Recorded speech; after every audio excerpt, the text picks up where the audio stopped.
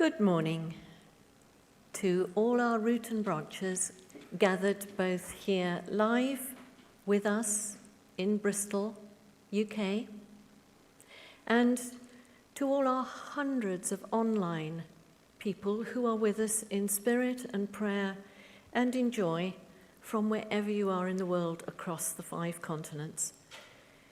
We have another day of unrivaled talks and sharing with you to enjoy. But first, to put us all in the very right place and rising before the dawn to be with us from Fairport Harbor, Ohio, we are so grateful to have Shannon Steringer to give us the gospel and to pray and lead us into our busy day. Shannon has been a member of the Association of Roman Catholic Women Priests, the ARCWP, since 2019. She's an avid scholar with multiple degrees, culminating in a PhD in ethical and creative leadership, focused on the leadership example of St. Hildegard of Bingen. Shannon's CV has included work as a certified lay ecclesial minister and master catechist in the Diocese of Cleveland, supporting missionary work in India, giving seminars in India and the Holy Land on women and ecclesial leadership, and she is the author of the 30-day Journey with St. Hildegard of Bingen. Her new book, Forbidden Grace, is about her call to ministry, and it's about to be published in October. Latterly, she has founded and is director of Hildegard House and the developing community of St. Hildegard in Fairport Harbor, Ohio. She is a mother of 3. Shannon, as you greet the early dawn in Fairport Harbor, Ohio on our behalf, we thank you so much for starting our day for us in the best possible way, and I hand over to you with so many thanks.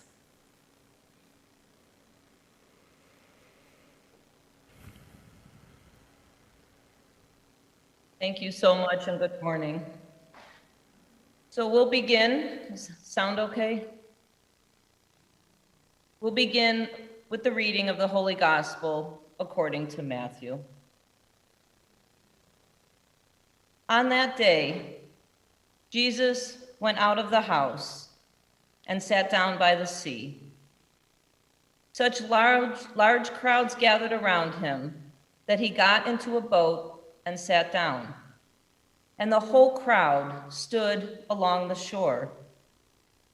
And he spoke to them at length in parables, saying, "A sower went out to sow, and as he sowed, some seed fell on the path, and birds came and ate it up. Some fell on the rocky ground, where it had little soil. It sprang up at once, because the soil was not deep. And when the sun rose, it was scorched, and it withered for lack of roots. Some seed fell among thorns, and the thorns grew up and choked it.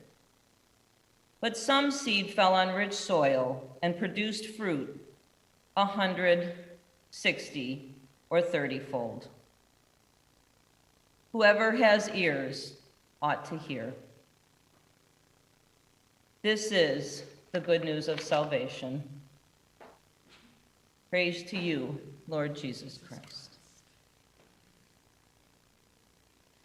Good morning, and thank you for that lovely introduction. It is about 4 a.m. in Fairport Harbor, so I am joining you truly from a pre-dawn place. It is such a pleasure. I was so excited to receive this invitation to be joining you this morning from the Hildegard House here in Northeast Ohio on the shore of Lake Erie.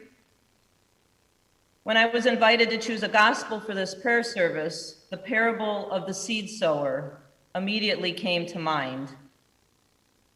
We often interpret this gospel from the perspective that rich soil alone produces good grain or abundant fruit, and therefore soil must be ideal for a seed to root. While there are advantages to planting seeds in rich soil, nature has a way of adapting to less than ideal circumstances. Some of the most delectable and abundant fruit burst forth from harsh, rocky soil. Seeds are resilient and will find a way to grow in unexpected places. Cement paths, among thorns, and where there is at times little room for roots to spread.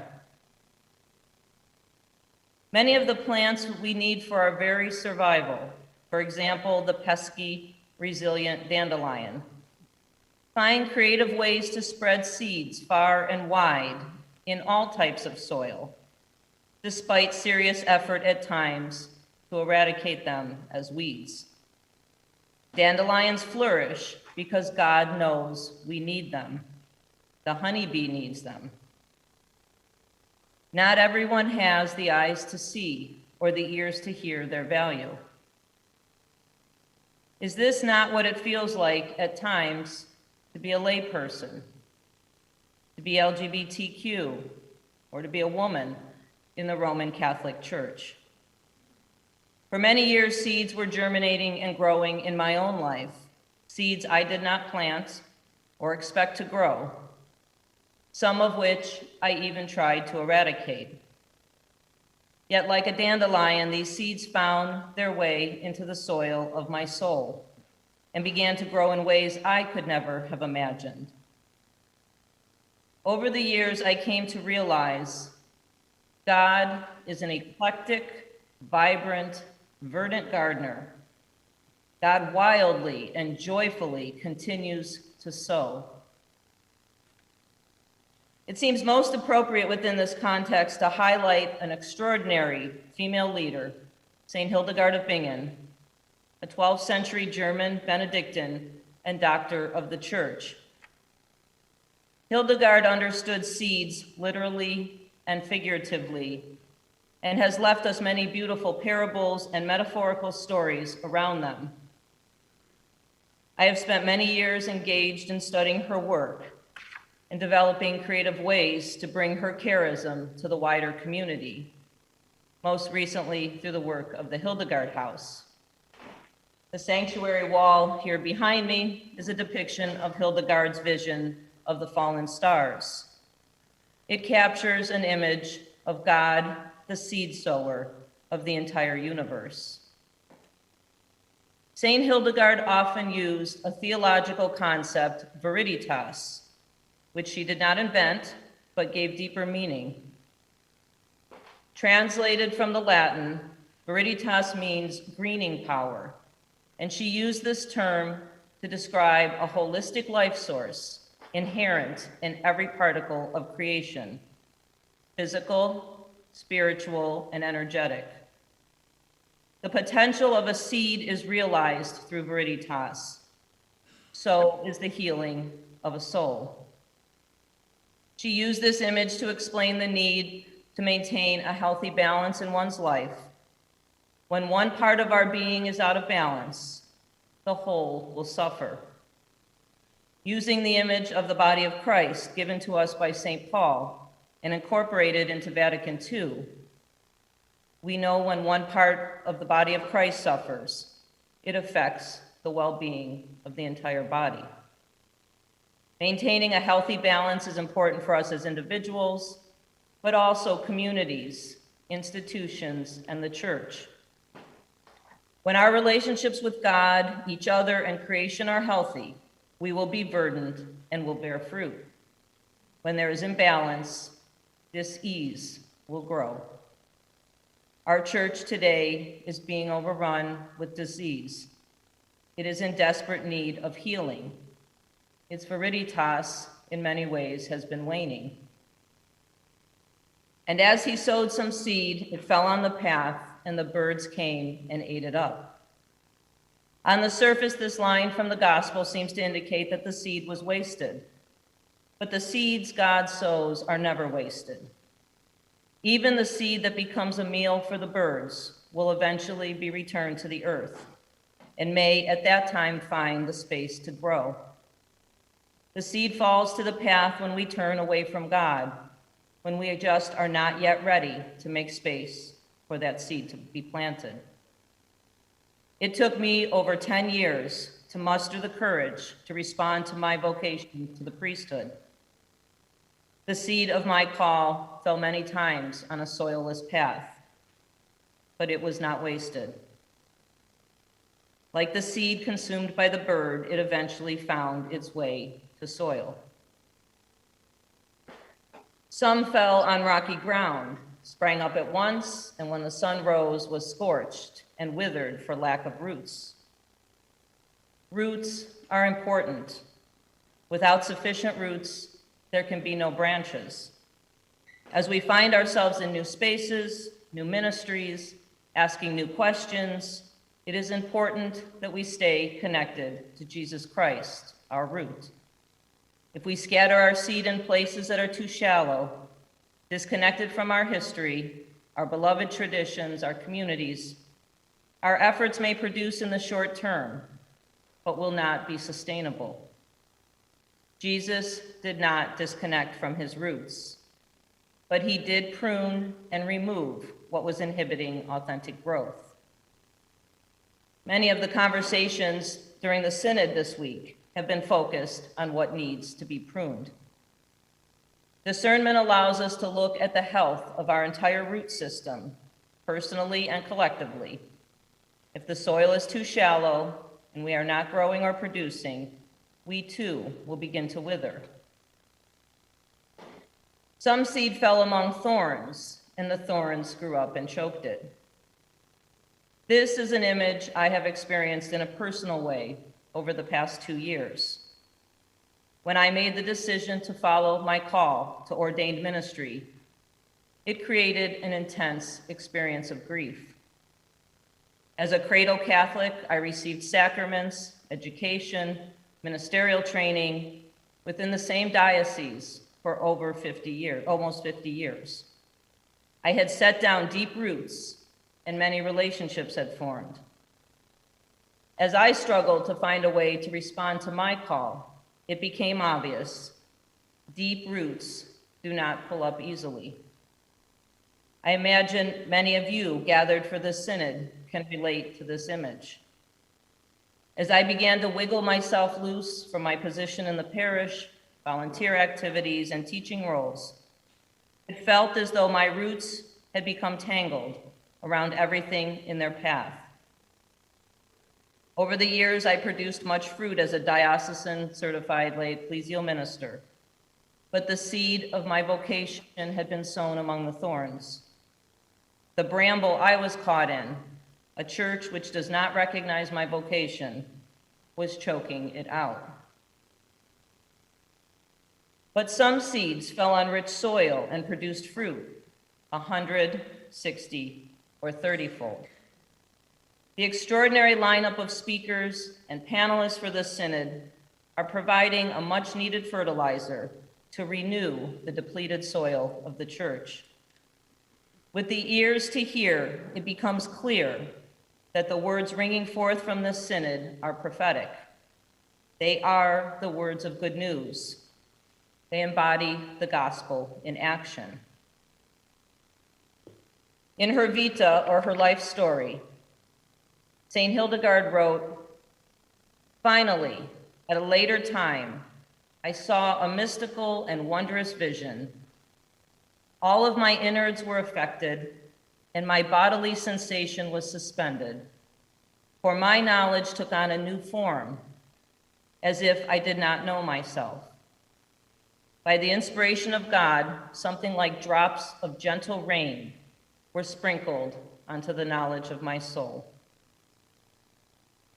During these past days, during the synod, the inspiration of God has been raining down upon us like gentle drops of rain sprinkling the knowledge of our souls. We pray that the seeds being sown deep within our innards open our minds and hearts during and following this synod, and that they produce a new image of the church where women and men from all walks of life can peacefully and joyfully exist within the same glorious garden. We are the body of Christ. We are the church of God. May we go forth and together produce sweet, delectable, and abundant fruit. Amen.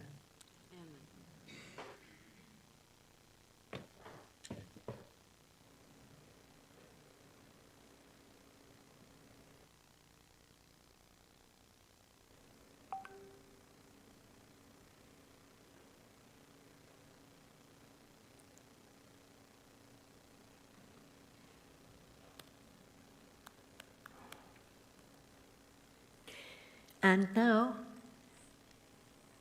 I have so many words to say to that, but first, our hymn, which is our hymn, please. And we are many parts, we are all one body, to conclude those beautiful words.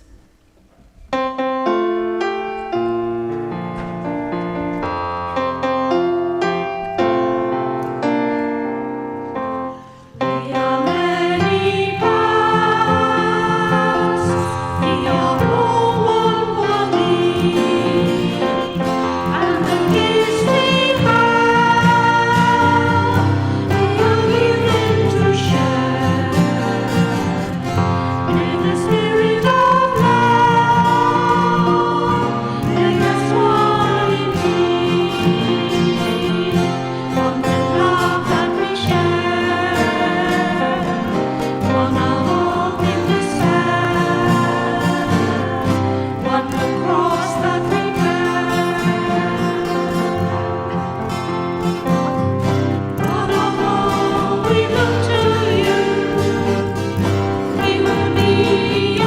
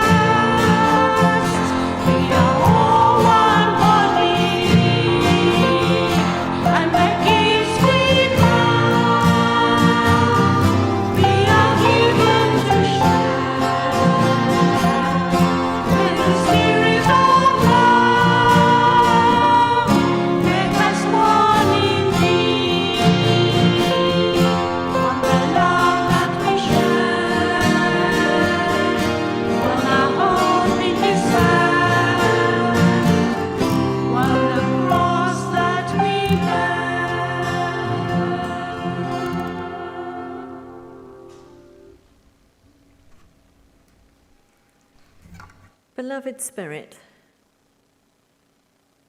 be with us all. We grieve that the gift so beautiful, just shared with us by Shannon, the gifts of love, understanding, creativity, viriditas, beauty, the sharing of grief and pain to grow to beautiful things, and the knowledge that in our church, Shannon stands excommunicated because she has been ordained as a Roman Catholic woman priest.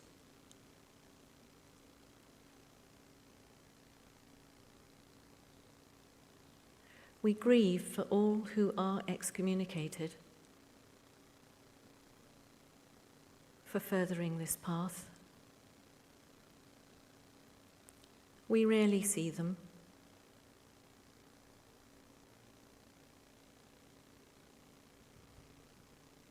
But they're a wound in our side.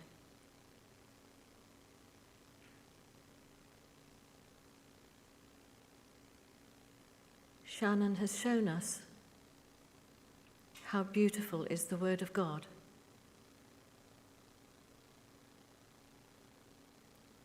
No matter whether it comes from the mouth of a woman or a man, how beautiful is the Word of God, no matter from whom it comes. Most especially from whom it comes.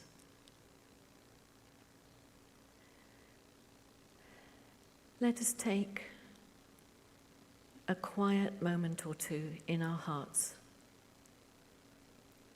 to rest this pain and grief with you, Lord, or God.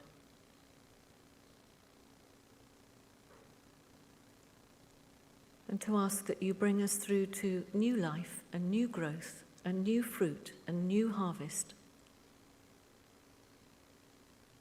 to spread across the world. Let us take a minute or two in silence.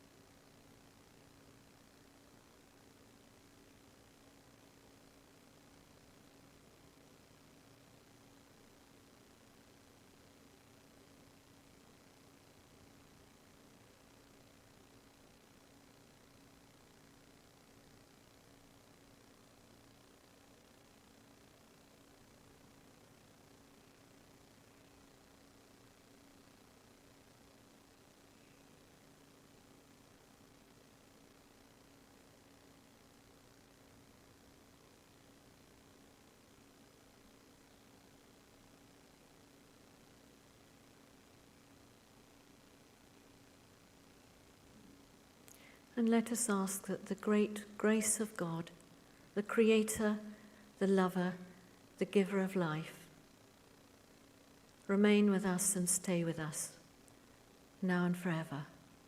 Amen. Thank you, Shannon. Such gifts you've brought us. Have a wonderful day. Thank you so much.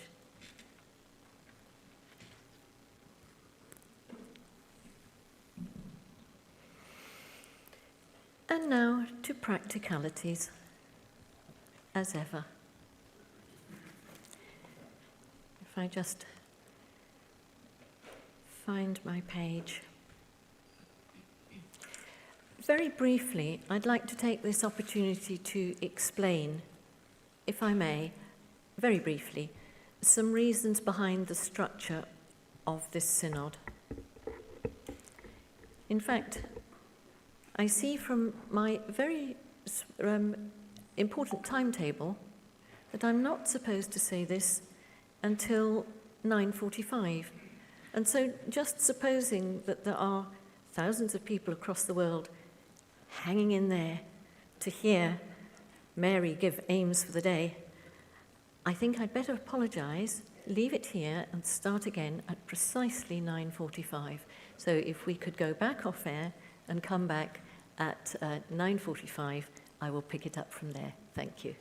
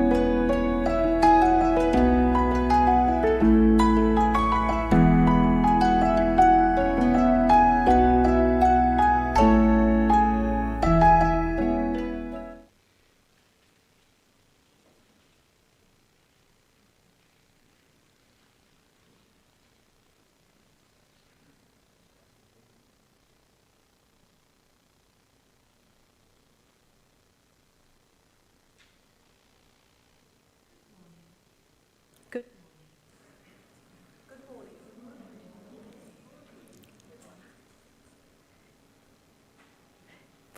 Good morning. My name is Mary Ring.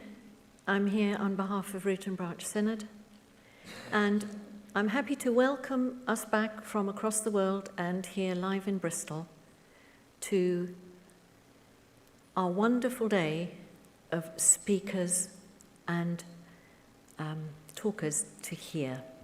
We'd like to take this opportunity to explain briefly, if we may, some reasons behind the structure of this synod. It's a very full programme this weekend, with an astonishing array of gifted speakers coming to us on a wide variety of topics.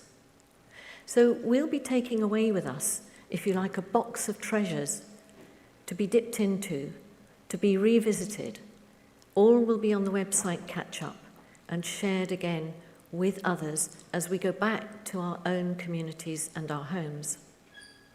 Can I just say that a complete video of yesterday is already available on our auditorium page. So you can dip into that and pick out and listen to the wealth of wisdom and spirit that we received yesterday. Now, I know that some of us have been a little disappointed that there hasn't been shared discussion and growth right here in this weekend. And I'd like to add a word of explanation, because again, it's something for all of us to take away and to work on. And let me explain why. As I said yesterday when I introduced Joanna Moorhead, the little root and branch seedling was planted when she wrote in January 2020 that what we needed is a synod that, instead of ending with women, starts with them and doesn't end there. So the small team of us who picked up on this, who mostly had a background in Quo, that's Catholic women's ordination, and parishioners' call, took this idea without any very clear idea of where we were going, except that Pamela Perry, founder of Parishioners' Call, had visited this amazing centre here in Bristol, where the auditorium can seat 500 people, and she had a vision that this would be filled with people come to seek reform in our church. And then the pandemic struck, and all our planning, infant though it was turned upside down, because no longer could we put 500 people in this hall. We couldn't even meet. We had no idea whether we were going to be able to meet. Every time we thought we could see forward to a date, COVID stretched on and on. But meantime, we discovered the power of online. And this, I think, has blown the opportunities for communication open so wide. Before we knew it, we were networking with groups right across the world and round and back again, as you all will know, because we are a gathering here in the centre at Bristol, but also, of course, we are hundreds and hundreds of people across the world, which simply could not have been done. As we all know, I'm telling you what you know. So this really explains why our synod grew incrementally. We began on the simplest of platforms by simply asking people to come and speak to us. We thought we can manage 2 talks a month. We were complete techie novices. I had never, I don't think, been on a Zoom call. We learnt fast. Soon, every 2 weeks, we were having the most amazing speakers come to us. I don't think anybody turned us down. It was incredible how fast our little program grew. And of course, on Zoom, we were able to hold breakout rooms and people were able to chat to each other. After each talk, we would hold a chat cafe next day where we could explore the topics more deeply. And so there grew to be a sense of community about Root and Branch. And gradually, as we took shape onto our idea of a synod, we kept thinking, we can't keep these speakers to ourselves. We must share these magnificent people. And so we began filling our synod with the magnificent names that we were hearing. Gosh, so-and-so's willing to come. Isn't that amazing? Oh, so-and-so is willing to come. We can't miss them. And so we've ended up with a programme that is jam-packed with magnificent people. But of course, there isn't the space for us to stop here, either live or online, and talk about what we've just heard. We have got questions and answers wherever we can get them in, which is magnificent, and we'll be going through those later today. But the way for us all to think about this, please, is not that you've come to a weekend where you will be discussing, but that you've come to a weekend where there's a box of treasures. Please take the treasures away. It's what we all do with them back in our own homes that's going to be so important. And of course, we can stay in touch, linked across the world as we are. Now, the second really important part of it is that we had these ideas in our heads, and as I say, we were technologically unsophisticated. And so when 2-3 months ago, Penelope met with somebody extremely well-versed in putting on conferences during the pandemic, he said to her, well, of course you know that the one thing you simply must never do is hold a live synod and an online one at the same time.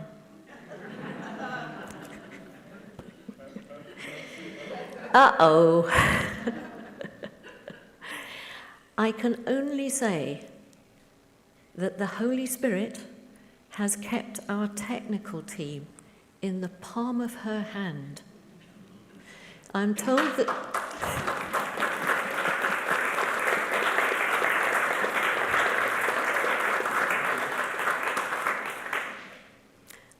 that St. Clare is the patroness of modern technology online. And this is because, immured in her convent, from which she was never to stir, she could yet see St. Francis as he was carried past. I don't know the story well enough, but wherever he was, out of sight, she saw him. And so, root and branches across the world, you see us. So St. Clare is probably right now, being fully invoked by our technical team as the underpinnings of this magic is going on. And I thank heaven for it, because it's just amazing. So just to go back to the limitations of this technology, we really have not been able to build in sharing time, either live here or online, because the technical complexities are just too much for us. What I will say for our online people is that the Zoom chat cafe is available to you today on our programme, both at lunchtime and tea time, and I'm going to ask you to look up the times so that I don't interrupt my flow. But I will say that from yesterday's chat cafe, I've been past some of the main points, and I'd really rather like to share them with you. The first said that the central message of Helena and Mary, of course we'll hear Helena today, and we heard Mary McAleese yesterday, is human rights. Everything follows from that. Another suggestion was that there are examples and suggestions of how to do synodality from here for other groups. Root and Branch can help. Another comment was that online communities are hugely beneficial for people with disabilities. Online has been going on for a long time and must continue and broaden, most especially to be as inclusive as we possibly can. Yet another person said that in this synod, we're experiencing the awakening of the deep knowing within all of us.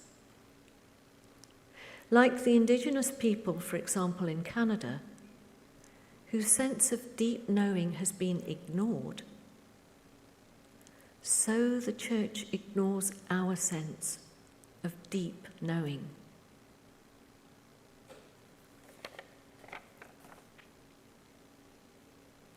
And the last comment was on Mary McAleese's magnificent talk yesterday.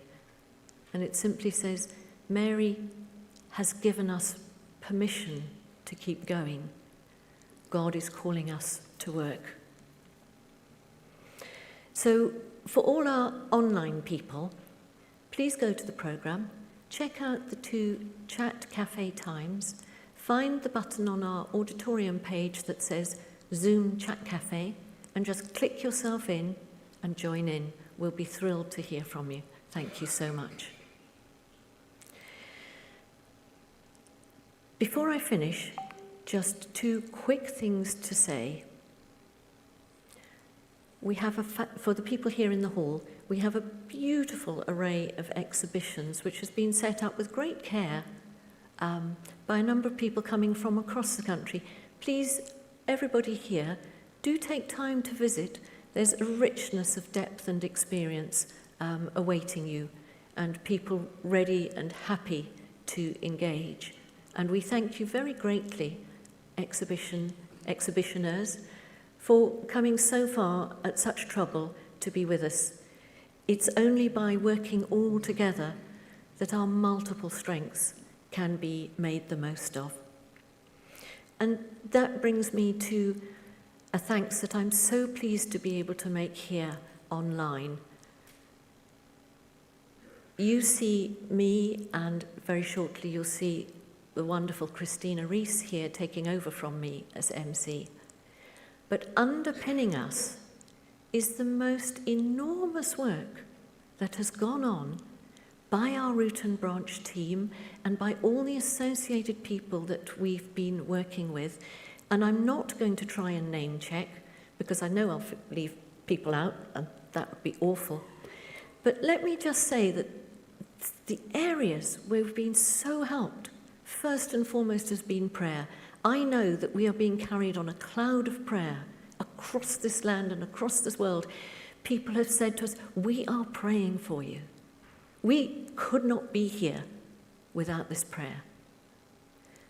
The Ministry of Planning, I must say that without Penelope Middlebow and her husband John, we would not be here. Their expertise has been astounding. And with them, the rest of the technical team who've worked with us, the team here in St. Michael's, it's been amazing. I've got to speed up because very shortly I'm going to introduce Christina to you. The music team, aren't we blessed? Isn't it glorious? The hospitality team, welcoming us. We're so pleased you're here. You haven't even needed to bring a ticket. We love you. You're part of us. Come on in. Root and Branch says, come on in. St. Nick's of Tolentino says, come on in. Surely this is what we are all about in our church. Come on in. Thank you so much for coming. There's been the mission of reply.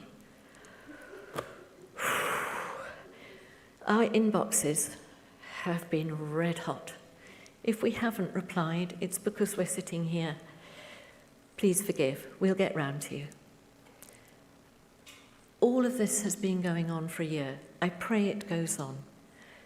My final thanks is to the very generous people who have donated.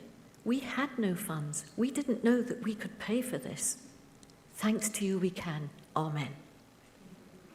We will come to Christina now in a moment. So...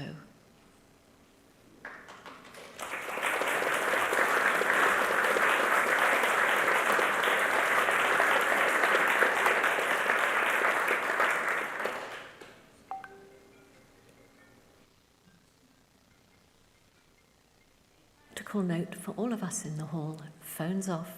Thank you.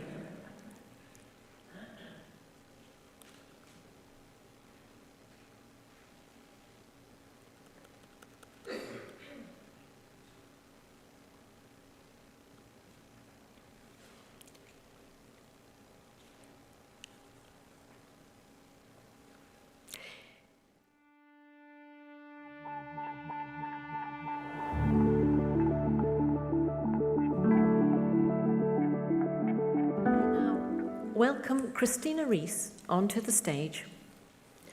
Christina Rees, CBE, is someone whom we are absolutely thrilled to have with us.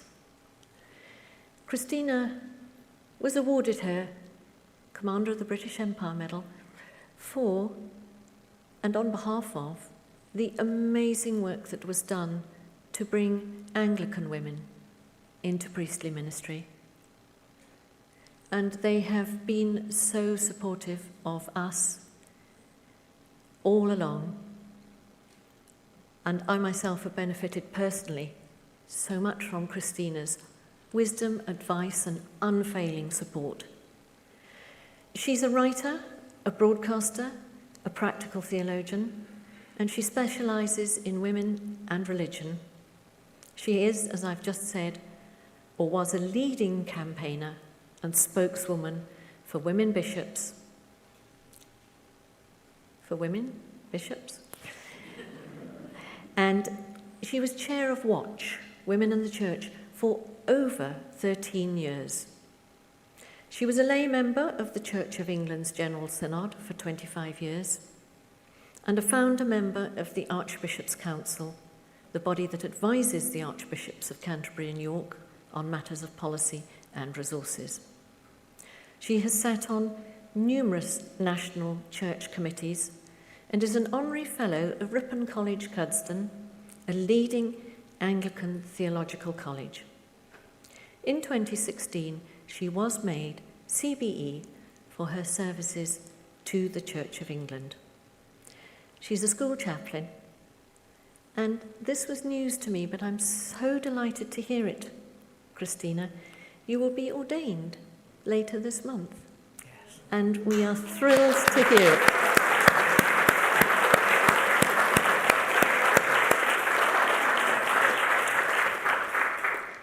Over to you, Christina. Thank you, Mary, and thank you all, and thank you for your warm welcome. How does it feel to be making history? I hope it feels quite exciting and maybe a little scary, but absolutely just right, because that's what you're doing.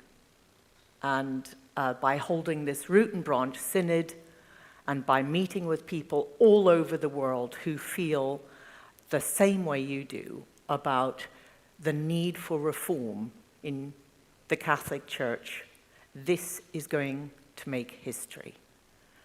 And I wasn't here for Mary McAleese's talk yesterday, but I gather what she said lit a particular torch.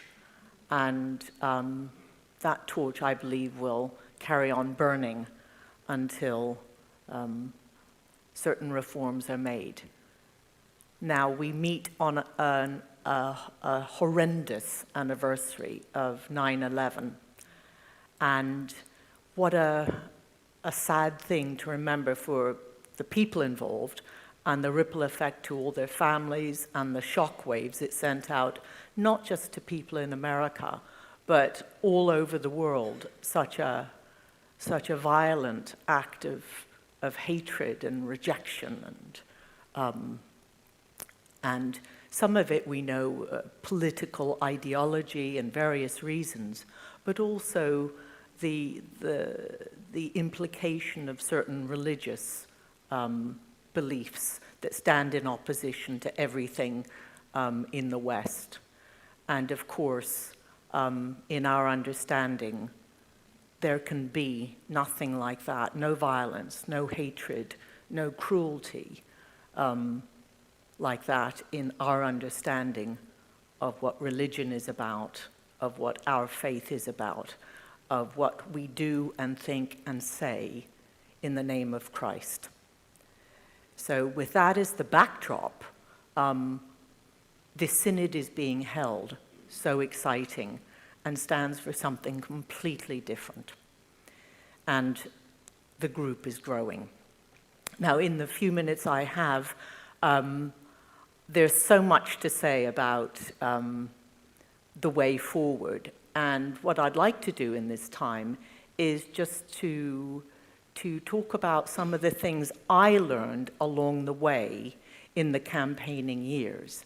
And the campaign for women priests in the Church of England took over 100 years. And it really wasn't a sustained campaign, but as early as 1920, the issue of women's ordination was put on the Lambeth Conference agenda. And the Lambeth Conference is a once-a-decade conference of all the bishops in the Anglican Communion.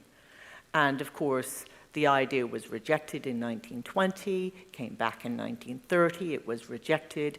In 1935, the Archbishop had a special commission assigned, and learned theological men met and found that they couldn't possibly ordain women for the reasons, and I paraphrase, they did not believe, this is their theological reasoning, they did not believe that the average male member of a congregation could be present at a service at which a woman presided, and the words were, without becoming unduly conscious of her sex. Well, translation, I might fancy the vicar. And this was the theological reasoning. And one of the things that struck me so vividly when I first heard it is, of course, the androcentric position that was taken. Because for some reason, for many hundreds of years, women have sat, average members, women, members of congregations, many thousands and millions of congregations have sat, and somehow managed to restrain themselves from. So it says a lot. But then history took its course, and on the 24th of January 1944, Florence Lee Timoy was ordained in Hong Kong by the then Bishop R.O. Hall, an Englishman, who took a bold, brave decision to ordain her as a priest in the Church of God, because she was already a deaconess, she was needed, priests were needed, it was at the end of World War II, and he did it. And then he wrote to the Archbishop of Canterbury telling him what he'd done. And the Archbishop wrote back saying, well, I can't possibly condone it, but I send you both my blessings. So much more about the history there.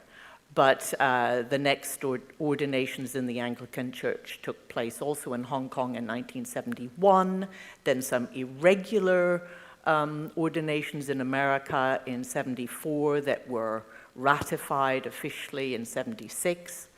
And then, of course, it wasn't until 1992 that the Church of England voted yes, and the first ordinations of the first 1,500 women deacons who'd been waiting, they were ordained in 1994. The first ordinations took place on the 12th of March, 1994 in Bristol Cathedral.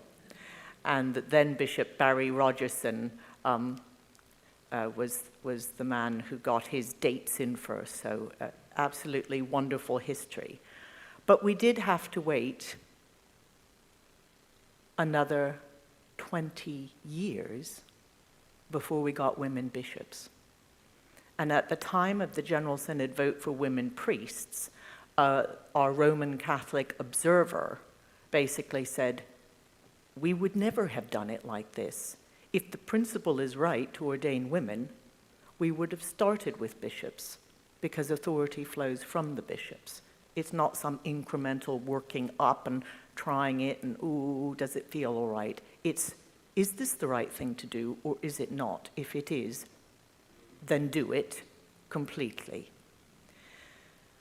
One little hiccup, a year after the vote went through and before the first ordinations, there was an act of synod passed in synod, making provision for those who remained opposed in an attempt to keep everyone together, to allow everyone to stay part of the Anglican family. And what was created were provincial Episcopal visitors who would extend, 3 of them, to extend Episcopal ministry to the congregations and people who could not accept the ministrations, not only of women, but of the priests and bishops who support women, and particularly the bishops who had laid hands on women, who would go on to ordain women as priests. And so there grew this we called it a theology of taint, where it's not just the women, but actually the very completely officially and well prepared and ordained men who suddenly became unacceptable because their hands had been laid on women. So again, our Roman Catholic visitors said, no, if we'd ordained women as priests, we would not have created a separate strand of the episcopacy to deal with those who remain opposed. And we all know about the ordinariate, which is the space carved out within the Catholic Church for Anglicans who want to become Catholics about the matter over women's ordination. We could go on that for many times, but I really would like to end with a scamper through some what I hope will be very practical tips for all the root and branchers and associated groups around the world about running campaigns and changing opinion and basically taking on tradition, hierarchy, and patriarchy. So, a small task.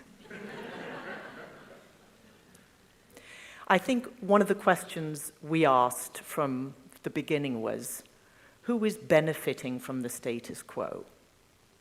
Identify the groups who are benefiting. And it may not be necessarily only the obvious ones. There are the obvious ones, but there are also some other groups and people involved who, with these changes, will become threatened and upset. And you may not have assumed that they would be in that group. You might have assumed they might actually be allies. But just become aware how their lives would be disrupted if this were to change. Now, the vision. The most important thing possible is, we know this, not to be just against something, but what are you for? What are you for? And what difference will it make? So present an alternative vision and paint the picture of what that looks like. And if you can do that and communicate that with enthusiasm, with joy, people are going to want to be part of this journey. And start with theology. You know, I love the idea that both Helena Kennedy, who we'll be hearing from, and Mary McAleese talked about the human rights of so much of the changes desired. That's so very important. But for some reason, a lot of good Christian people seem to think that human rights are something different and other than what Christians should be supporting and caring about.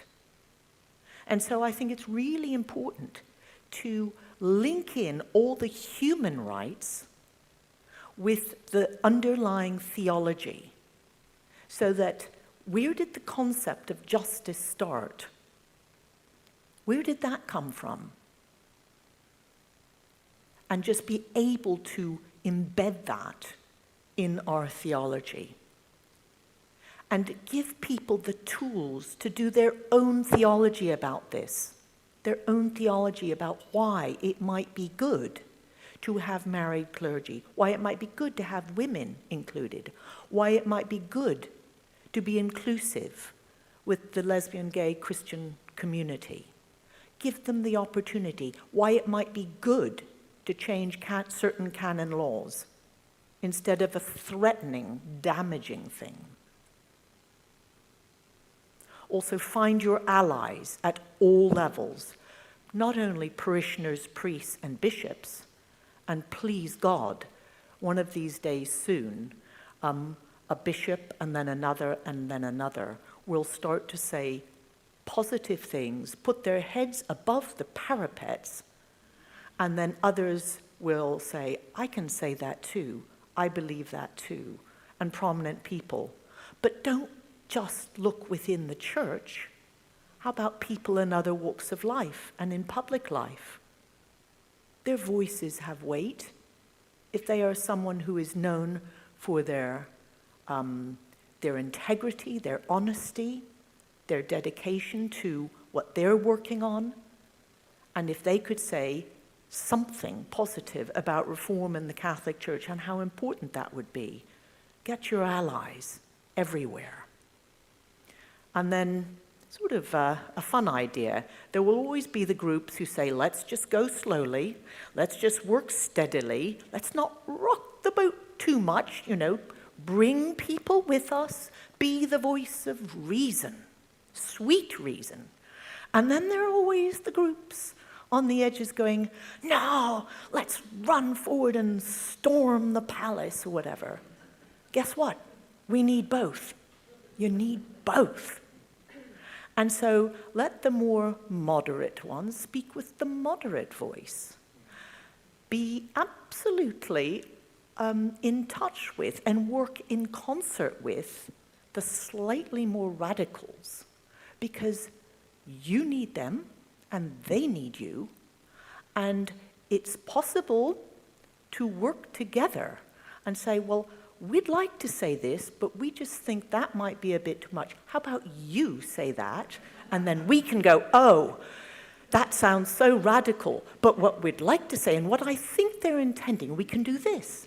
And so together you can actually get further. So work with each other.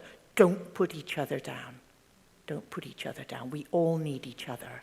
Let's model the inclusivity that we've been talking about and that we long to see, and work with our brothers and sisters, and the ones with the prickly edges are as desperately needed as the ones that just seem to pour beautiful, soothing oil over everything. Now I've got 4 L's coming up. Campaigns need 4 L's.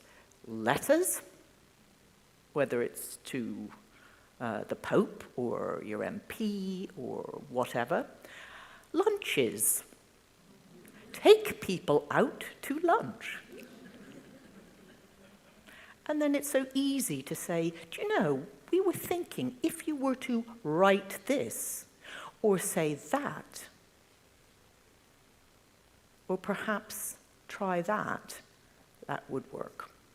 Leaflets, just a quick, easy thing. Some people need something to hold on to remind them, to just spell out the basics so that people are clear and can have enough in there themselves so that they're not the experts, but it'll help them to go forward.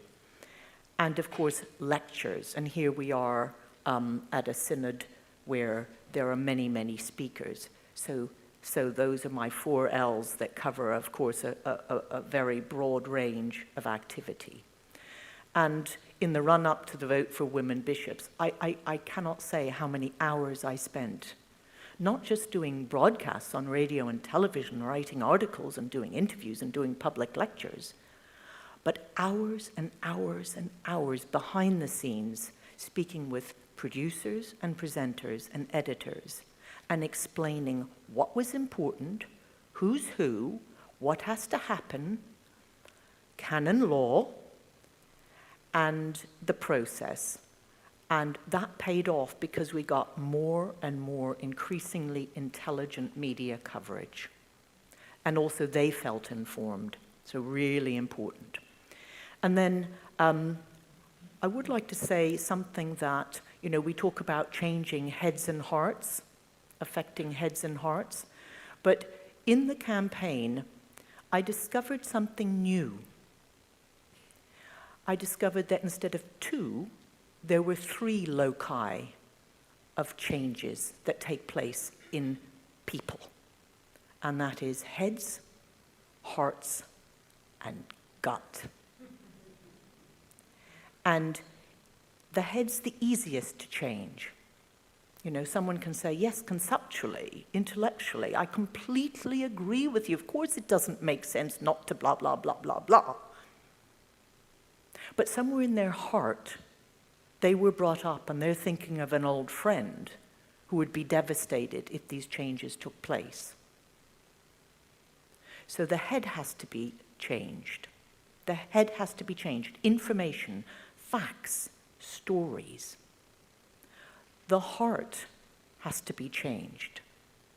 And counter what will be in people's hearts, what they will have as part of their formation, their growing up.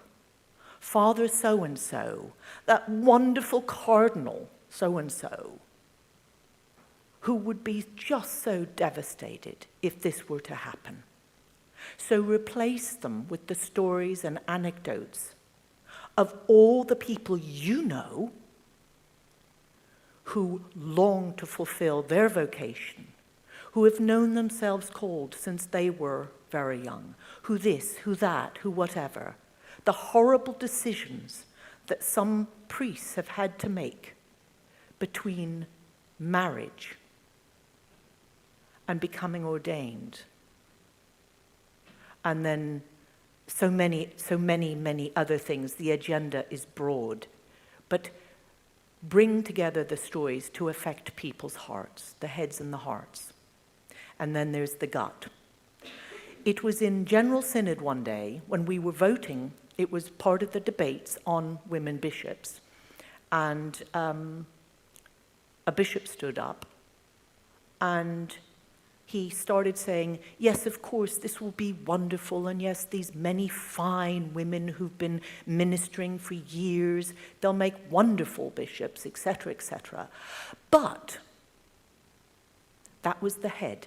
Then he went into his heart and he started talking about, but I'm thinking, and it was a friend of his who was a priest, an older man, who would have to leave the church if women became bishops. And he said, but I cannot square this with my friend, Father so-and-so. And he almost started to cry, weep with sadness, thinking about his one friend who would have to leave the church because all these women might become bishops and take senior positions. And then there was another shifting, and he went into his gut, and he started not just crying, but shouting and with rage about, and how dare we take this step? How dare we take this step? When so many people have given their lives in decades of service, so many fine men, and they will not be able to stay in the church. And I suddenly got it. Eureka. Head, heart, gut. His head had been converted. His heart was sort of.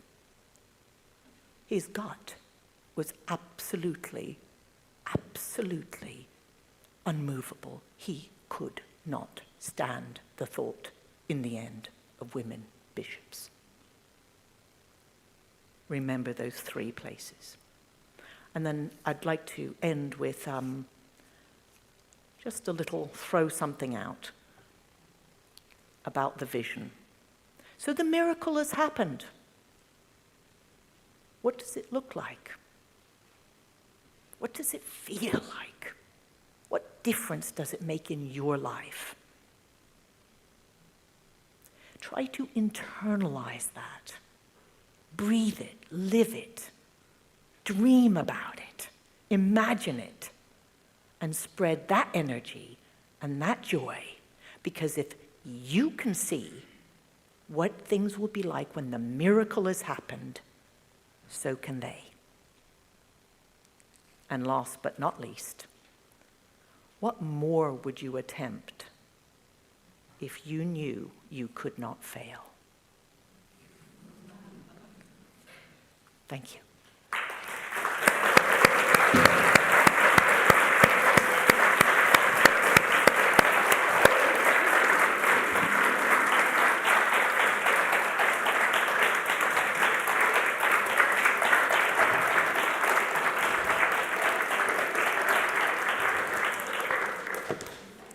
At this point, I hand over to the magnificent Christina. That was so helpful. That was a treasure chest of knowledge and wisdom and experience. And thank you. Thank you, and Invaluable. Thank you for inviting me as an Anglican, and I have worked so many years with Catholics on your movement, and so I have known about it and been involved before, and it's just fantastic. So thank you. And now thank you for inviting me to switch roles somewhat and take over from you so you get a break, and hopefully I will be able to guide the rest of the Synod through. You know everything better than me. It's all yours. Thank you, friends. Mm-hmm. Over to Christina. Is this...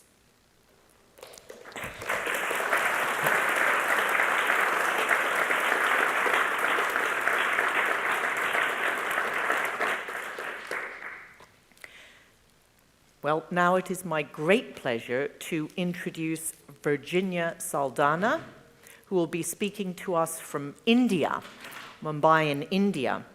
And Virginia is going to talk to us today on the Asian bishop's vision of a co-responsible church is no more. Why? But first, let me tell you just a little bit about Virginia.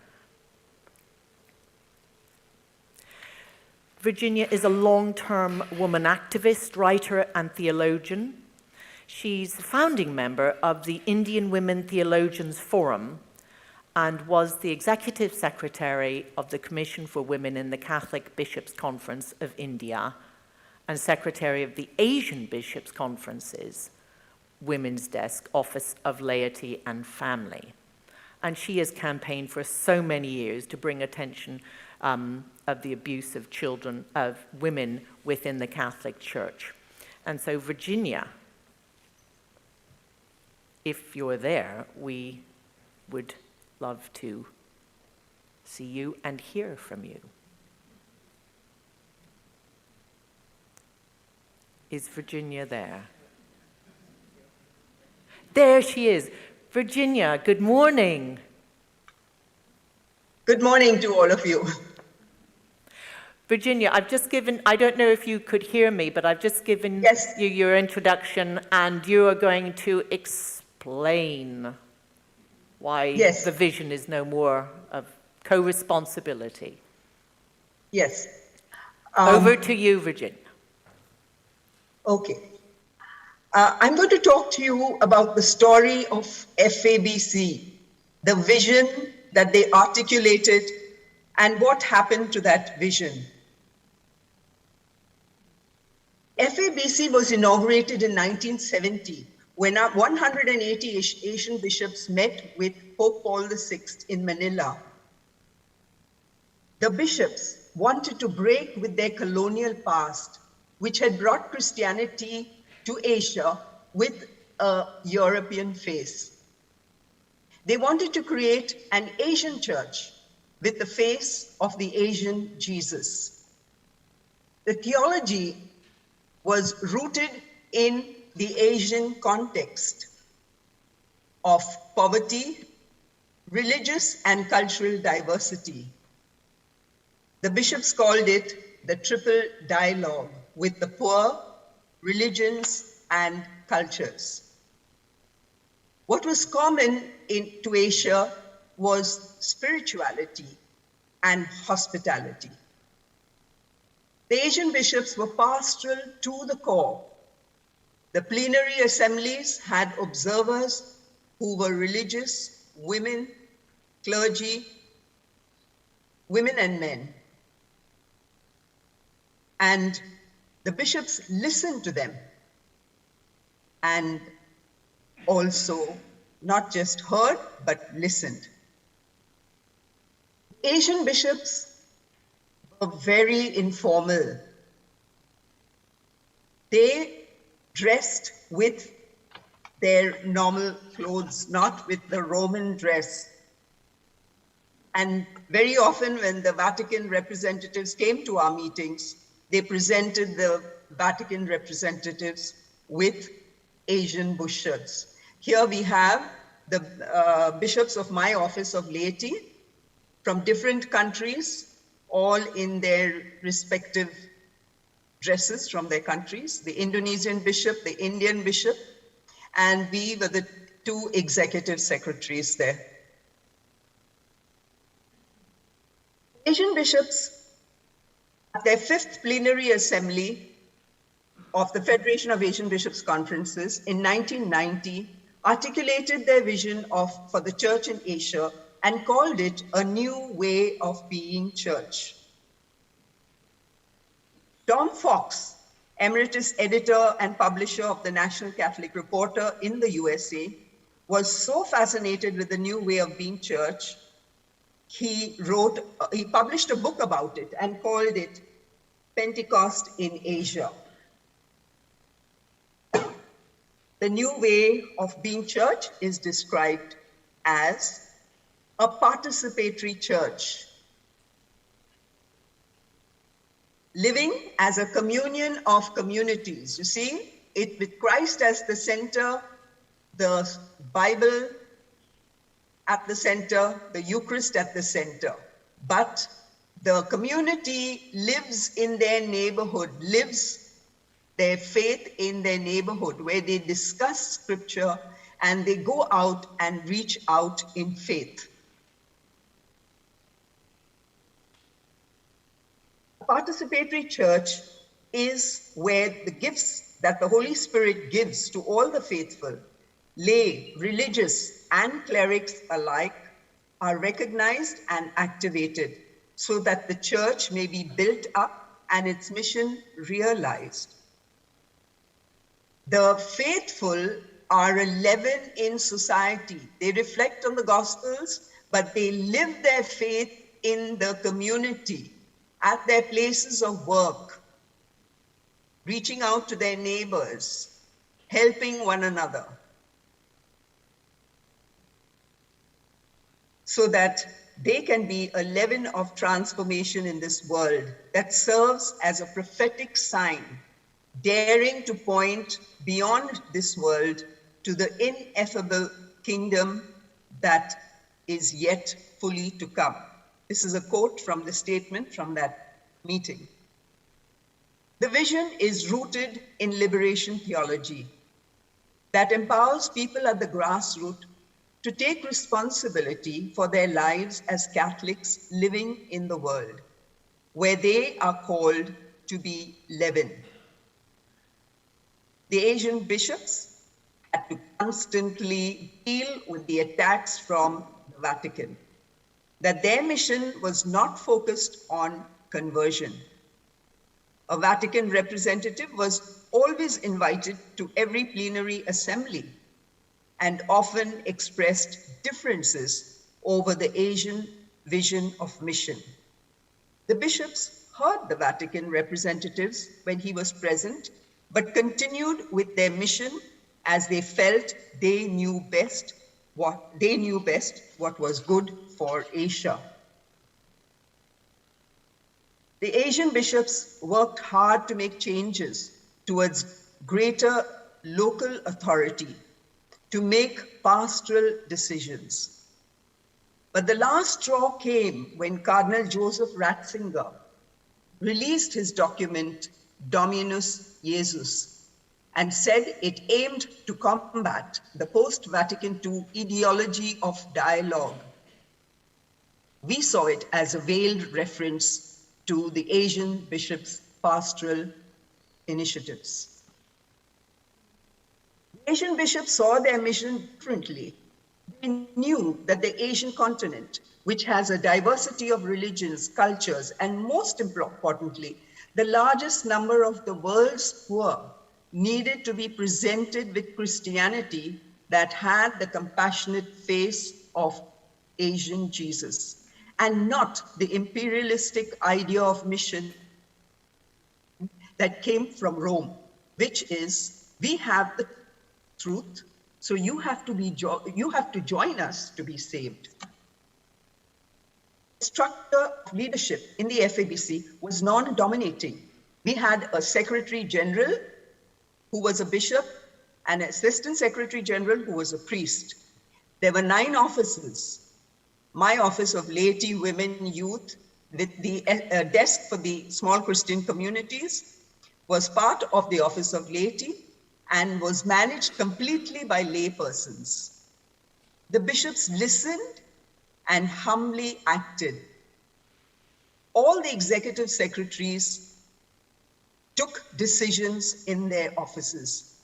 They even recommended the bishops who would be members in their offices.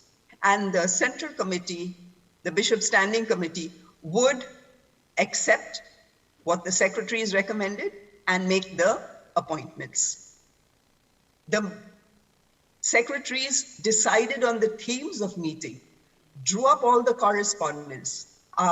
Chairman bishops just signed the letters. They trusted us completely. The executive secretaries of the desks, they attended the Bishop's Standing Committee meetings. But soon there were changes. Toward the end of the 1990s, the Vatican began to suppress liberation theology and the idea of the SCCs. The work of promoting small Christian communities and the empowerment of women ran into roadblocks. Most of the leaders in the small Christian communities all over Asia were women. And these women, particularly in remote places like Indonesia, which one diocese had about 200 islands. And these islands were managed by the small Christian community leaders. And the bishop told me many of them were women. So the women had played a very big role in the mission of the church. There were no terms for executive secretaries. But soon that changed. What happened? The Vatican sent an archbishop from their diplomatic corps to a key diocese, which is Bombay. And he not only destroyed the post-Vatican developments in the diocese, in an indirect way, he also ensured that the FABC reined in its pastoral vision and began to adapt the Vatican methods of functioning. In preparation for the 8th Plenary Assembly of Bishops, Bishop Luis Antonio Tagle, who today is in the Curia, was working with the executive secretaries on the preparatory document for the assembly.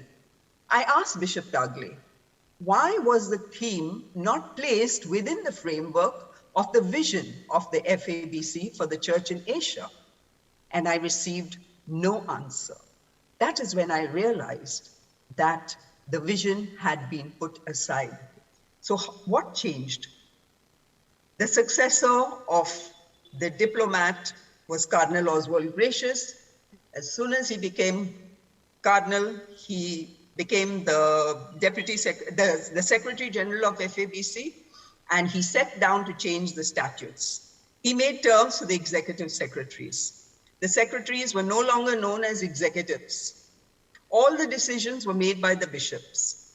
The discussions in the plenary assemblies were only among bishops. So at the 8th plenary assembly, which followed his appointment, there were only 10 observers with one religious sister.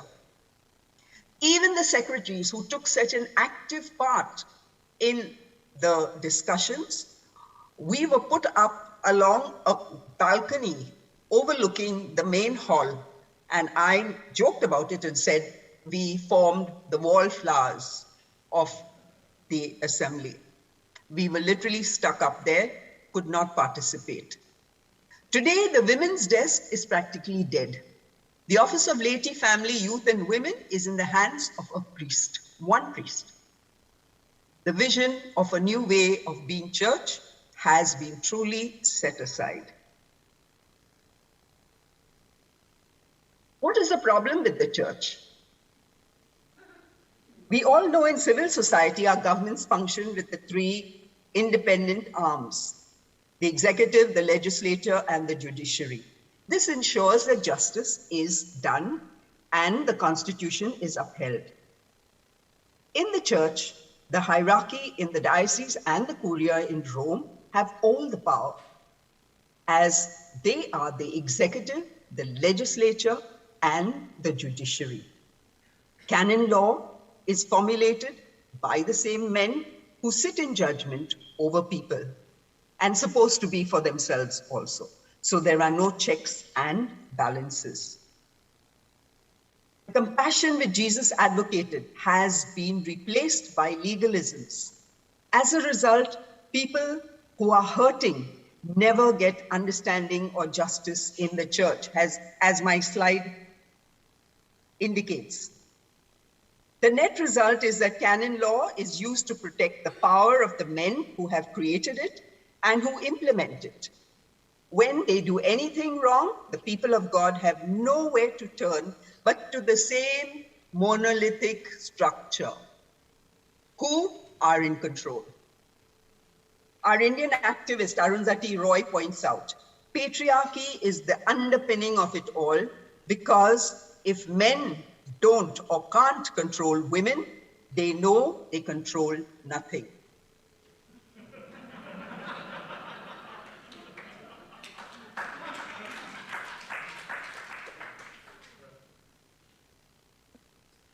In conclusion, I would like to point out that the FABC vision of the church would in time begin to change the structure of the church.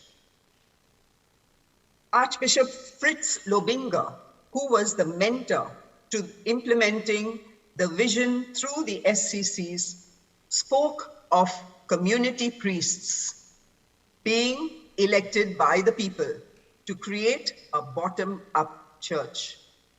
But that good news fell on rocky ground, which is patriarchy, hierarchy, and clericalism. This vision could have produced a bottom-up church. But instead, it could have brought about a radical change in the church structures. But it could not take root, and it died. Can we replant it among the people of God again? To bring about radical change in church structures, we are faced with two big questions. I think people in the panels have already spoken about this, but I would like to reiterate and emphasize these questions. Can we push for a radical change in the priesthood of the Catholic Church? Can we push for a radical change in canon law so that structures can change? From the bottom up, we can do both by beginning to create that reality from the grassroots. We can start creating the SCC at the grassroots and elect leaders who are talented and have a vision that is rooted in gospel values. Leaders can be evaluated periodically and be changed if necessary. So I emphasize that all of us, we can begin to create a bottom-up church. Thank you.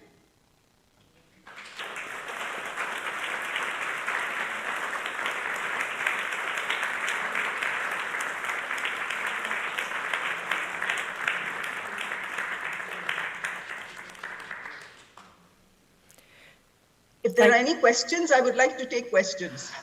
I was just going to Go. say, Virginia, that thank you so much. And if ever we needed an example of injustice and of power being concentrated in a few and denied to those, and the decision-making denied to those whom it affects, that's a brilliant example.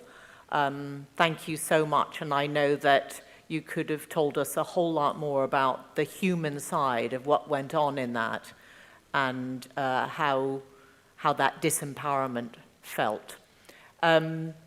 There's time for a question from the floor. Does anyone here in Bristol have a question for Virginia?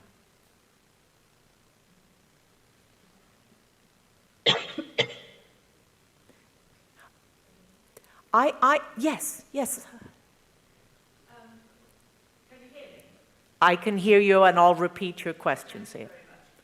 There's been a lot in the press and Catholic press and international press in recent years about the abuse of women, particularly of women religious in India. How is that affecting the church in India, the way people think, or are the bishops managing to sweep it under the carpet? Virginia, the question is about the reports of abuse of women in India, particularly religious women, and the questioner would like to know, is that being discussed, has that got out, or has that been swept under the carpet? If you could just tell us something about that.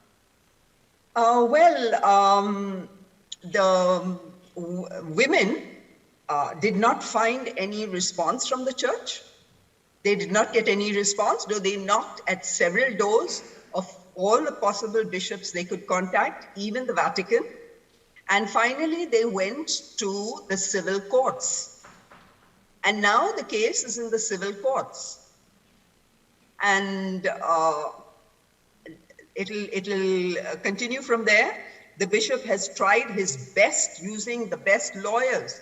He's tried his best to get the courts to strike down saying he's innocent.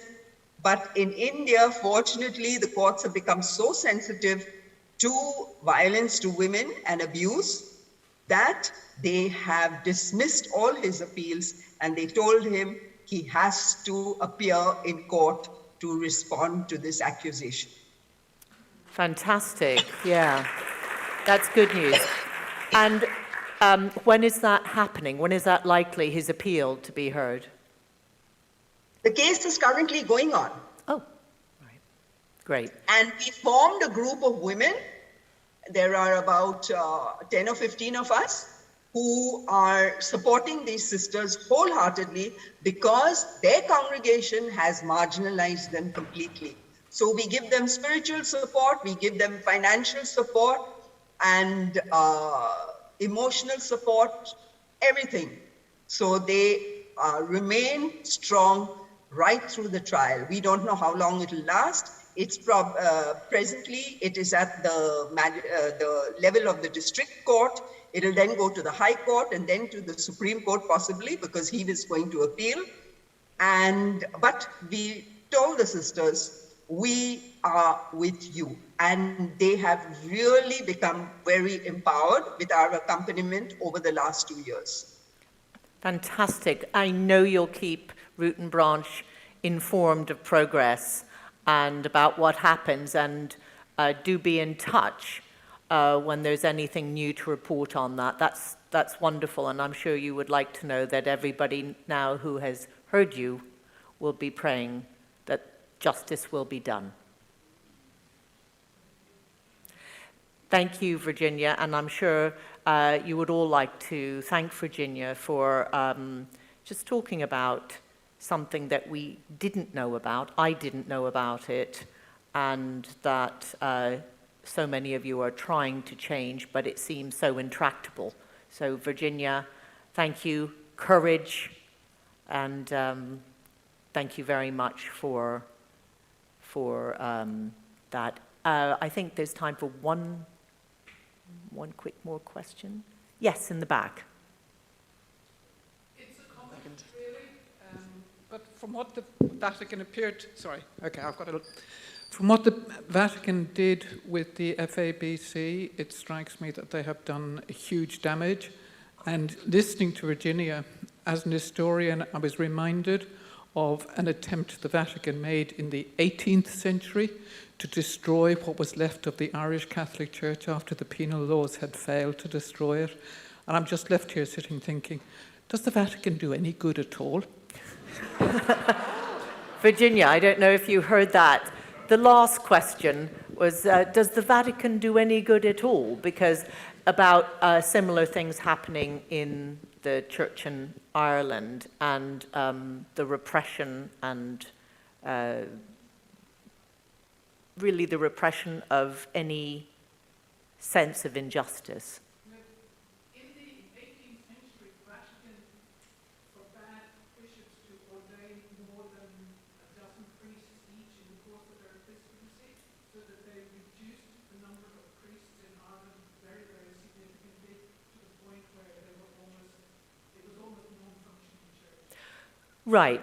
Thank you for that comment. It was a comment about what happened in the 18th century, and the bishops only were allowed to ordain a half a dozen priests or so, and it reduced that. So it was a very retrograde step and damaging.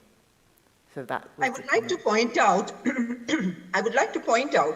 that, in my opinion, the Asian bishops had the right vision for creating a synodal church. Absolutely spot on.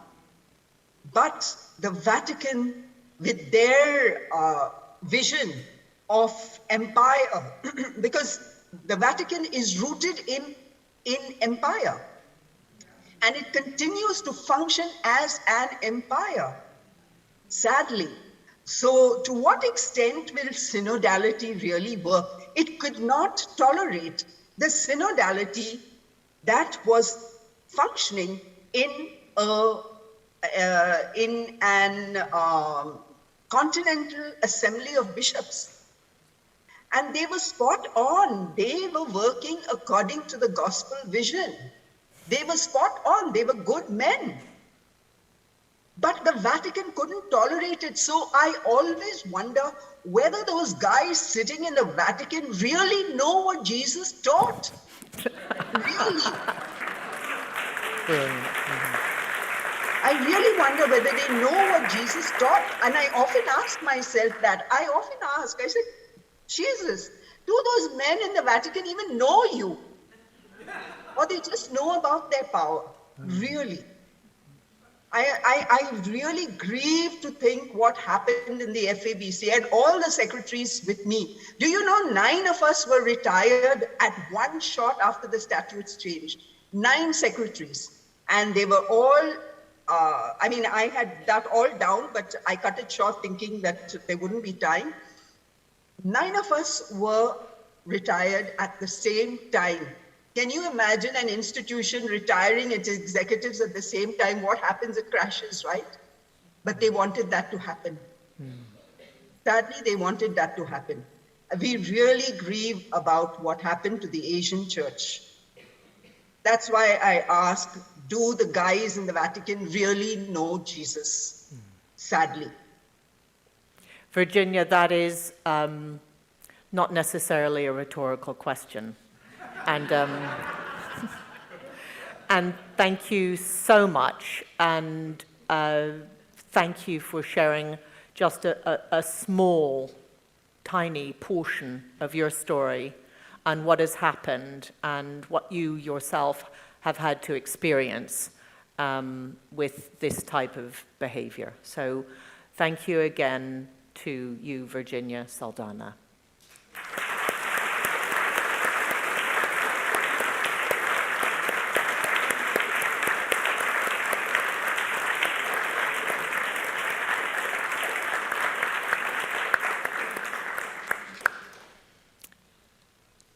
And now, it's coffee. So you have a break, but I am going to be a rather strict timekeeper so that we can hear all the wonderful people coming up today. And so if you could come back promptly for 20 past 11, not at 20 past 11, but a few minutes early, get in your seats, make the requisite moving around, settle yourselves down so that at 11:20 we're ready to go. Thank you so much.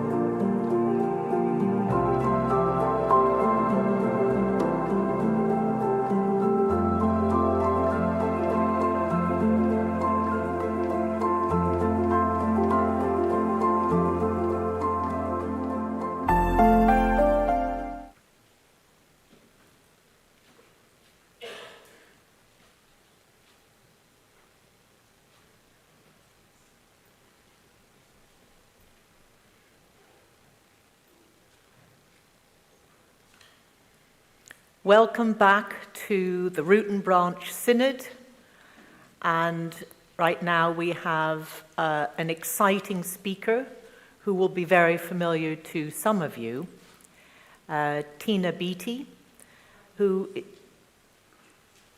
is going to speak to us on, I love the title of your talk, it's Catalytic Conversions, Transforming the Church's Gender Politics Beyond Add Women and Stir. But before you launch into that, let me just give a little bit more introduction about you, and I hope it won't take the entire time of your talk.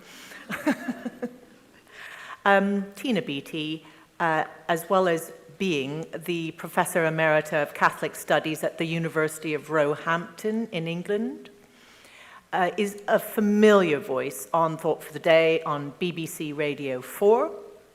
She's also the director of the Catherine of Siena College, also at the University of Roehampton, which offers online courses in theology, gender, and social justice.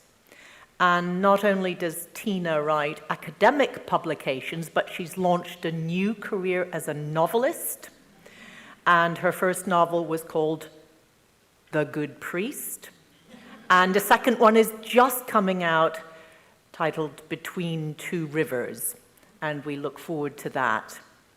And Tina has such wide range of interests that take in not only her academic work, but all about mysticism, gender, psychoanalytic theories of desire. That sounds worth a lecture in itself.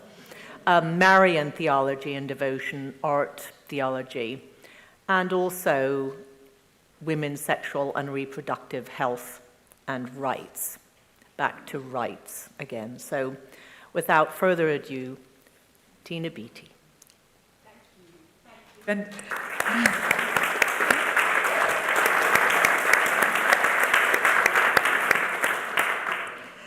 Being in this gathering takes me back to when we first arrived from Zimbabwe in 1988 with 4 very small children.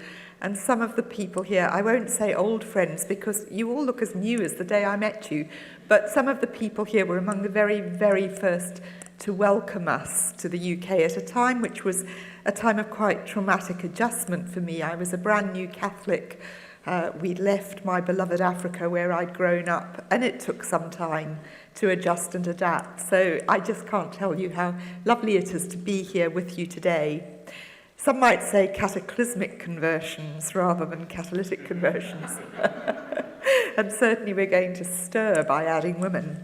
But I wanted to give the idea that when women ask to be more fully included and represented, it's not just about adding those who will keep everything in place. It's about a daring and radical transformation. I would almost want to say transubstantiation, because that evokes the idea of a catalyst. If we only bring women in who will already support the systems and structures, I think let's not bother. Women can be clerical, as Pope Francis keeps on reminding us. Women can get things wrong. That's no reason for keeping women out. But I think we must be careful what we're asking for, and careful what we credit women with being able to do. So it's a venture that will take all of us responding to Pope Francis's call to a radical, bold, risk-taking venture to the far horizons, where God beckons to us but always recedes just ahead of where we are, so that there's no end to the adventure of this pilgrimage, even if we often find ourselves stumbling through blind alleys and meeting obstacles we'd never anticipated.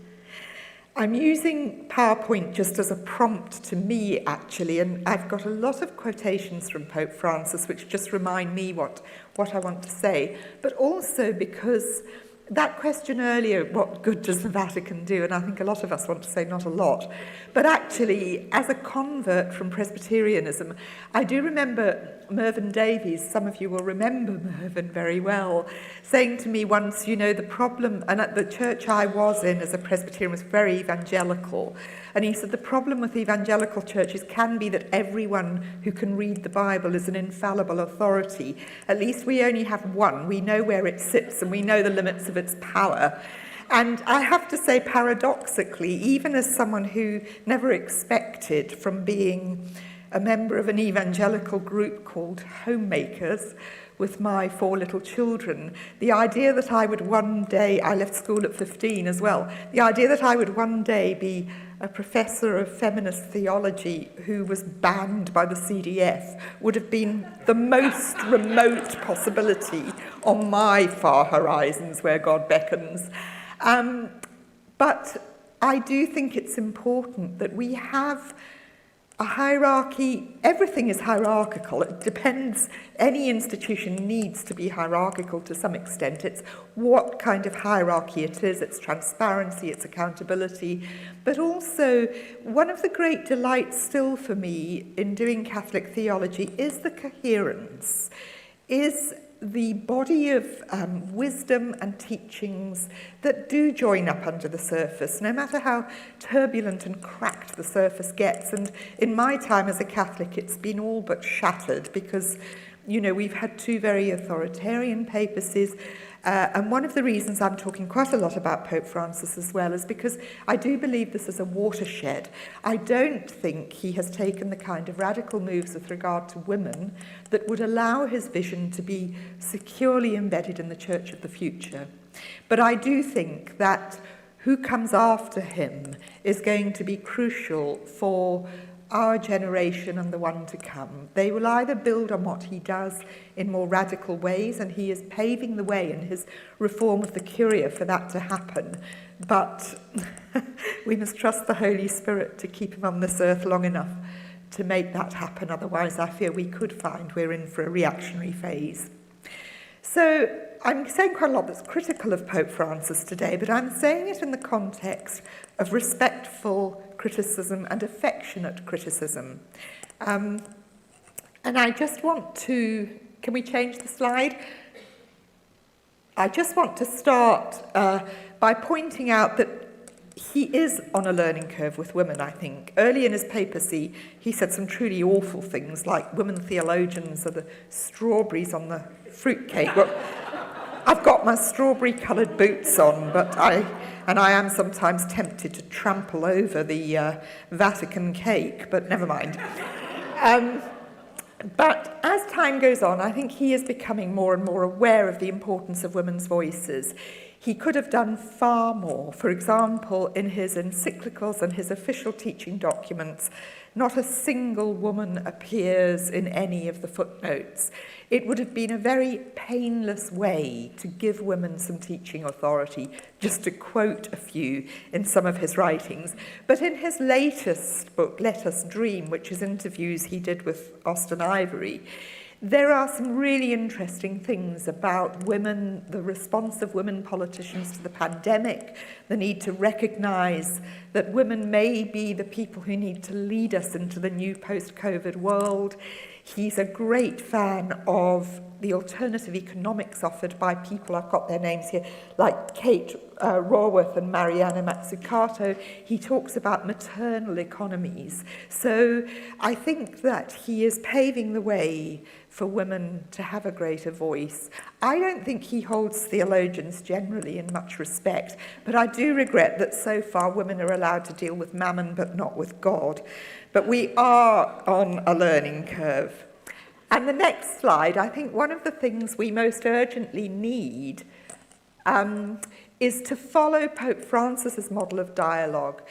Dialogue is a word that occurs more often than many others in his writings. It's a deeply important and deeply intellectually well-formed understanding he has. A lot of it is informed by the former Jesuit and literary critic Michel de Certeau. But I don't think Pope Francis is interested in impressing his theological peers with his learning. I think he'd far rather use images and stories that appeal to ordinary people. So when people say he's not an intellectual, I think they're just showing their snobbery. But this understanding of dialogue is intended for married couples in Amoris Laetitia. But the Vatican, the Catholic hierarchy, the synods of bishops need to take every word of this dialogue on board and get going in dialogue with women. And that, I believe, is the key to transformation, not just the hand-picked, dutiful handmaids who will come into the Rome echo chamber and say what they want to hear, but women who represent the vast diversity of cultures and contexts and incarnational life around the world. And my lovely friend Virginia Saldana is one of the stars. You've also heard from Nontanda Hadebi, another dear friend who, you know, there are women all over the world with great passion and eloquence. And this model of dialogue would allow those voices to begin to shape the church of the future. Now, in the little time left to me, I'm just going to briefly touch on 3 areas where I think women can and must be catalysts for change, not replacing, not shouting down what's there already, but entering into it in partnership with all who share the vision, men, women, and everyone in between. And I think the 3 areas we need to look at are sacramentality, ethics, and anthropology. So the next slide. Pope Francis has not contributed anything to the theology of gender and priesthood, except to repeat that Pope John Paul II decisively answered the question, the church has no authority to ordain women. But a couple of times he's been pushed by journalists to support this claim. And I just love the answer he gives. I use this often, some of you will have heard it before. So we go back to Hans Urs von Balthasar's suprasexual ecclesiology with brides and bridegrooms all over the place. And no wonder we have a sex abuse scandal, really. If this is what they're teaching young guys in seminaries, I know how they ought to spell seminaries. Sorry, don't take that off the YouTube recording.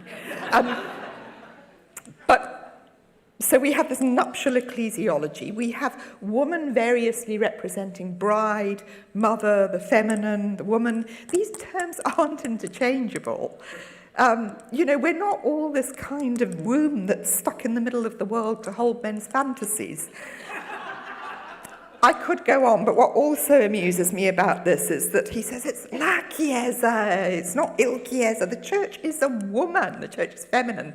Well, sorry, Pope John Paul II, who did more than any other with his theology of the body to promote this rather ghastly. I like nuptial theology, all right, but I think we need to go back to the days when the symbolism of marriage was about more than sex. In fact, anyone who's been married for any length of time knows that that's the last thing on your mind.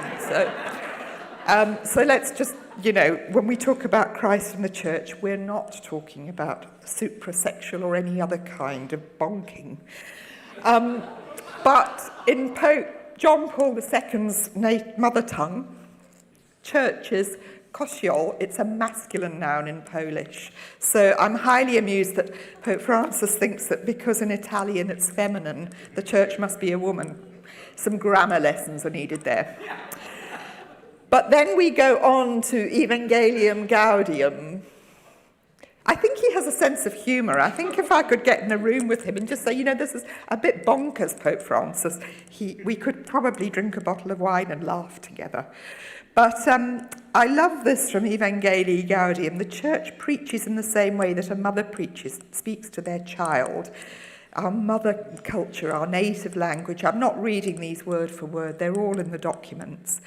But then he goes on to say, I'm just getting a slightly bigger version,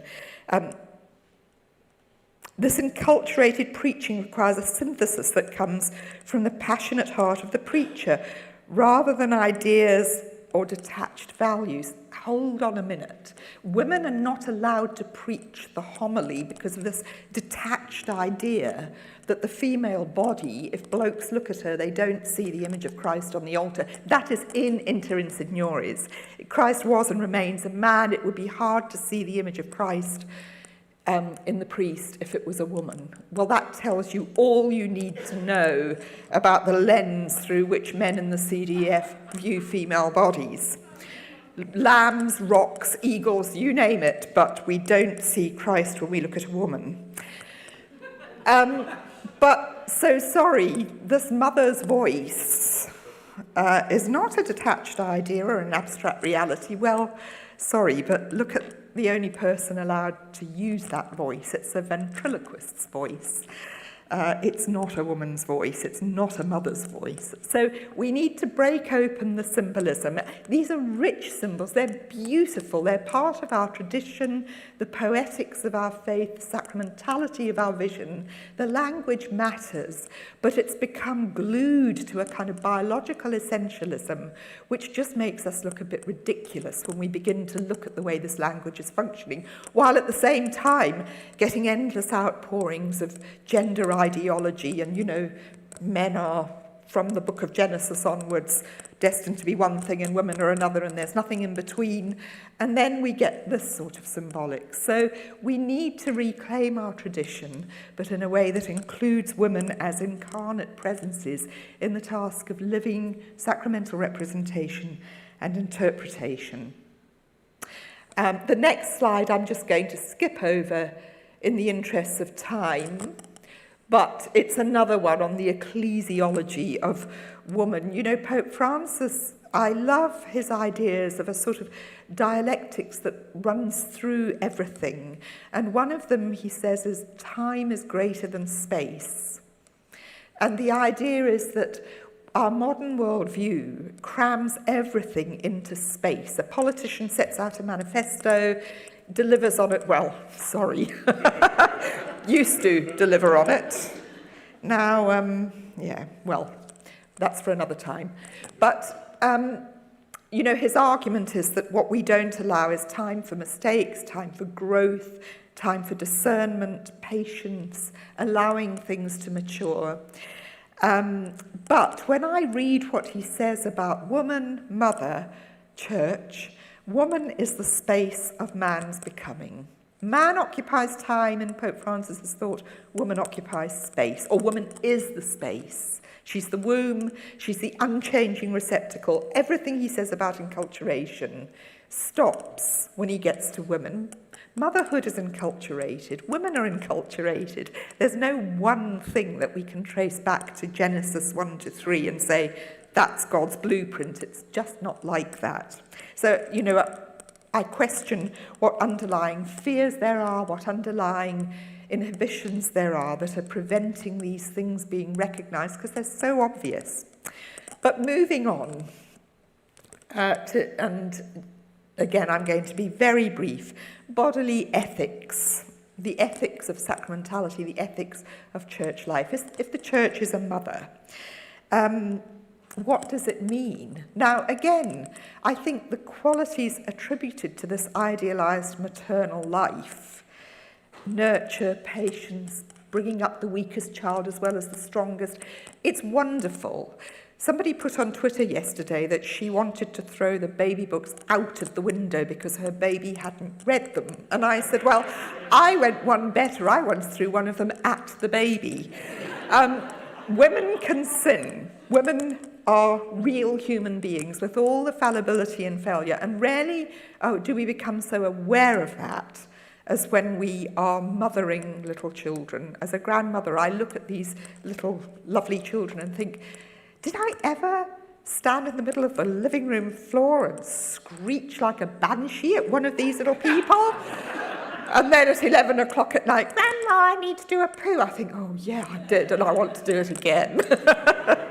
So being a mother is like anything else we humans do. It's difficult, and that shouldn't take away from a maternal ethics and ecclesiology, but we need to be able to talk about the realities of ethical life for ordinary people and to recognize that our sacramentality and symbolism are ideals, aspirations, promises, but they mustn't be imposed upon us here and now. So, and also in Laudato Si, we have this sort of little excursus, which is the only time women are mentioned in Laudato Si, on what it means to be a body. Well, sorry guys, you know, a bunch of celibate men sitting in Rome can't really tell women what it means to be a female body. So, yeah, we have a problem. Moving on, I'm just aware of time and I'm fitting a lot in. Laudato Si doesn't mention women, but it's gendered through and through because it is about Mother Earth. But Mother Earth is represented in such a way that she's a bit like the ideal woman. She's wounded, she's vulnerable, she's a victim, and she's waiting for knights in papal armour to come along and rescue her. Well, guys, we don't need rescuing. Mother Earth aborts her children. That's what COVID is. That's what hurricanes and floods and fires and global warming and the climate crisis are about. We are disposable. If we get in the way of life itself, Mother Earth will make the kind of hard decisions that sometimes ordinary human mothers have to make. Which child do you privilege? The born ones that you have responsibility to, or the microscopic zygote that you didn't intend? I'm not going down that road, and it's much more complex than pro-life, pro-choice. But what I do want to say is that if we want a serious environmental theology, Laudato Si is a glorious encyclical. I just think it's marvellous to read, but it lacks an absolutely vital dimension, which is the contribution women make and the ideas that ecofeminists have been working on for 50 years about the relationship since Rachel Carson's Silent Spring was 1961. Pope Francis, none of his advisors have said, hey, women have written on this, you might like to read their books. I asked one of the guys who advised him on Laudato Si, where are the women? He said, we can't do everything at once. So just moving on, I've just put up a slide which just shows maternal mortality rates. Nearly 300,000 women die every year from causes relating to childbirth and pregnancy. 99% of these are in the world's poorest communities, both within rich countries and, of course, in the global south. So we're a poor church that smells of the poor, that smells of the sheep. We get into the ditch, we get our hands dirty, we're messy. You will search in vain in any social teaching document for an acknowledgement of this. It's just not there. Nearly 300,000 dead women a year are not there. And that's a lot worse. COVID is exacerbating all these problems. And just the next slide is just the the Sustainable Development Goals put women centre stage. If there is no gender justice, there's no environmental justice. So Laudato Si has a glaring omission, and until it gets more realistic about these things, I fear it's not going to serve us well. Next, and finally, anthropology. The Church needs a good theological anthropology, but it doesn't have one, because you cannot have an anthropology with half the human race not thinking the other half has a voice, but thinking they know exactly what the other half signifies, what it needs, and how to rule over it. And in Laudato Si, Pope Francis says what feminist theologies have been saying again for 40 or 50 years about the Promethean spirit, the mastery of the world that has infected Christian anthropology. We have, in a sense, lorded it over nature, our sister earth, our mother earth. I think man has gone too far. You don't say. And the next little paragraph on the next slide, I just pick out this paragraph from Populorum Progressio. Laudato Si is a biopolitical encyclical. Populorum Progressio was a geopolitical encyclical. One is about the world divided up into nation states and laws. It has nothing to say on the environment, and it has a very Promethean vision of the human in relation to the geopolitical world. Laudato Si has what I would call a feminist vision of getting rid of the anthropocentrism, getting rid of the tyranny of technocracy, but it's all the more tragic in a way that all it lacks is that dialogue with women that would say, together we are going forward, together as equals, as disciples, into the future we need to articulate together. And the next slide is just another point that is in Laudato Si, which is a critique of individualism. And again, that is so important. But in all honesty, very few women can be infected by individualism because women are still caregivers, nurturers, responsible, particularly again during the pandemic when domestic violence has soared, mental health issues have soared, and parents, it's not just women, I know that. My own son has had, close to a nervous breakdown through the stresses of the pandemic, but the vast majority of women have borne the brunt of children confined at home, no help, no support, no childcare. So individualism is a luxury that I don't think women have really been able to afford in any great measure. And again, it's why we need a more subtle anthropology in order to articulate the vision of what it means to be human in a world that threatens us as never before. And finally, just moving on, I love this paragraph from Laudato Si. An authentic humanity calling for a new synthesis seems to dwell in the midst of our technological culture, almost unnoticed, like a mist seeping gently beneath a closed door. Will the promise last in spite of everything, with all that is authentic rising up in stubborn resistance? That authentic humanity calls to us. It calls to us from the very heart of creation. And we cannot articulate a response as the Church unless we show that we have an authentic humanity which recognises the full and equal dignity and humanity of all her members. And the vision I have of the Church, next slide, today is of this crumbling ruin with something very beautiful growing up in the ruined spaces. But where are the women?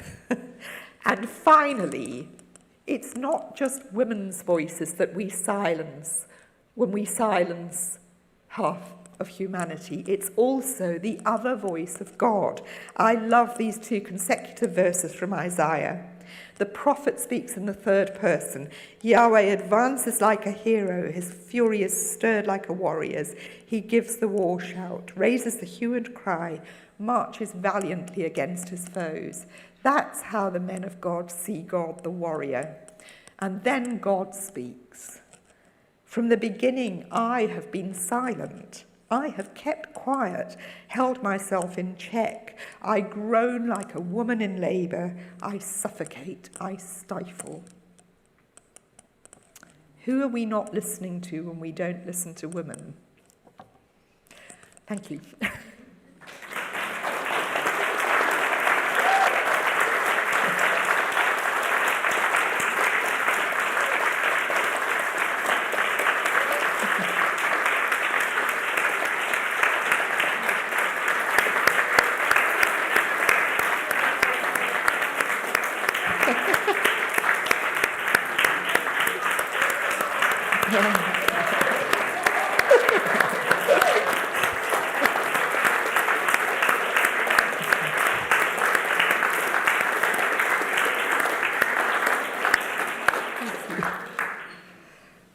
I'm 84 and a lot of you are so much younger and you're too idle.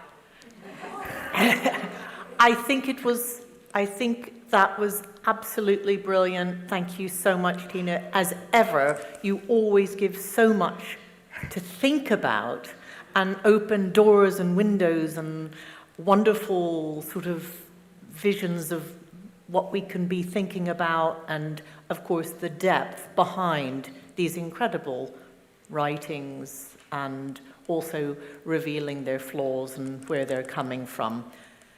Thank you so much. Keep on doing what you're doing. We need you. Thank you. Thank you.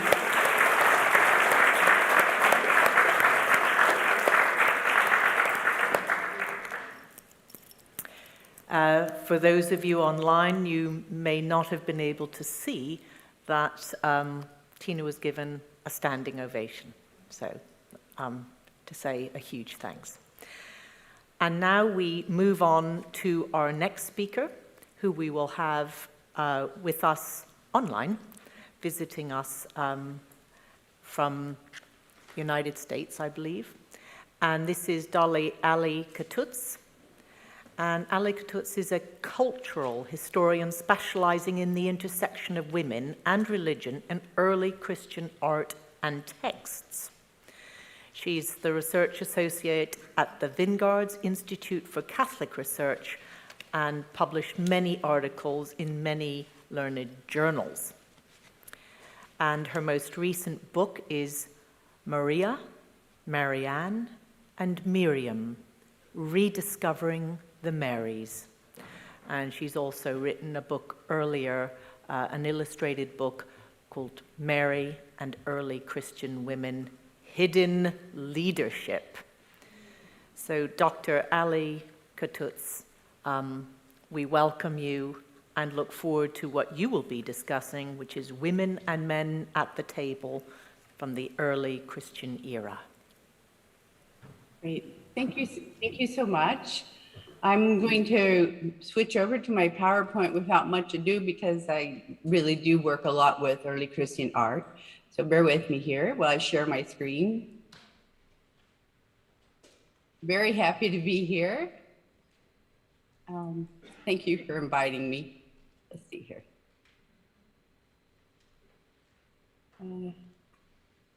Whoops. There we go. So the title here of my talk is Women and Men at the Table, basically the altar table in the early Christian era. I know this is kind of a counter narrative to what we're often told, that there never were any women ever at the early Christian table. And it's just sort of a modern feminist dream that it might be true. But in fact, the very earliest evidence indicates that women were at the Christian altar tables in churches, and that women were there very consistently and in the most important basilicas in Christendom. So all of the iconographic artifacts that depict women at a Christian altar in my presentation here are older than the oldest surviving art to depict only a man or only men at a church altar. I almost think that bears repeating because it actually took me a while to realize it. I used to work along with this art and think, oh, surely there's all these artifacts that depict men at altars, right? No, not when I finally went and looked for them. There are not. So all of the iconographic artifacts that depict women at a Christian altar in my presentation are older than the oldest surviving art to depict only a man or men and men only at a church altar. Now, that's not to say we don't have women and men at church altars. We do. But we also have women at church altars. We just don't have, in the very earliest art, men and only men at church altars. For more details, I've been publishing on this fairly frequently since 2017, an article in the Journal of Feminist Studies and Religion. I also published something very similar to the current presentation in Priscilla Papers, which is really easy to read. 2020, I was one article that I was recently translated into Greek in Theologia, and I've done some others, a couple of other, one other chapter in the Miriam book, as well as, it seems to me, and I can't bring them to mind, something else as well. But most importantly, and I think probably the most extensive and the most detailed investigation of these is in my most recent chapter, which just came out this year, which is in which is the chapter Women Church Leaders in and Around 5th Century Rome, which is in the book Patterns of Women's Leadership in Early Christianity, which is a fabulous book, just a fabulous book, which is edited by Joan Taylor and Ilaria Romelli. Luca Bedini, also with the Wingards Institute for Catholic Research, and I jointly put this together, and it was published by Oxford University Press. And again, it just came out this spring.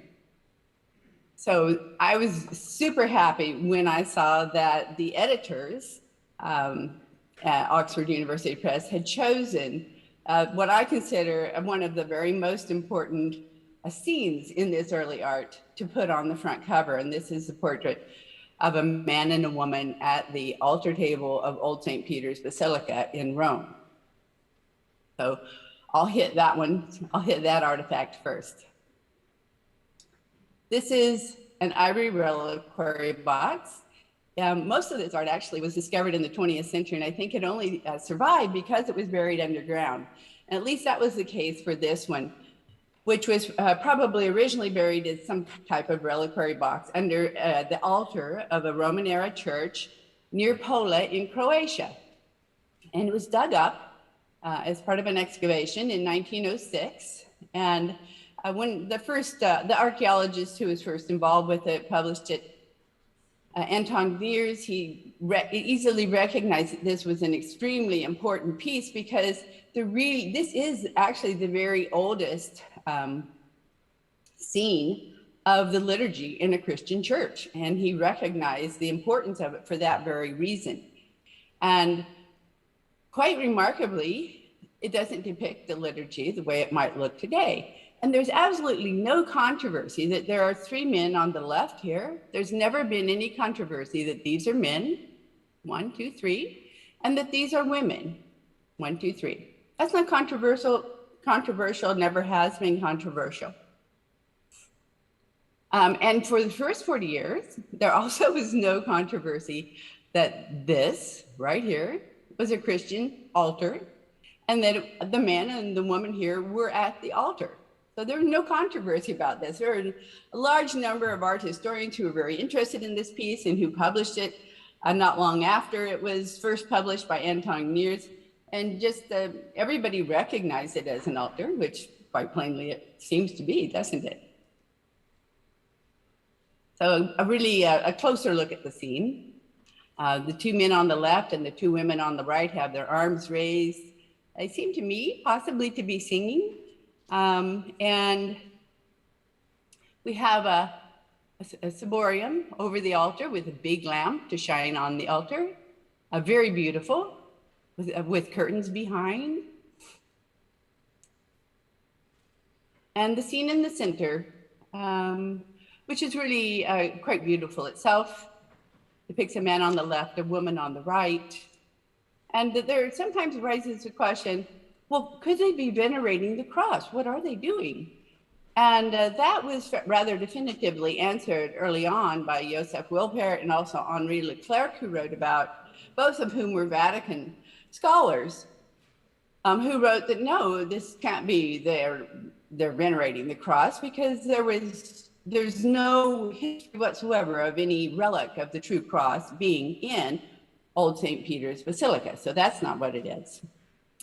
Now, what they typically didn't mention, but which has been suggested a few times in recent years, is that the woman is holding some kind of container, perhaps a cup, perhaps a bowl, I say perhaps a chalice.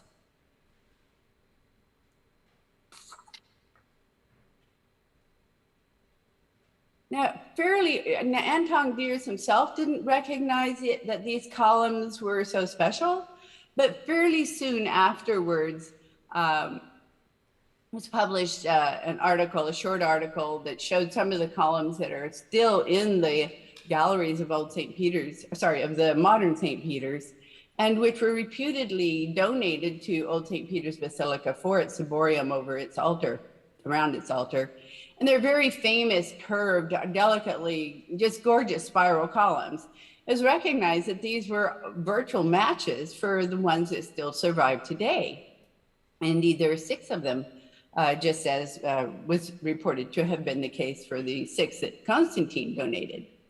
So the question then began to arise, well, could this possibly be Old St. Peter's Basilica, the liturgy in Old St. Peter's Basilica as it was when this box was carved, which was late 300s, probably early 400s.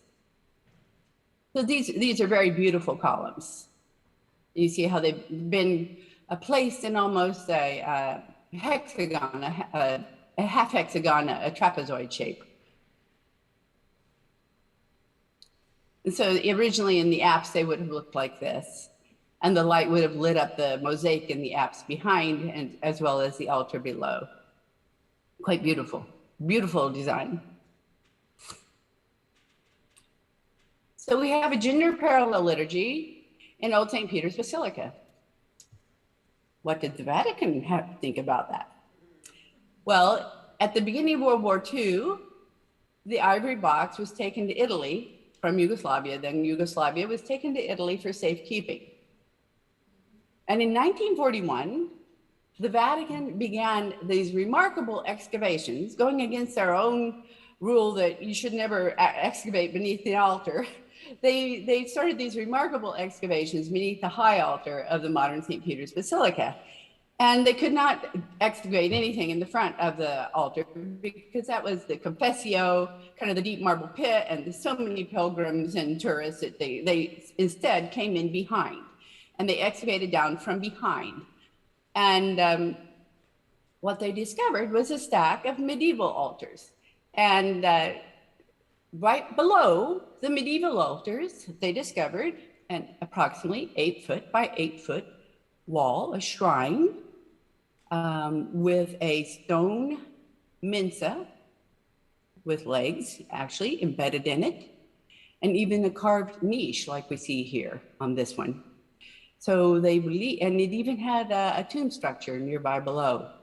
And what they believed was that this was the 2nd century shrine to Peter that was known from some early writings in the church, and that the entire basilica then appeared to have been oriented around this shrine. And in fact, this is virtually the only thing that survives from the old St. Peter's Basilica, because Gregor the Great renovated the entire area of this part of the area, the sanctuary. And then, of course, when the new St. Peter's Basilica was built during the 1500s or so, the excavations then just really destroyed everything. But the shrine was saved, even though it was hidden and below all these other altars. So the Vatican archaeologists, were convinced then at that point, perhaps they had hoped to show that it couldn't have been Old St. Peter's Basilica on this scene, but then they realized it indeed was Old St. Peter's Basilica on this scene. And they all agreed about that. But they didn't publish their findings officially for 10 years until 1951. And, you know, you can imagine this might have caused some consternation, because here we do have a man and a woman at what everybody at that time had agreed, all the scholars had agreed was an altar table. So what did they do? Well, when they published in 1951, remarkably, they had a couple of drawings.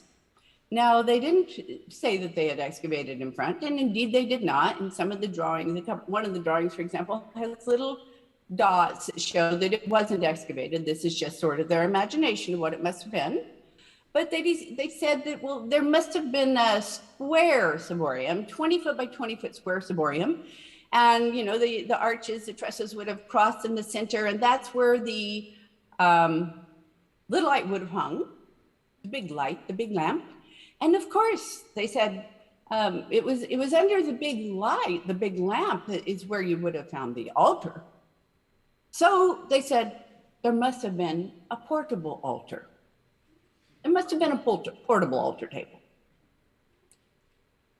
Well, of course, we know it wasn't a square ciborium.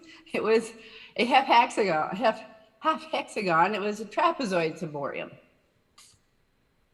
Nonetheless, the gender politics of the time, well, first I might say that even within the Vatican, there was a great, in some corners, there was a great rejection of this whole concept, because both Jerome and Gregory of Tours had said that the altar in Old St. Peter's was directly over Old St. Peter's tomb. In fact, Jerome said it was on top of St. Peter's tomb.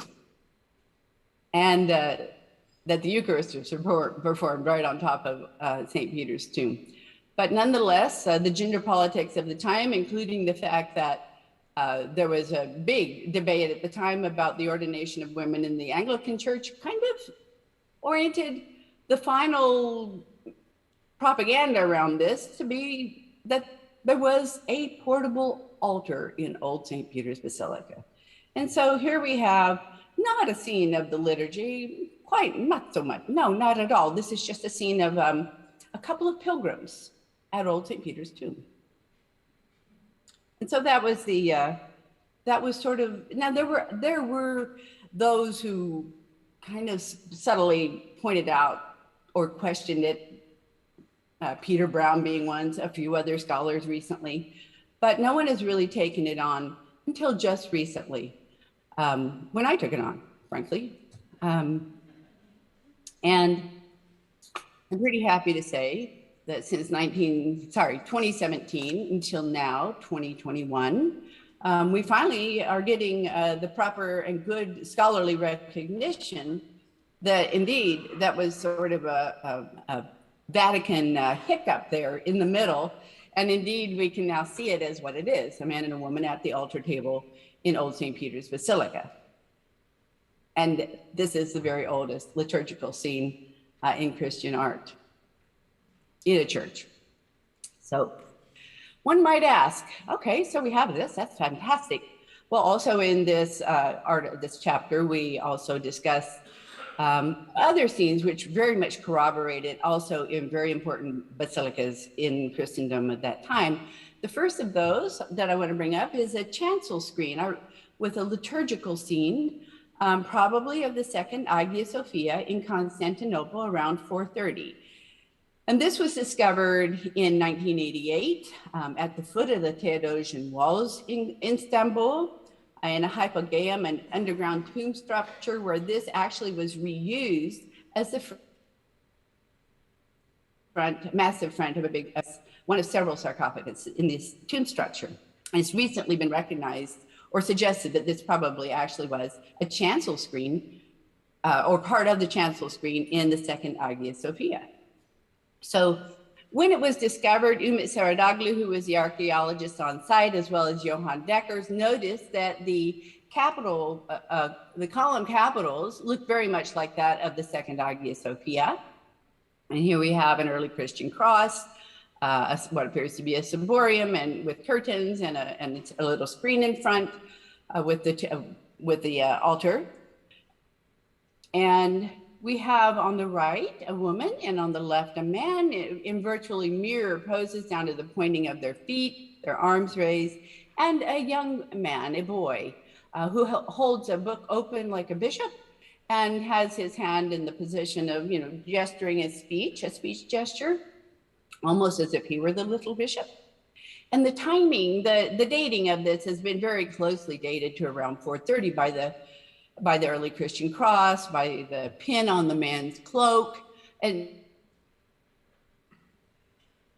various things. So corresponds quite precisely to the consecration of this church. It replaced the first Hagia Sophia. The second Hagia Sophia itself burned in the Nika riots later under Justinian, and was itself rebuilt by Justinian as the current Hagia Sophia that we're accustomed to, with the giant dome in Istanbul. So this is the second Hagia Sophia, and it was consecrated by the Princess Pulcheria, who was the regent for her younger brother. Their parents were dead. She was the titular empress. And a document called the Letter of Cosmos said that Pulcheria had the custom of standing with her brother in the Holy of Holies during the communion. Now in, I believe 430, there was a new patriarch in Constantinople, Nestorius, rather an infamous name. And he, according to the Letter of Cosmos, stood at the door of the Holy of Holies and prevented Pulcheria and her women from entering, saying, "Only priests may enter here." Well, you can imagine Pulcheria wasn't very happy about that. And indeed, the next year, the Council of Ephesus was called, and it promptly expelled Nestorius from his position and banished him to the outer reaches of the empire.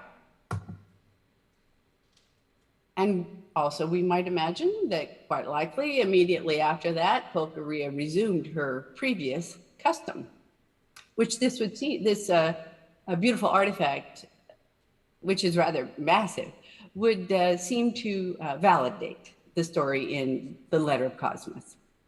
Now, in addition to that, 150 years later, 130 years later, rather, we see another scene of the liturgy, probably in the current Justinian's Hagia Sophia. And this is two mosaics that are in the altar apse of San Vitale in Ravenna, on either side of the altar. On the left is Justinian with his men, and on the right is Theodora with her women. And this is often said to be a liturgical procession in the Hagia Sophia, although up until now, typically there's not been total agreement on what kind of liturgical procession, because it does depict Justinian with the plate for the bread and Theodora with the chalice.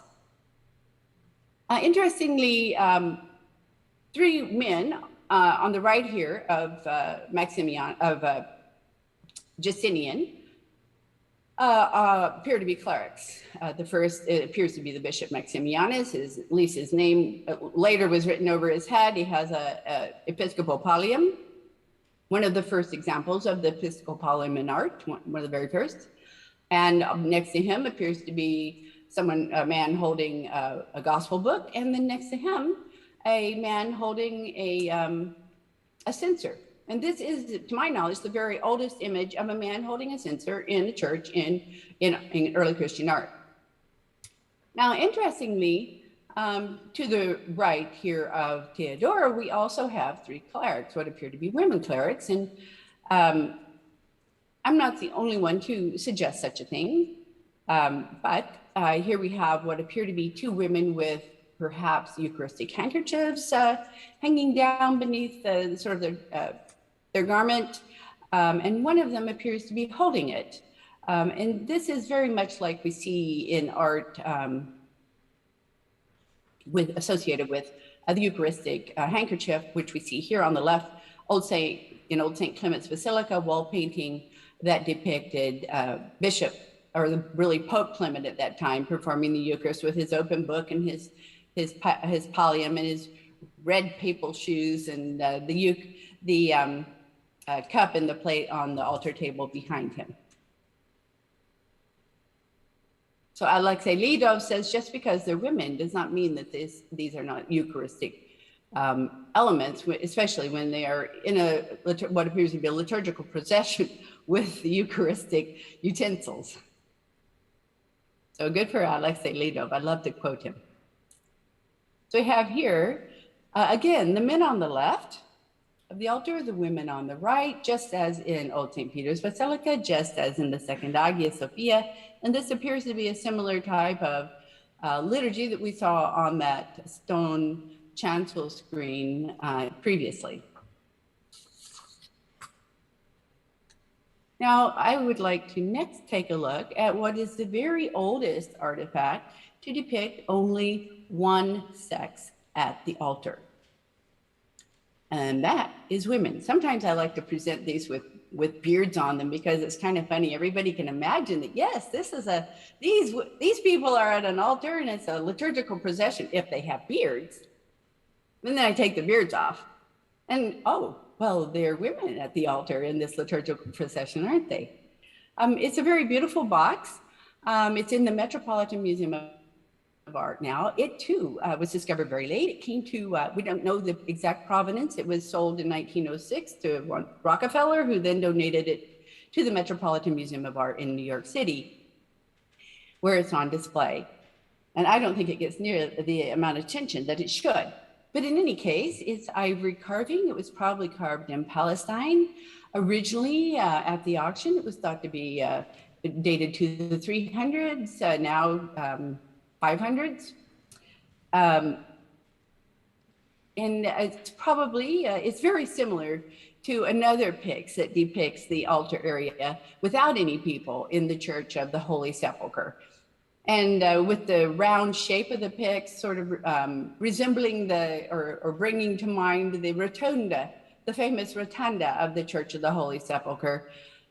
This is probably the Church of the Holy Sepulchre. And you might imagine also the Church of the Holy Sepulchre built around and over the empty tomb, purportedly, is very much associated with the women who appeared to the risen Christ and whom Christ sent to tell the men the good news that Christ had risen, essentially sending Mary Magdalene and the women as the apostles to the apostles. Or if we are going to think that the male apostles are bishops, well, then we might say that the women were the bishops of the bishops and sent to teach them. Because after all, they were kind of frightened and hiding away and they needed to be taught news. So here we have them. We have a tripod, what appears to be a stone tripod altar table with the gospel books on it, a big lamp hanging over it. We have these curved columns again, spiral columns, which again are in kind of a half hexagon, a trapezoid shape, much like we saw at Old St. Peter's Basilica.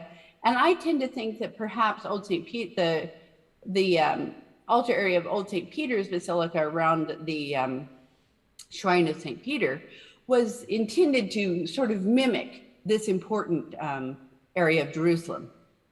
Have the curtains hanging back, and we have two women carrying censers approaching the altar area.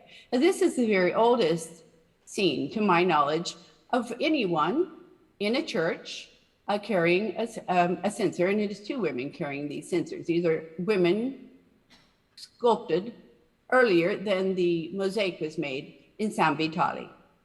And around the side of the pyx, we have women in this liturgical procession, women and only women. And interestingly, they too have this Eucharistic insignia, as we saw with the women with Theodora in the mosaic in San Vitale in that procession. And clearly they're women.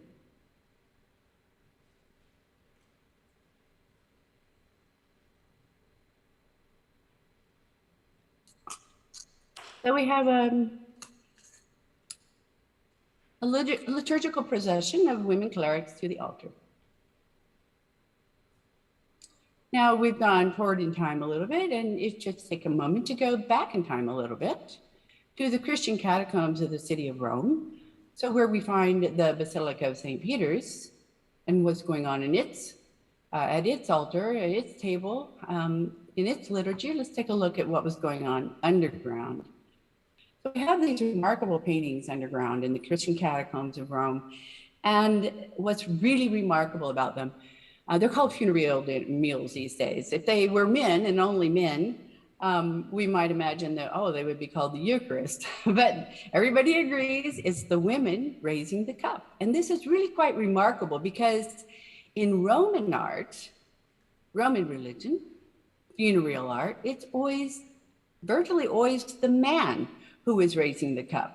So these Christian scenes really reveal something very different in terms of a funereal scene anyway, or funereal art, than what happened in Roman art.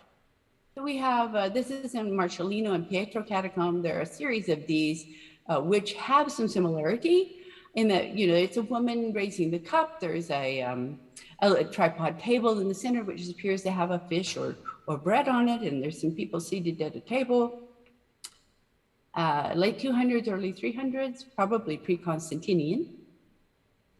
And we see the woman raising a cup or a chalice or a glass. And what's really, quite interesting here is that we also have a man with a cup on the opposite side here. And that is one of the most interesting things about several of these, that there's a man and a woman who appear to be gender parallel. There's some, both leaders, the man and the woman of the meal. And this corresponds to something that Irenaeus of Lyon wrote about around the year 180. And he wasn't writing about his own church, but he was kind of complaining about Christians in another church that he knew about. And he described their liturgy, which first a woman would consecrate the wine, he said. He called it Eucharistine. And in doing so in her cup, she would then pour the wine into the cup of the man. And they would mix it, and then it would become the service. And he really complained about the woman being involved in this. But clearly, way back when, this kind of liturgy, you might call it, or ritual at least, Eucharistic ritual in terms of Eucharist being the blessing, but also in this case, the consecration and using of the wine in this ritual it's documented very, very early, not only in the catacombs of Rome, which are themselves very earlier, but even earlier with Irenaeus of Lyon. So in terms of how we might look at these pictures, just another way related to women and what they were doing, we have, of course, this woman who's raising the cup. And we have the woman at the altar in Old St. Peter's Basilica, who also has been said to be raising some kind of vessel or cup. And of course, we have Empress Theodora, 100 years later than that, clearly holding the chalice.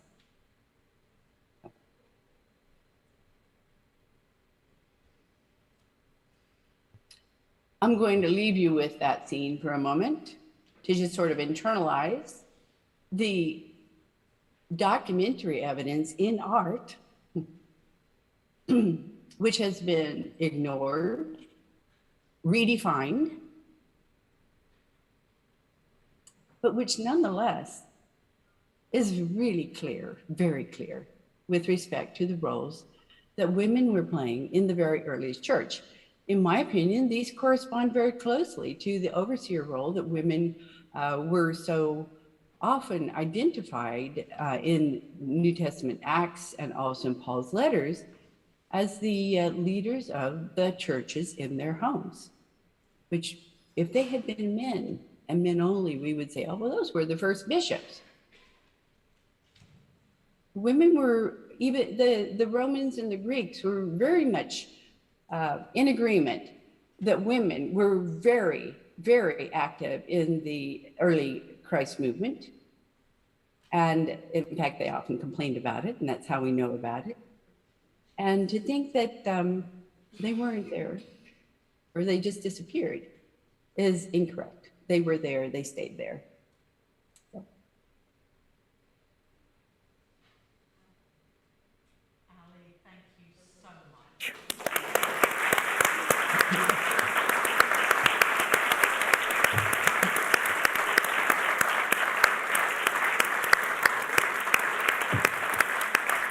What a fascinating lecture. We could go on listening to you and learning and these amazing works of art that you have studied. Thank you for bringing that. What we're going to do right now, I'm going to hand over to Miriam Dignan, who's going to ask Ali some questions. We've been getting questions online, and I hope you do remember that you can send your questions by email to this synod, rbsynodchat@gmail.com. So if you've got questions, please email them in. And we're going to have some questions and answers with Dr. Ali Katutz, and to ask those questions is Miriam Dignan. Now, just a word about you, Miriam, is that Miriam I've known for many years, and our paths have crossed, and strangely, they've always crossed when we were talking about something about women and the church and exclusion and inclusion and subjects like that. We're a bit obsessed. Just obsessed. Just can't get over it. Just a word. Miriam is the Director of Communications at the Vineyards Institute and is a passionate advocate of advancing gender equality, sexual ethics, and decision-making in the Catholic Church. And for those who haven't heard of the Vineyards Institute, it focuses on cutting-edge theological research by coordinating leading academics worldwide to collaborate on reports tackling the Church's officially uncomfortable, difficult, and disputed areas. Thank you, Christina. Over to you. Thank you, and thank you, Ali. Can you hear me okay? I feel like I'm shouting. Yes, I can. Yeah. Can you hear me? Yes, perfect. All right, so I'm going to read out some questions that we've received online, and then hopefully we can have a little bit of a roving mic situation here in the room in Bristol and take some questions. So just a little comment from me, Ali. Thank you very much. Christina Rees, who's sitting next to me, gave a talk earlier today that you probably missed because it's now currently 7 o'clock in Kansas where Ali is. So that would have been about 3 a.m. your time. And Christina was talking to us about how to bring about change in the Catholic Church. And she said, to do so, we need to take on 3 things: tradition, hierarchy, and patriarchy. And that we need to have a clear vision of what the alternative is. Now, what I think your work does, and everyone who knows Ali's work, is that it completely dismantles anyone who claims that the tradition of the Christian Church excluded women from the outset.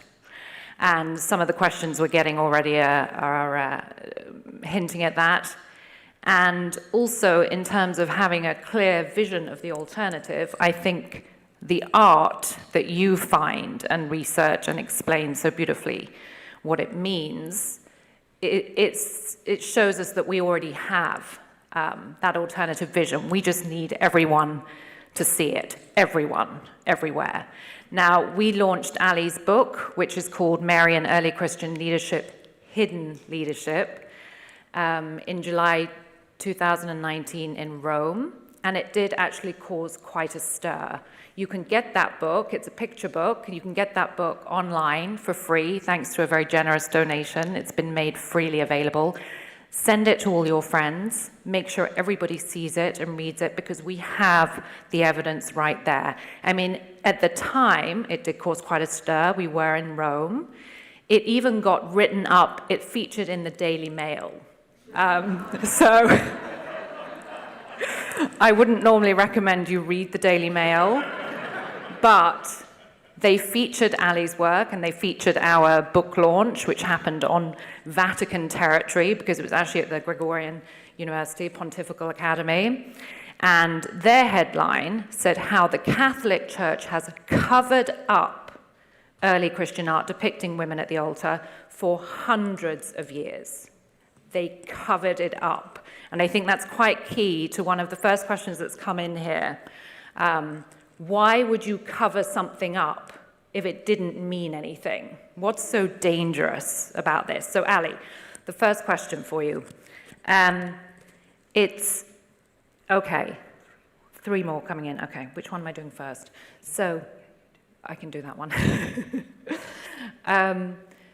It's interesting that these arch discoveries from the 3rd century, do we see any evidence of women in liturgical roles from the 1st and 2nd centuries of the church, i.e. in the Roman catacombs? If not, why not? Did women start being priests after a couple of centuries for some reason?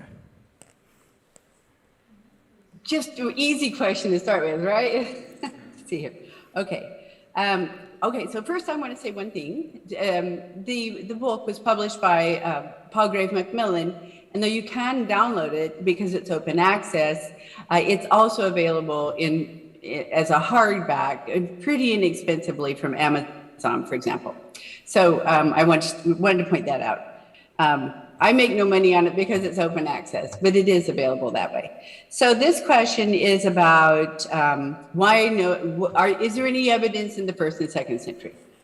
Not in art, because there is no early Christian art that early. None survived, probably because in part the Christians simply weren't big enough, or maybe wealthy enough. But in any case, everyone agrees there's no Christian art that early.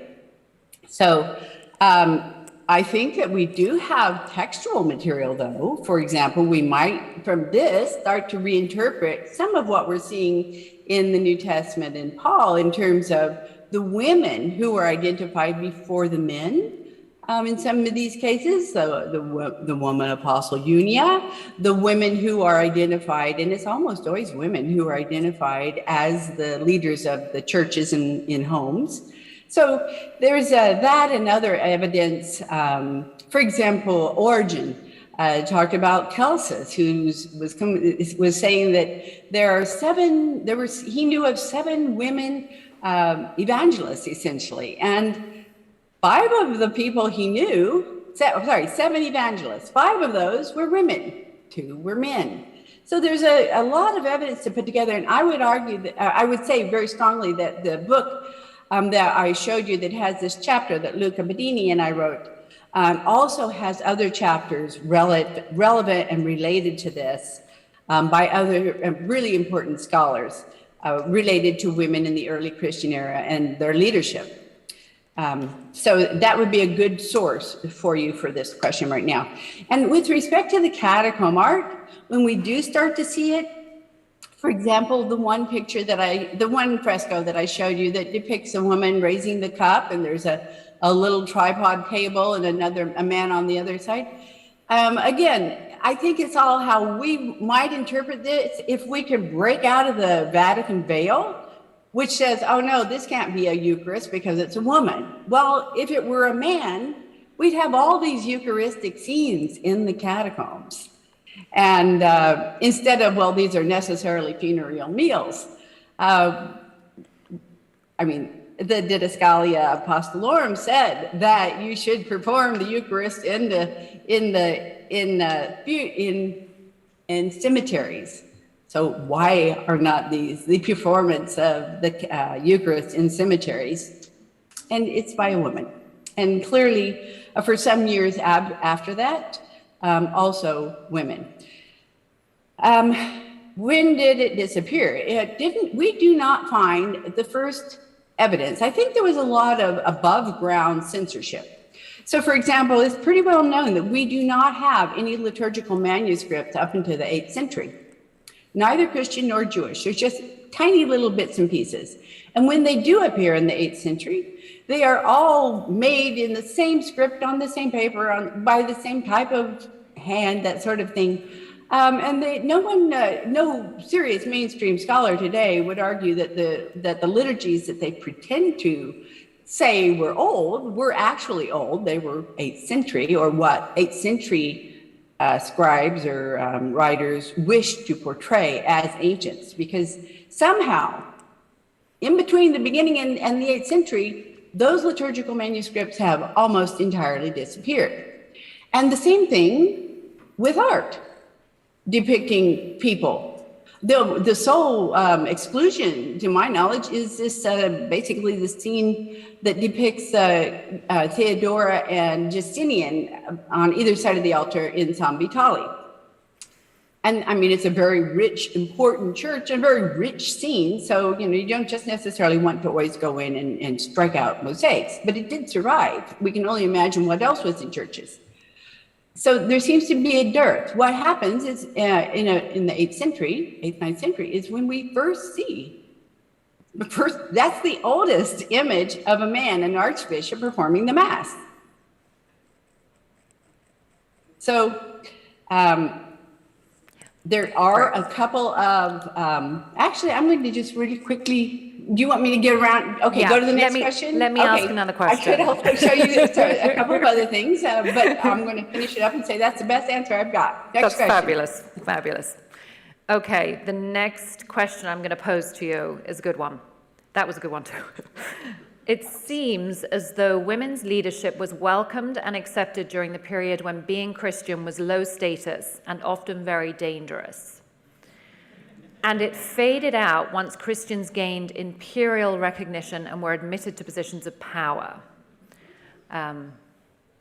which fits so well with so much else that we are hearing in the Synod. Do you think that that's what happened? That women were allowed to preside at the altar, preside on their own, when Christianity was this sort of little, niche group of people that the Roman culture considered to be a bit weird?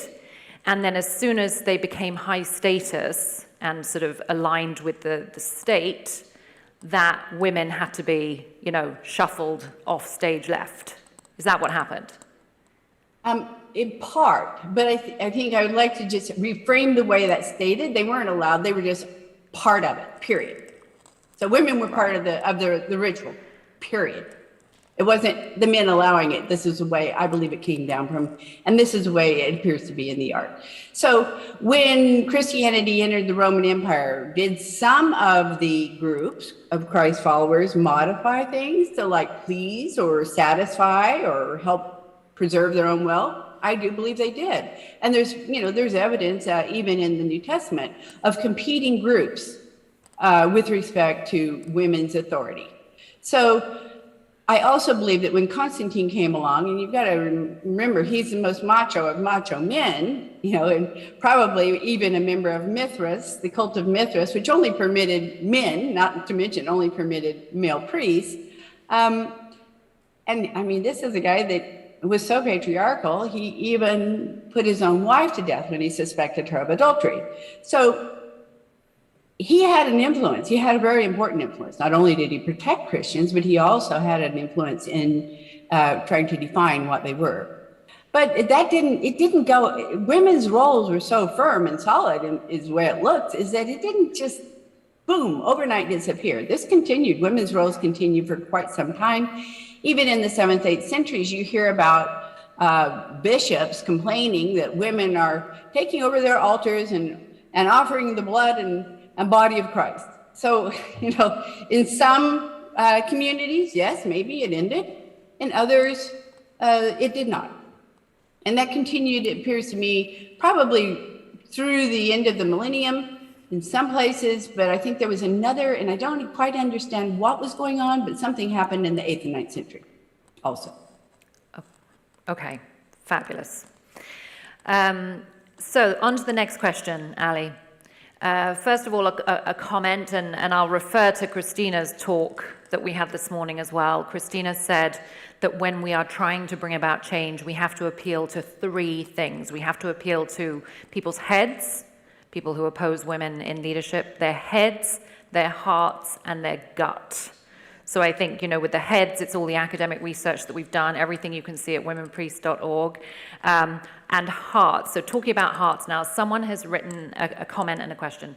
This is wonderful. The art is so beautiful and touches our hearts. Very healing for all men and women who, when hearing the brutal words of the Patriarchal Vatican early this year, saying that women ordained as priests and their ordainers are excommunicated, while the perpetrators of child sexual abuse could be forgiven.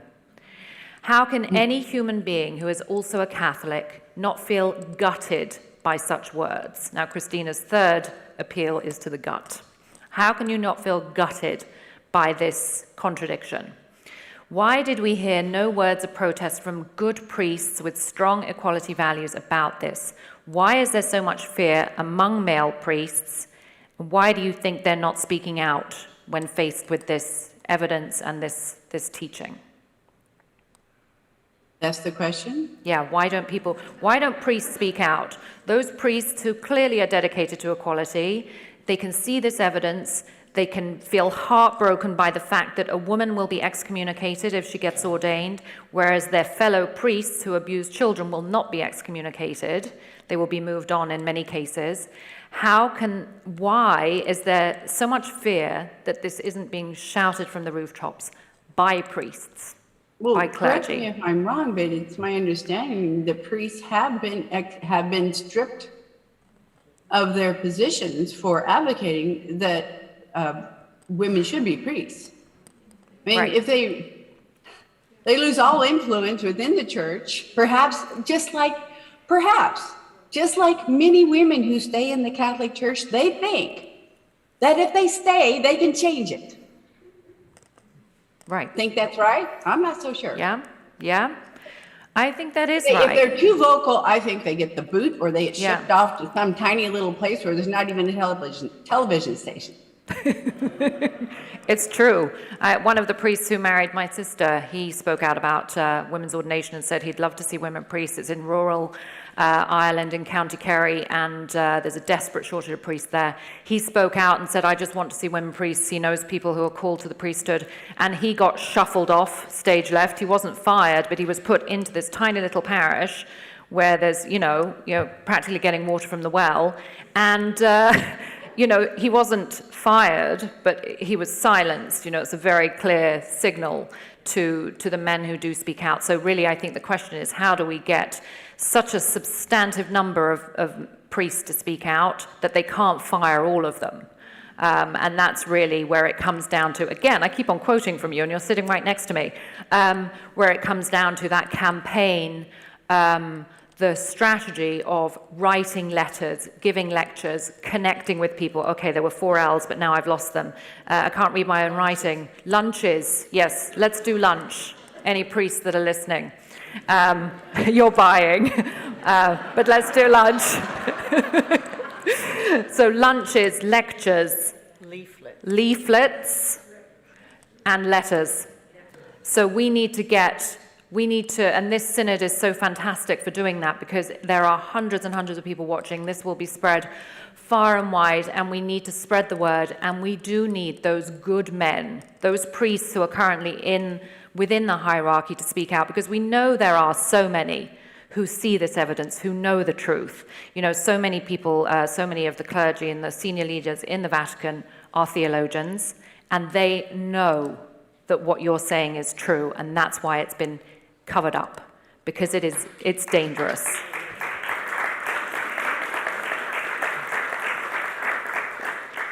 Okay, I think we have time for another question. Okay.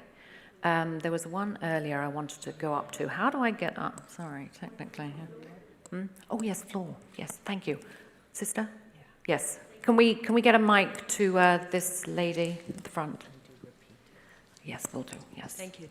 Going back to the art, tradition holds that Bridget of Kildare, the Celtic saint, was a consecrated bishop, and often her pictures depict her with a crozier and a church in her hand. Ali, are you familiar with this picture or sculptures? And if so, have you included that in your writings? Excellent question. Ali, I'll repeat it for you. So St. Bridget of Kildare, she was known as a bishop. She's depicted as a bishop. She has a crozier in her hand and the church in the other hand.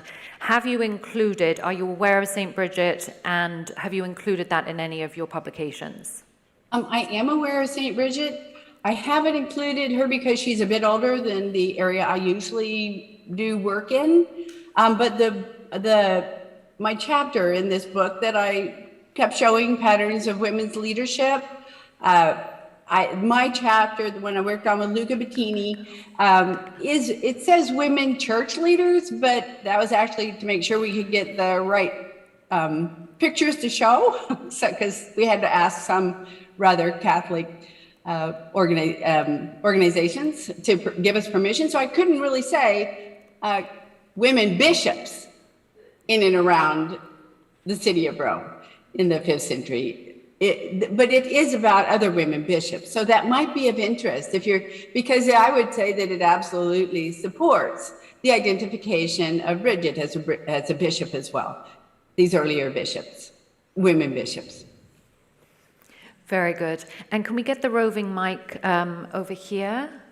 This lady in the 4th row. Yes. Yeah. Thank you. Thank you.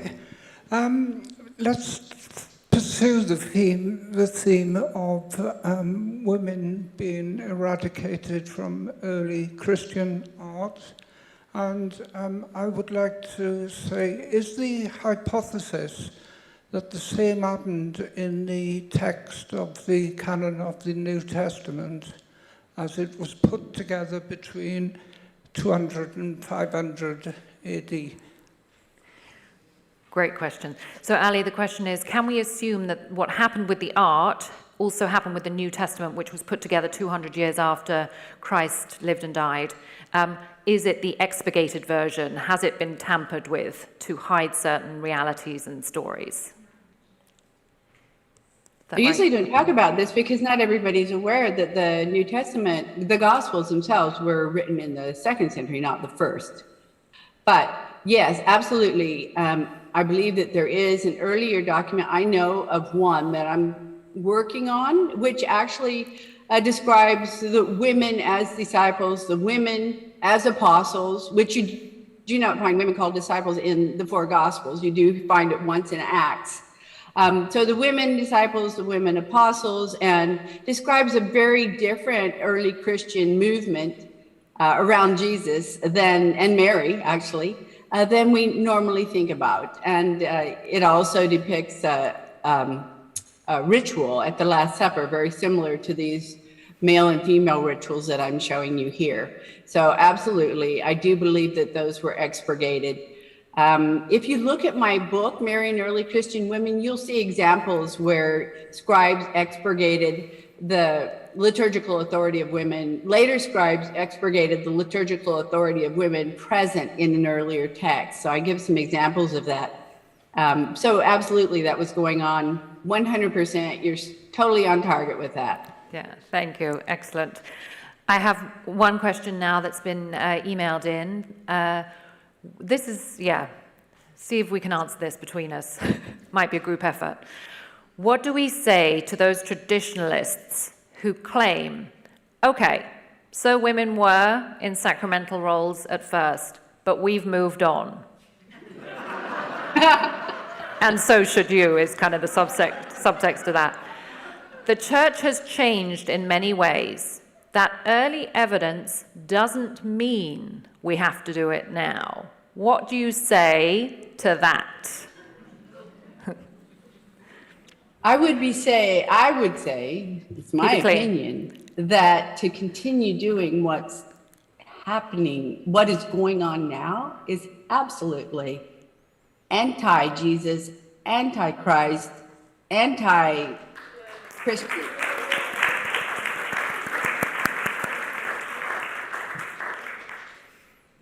Yeah, that's a very good answer. That's all you need to say to people who claim to be traditionalists. I have debated the question of women in ministry many times, and people who claim to be traditionalists, or interviewers will say, what do you say, traditionalists? I say, if you are a traditionalist, you would love Ali's book, and I give you a copy, because here you can really see your tradition, the tradition that you claim to want to preserve, actually includes women, was led by women, and there we have it. Okay, do we have time for any more, or we have to close? Yeah. One quick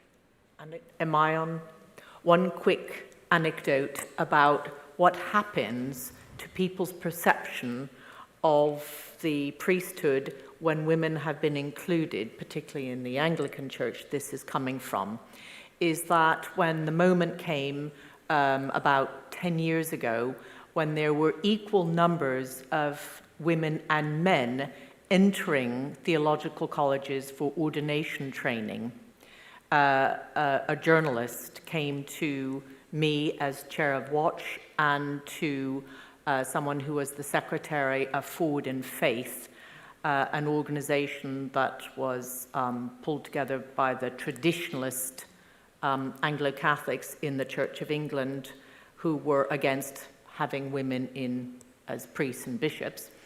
And I, of course, said things like, isn't it wonderful? This just reflects humanity, you know, equal numbers. This is how it should be. This is a natural state to have arrived at. And his comment was, more or less disaster and doom. And then this absolute stunning statement, well, pretty soon, the priesthood will become just a hobby for grannies. And so you see what was happening there. Not, you know, if women are going to gain power and influence and equality, then that must mean in some way that it's not so important anymore. So in terms about affecting the head, heart, and gut, it's about how we raise up all women in all spheres of life so that their voices are heard as having equal authority. And the journalist Marianne Seagart, who used to be a deputy editor of The Times, she's just written a new book called The Authority Gap, where she talks about how when women are included in decision-making and given equality and given status, that the authority is simply not perceived as equal as men's. So the job is a big one, not just getting women there. Right. Very good. I think we have to close there, Ali. Thank you very much. Pleasure as always. Thank you, Christina, for having me. Thank you.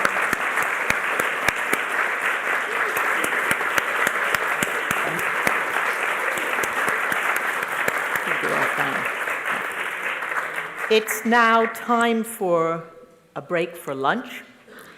And those of you online, remember that you can go to the Zoom chat cafe and you can find that and the button, press the button for the Zoom chat cafe at the bottom of the Root and Branch website, which is the auditorium page. And so go to the bottom of that page and there'll be a button you can press for the Zoom chat cafe. Enjoy the break, send in some more questions, and for those of us here in Bristol, enjoy your lunch and see you back again at 1:40, I believe. Yes, 1:40, 1:45. 1:45, you get 5 extra minutes than I thought. Enjoy. Thank you, Miriam.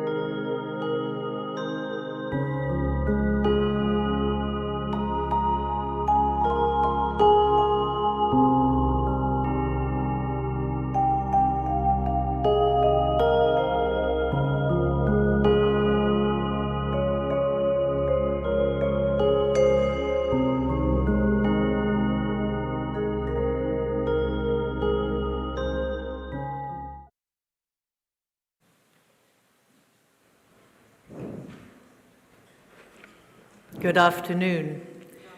We begin again. I hope you've had a good break and a good lunch. And welcome to our online friends across the world. And we hope you also have had a good break.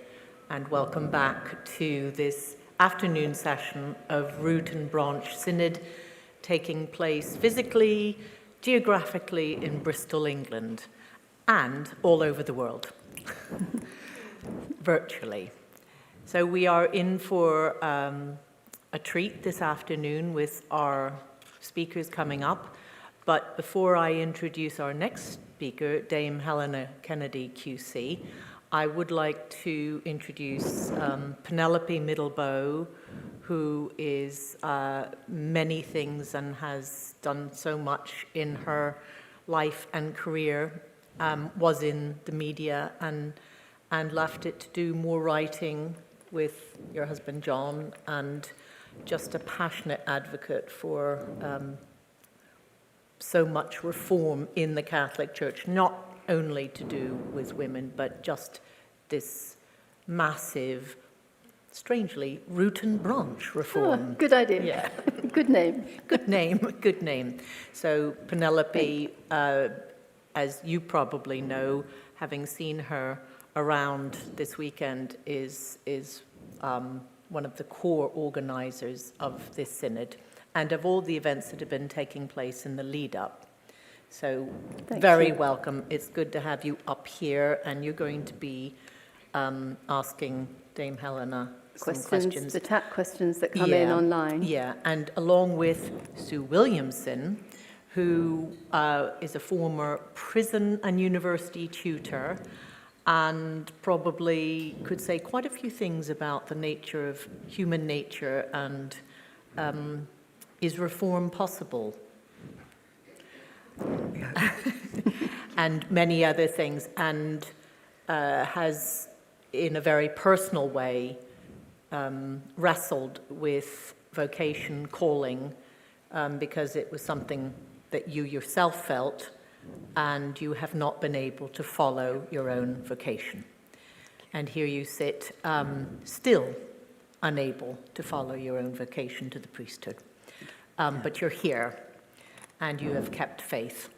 And thank you for being here and for standing in for all the other women who have felt that too. And what would be nice to think is that somewhere along the next generation or the next, they will be able to follow their vocation. So welcome. They're the questioners.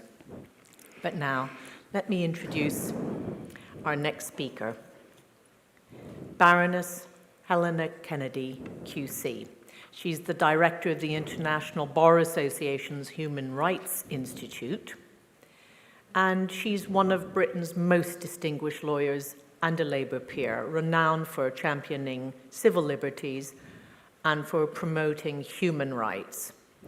She's published 2 books on how the justice system is specifically failing women.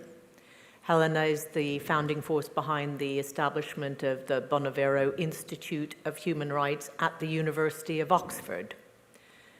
And she's working in the Institute about upholding the rule of law and human rights globally, which, as we meet on this 20th anniversary of 9/11, with the extraordinary events in Afghanistan, could not be a more timely issue. Without further ado, we look forward to you, Baroness Helena, speaking about justice in the Catholic Church. Does that have a question mark after the title?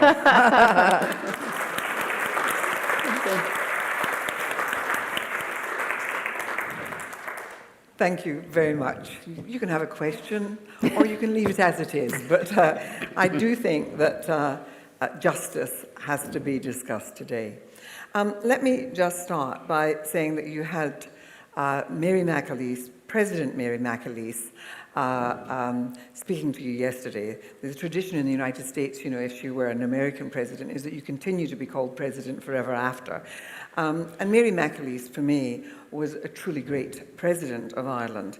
And she led her country in conciliation, in a dignified and inspirational way, publicly, but also behind the scenes, mediating with hardliners of all complexions.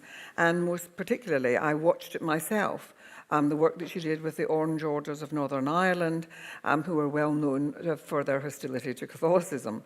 And she opened up her home to opportunities for people to come together to have the sort of difficult conversations. Throughout her period in office, and I'm saying this as a tribute to her, she's such a remarkable woman, and I love her dearly as a friend. She displayed courage and compassion, but also intellectual heft. I mean, she is a hugely, hugely intelligent woman. And I've known Mary since we were young lawyers. And then had the privilege, as I say, of seeing her up close in her role as president, because I was then chairing the British Council. And we collaborated on issues to do with women and our respective legal systems. I saw up close her acute reading of political situations and public sentiment, knowing what the public were feeling. And if the Catholic Church does not heed her warnings and heed her advice, then I really think it would be a great folly. She took courageous positions, as you know, in relation to the 2 recent referendums, and that brought a lot of criticism, I know, from certain quarters. But her bravery is something I would commend to you all. She knows that the Catholic Church needs to reform.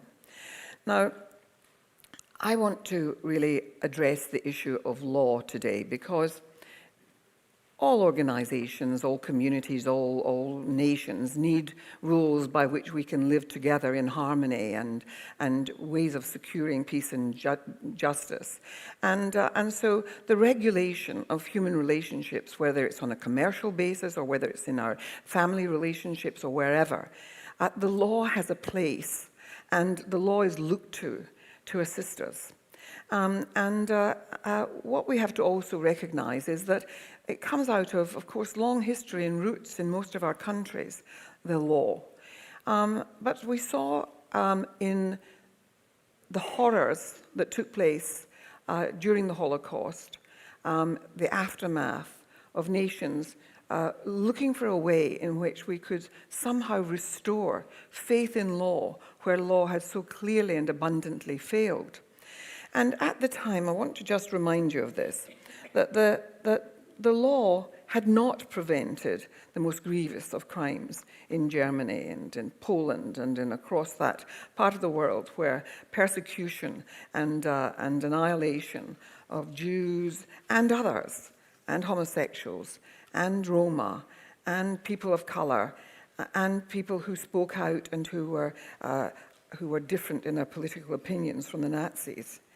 And those concentration camps were often places to which judges had sent people. The judges themselves had a really appalling role, as did the legal fraternity in Germany, an appalling role in sustaining laws that were unacceptable. And of course, the judges at Nuremberg were also put on trial at Nuremberg. And they put forward that classic response, which is that they were actually fulfilling the law that had been passed by the Reichstag, by Parliament. That's always the way out, that these are the laws that have been passed by a democratically elected majority. And so there came thereafter the call for saying, how can we inform legal systems around the world with a value system, a set of values that somehow will fall on the shoulders of judges so that they have to make their law conform to that value system. And it was out of those discussions when Eleanor Roosevelt invited jurists and judges from every neck of the woods, you know, from the Soviet Union, from India, from the Middle East, from the Catholic communities of Latin America, from Canada and so on. They came together to really talk about how do you try to create norms that should never be departed from, even when law has been passed in a nation that somehow is going to perpetrate real horrors on the lives of people. And that was how the Universal Declaration came into being, as a set of values to inform all legal systems and to create a template against which legal systems should be measured. Now, the question then, of course, follows, and it's not going to surprise you that I'm going to say this, and I'm picking up on something that Mary McAleese herself mentioned, which is the Universal Declaration of Human Rights. The product of that work that was done was the Universal Declaration, and it was the base. It came from, you know, the values of all religions and of places where and people who did not have religion at all, but it went to the human yearnings of people, the human needs of people, how you make the best of people. And it set out for the first time fundamental human rights and the need for them to be universally protected. It paved the way for the adoption of then, and we've seen it since, over 70 human rights treaties, and they involve, you know, our responsibilities, our conventions that relate to our protection of refugees, our responsibilities to prevent torture as nations, our protection of children, our protection of the rights and to end discrimination against women, and so on. Recognition of the inherent dignity and of the equal and inalienable rights of all members of the human family. That was its purpose. And that fundamental was there to be freedom, justice, and peace in our world, and this was a way forward towards that. How can it be that the canon law on so many fronts does not conform to those standards? Let's just look at Article 1. It says, all human beings are born free and equal in dignity and rights. They are endowed with reason and conscience and should act towards one another in a spirit of brotherhood. No one was thinking that brotherhood excluded women. You know, at that time it was that embracing language. That all human beings are born free and equal in dignity. We within the Catholic Church talk about human dignity, and it's an important value for us. Article 2, everyone is entitled to all the rights and freedoms set forth without distinction of any kind, such as race, colour, sex, language, religion, and so on. And yet, that doesn't seem to be the case when it comes to women, when it comes to people who have a sexuality that the Church disapproves of, when it comes to people who are in many ways different. Article 7, all are equal before the law. That should include the canon law, and are entitled without any distinction to equal protection of law. Was that present in the complaints that came to the Church of sexual abuse of children and of women? The right to an effective remedy, Article 8.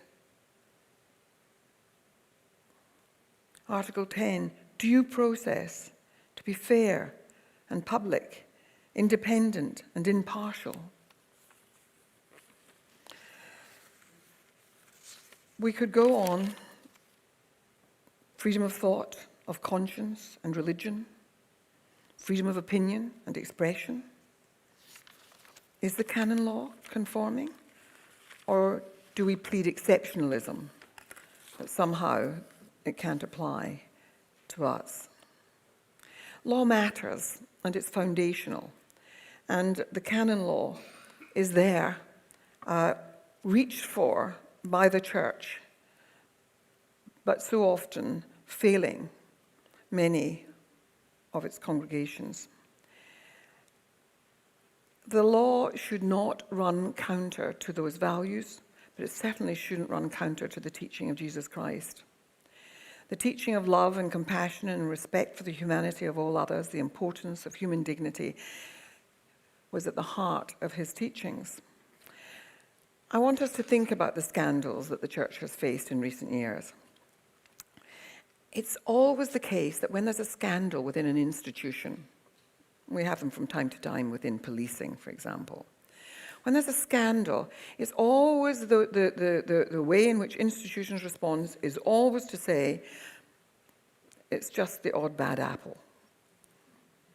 They turn to the business of it being the individual behaved badly, and we will deal with that. Even if the dealing with it is never transparent and is never satisfactory. But it's the business of not seeing behind that and looking at the systems that might be responsible. The ways in which institutions, and we've seen it in our own nation, in the United Kingdom, the ways in which, when things go badly wrong, institutions, I was the head of an Oxford college for 7 years. I know that this would happen in great places, places of education, that offences of an egregious kind might take place, and often institutions would seek to protect their reputation rather than put first the experience of the victims. I've seen it, we saw it with the BBC in relation to the whole business of Jimmy Savile and a plethora of people. We've seen it in many different institutions, and not just in the Catholic Church. We know that these things have happened in the Anglican Church.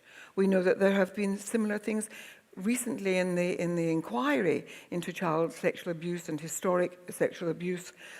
We've seen that it happened within the mosques of the Islamic tradition, within every single place where I'm afraid patriarchal power is maintained. The hypocrisy that lives with that, the way in which the church, I feel, fetishizes sex as sinful rather than seeing sexuality as part of our humanity. But somehow they festoon it with guilt and sinfulness. And that penumbra of guilt that then hangs over unchaste women, homosexuals, gay men and women, people who are different in some way. And the suffering that I have seen up close, particularly of women, driven out of families because they got pregnant, shaming of those women, the scandals attached to that.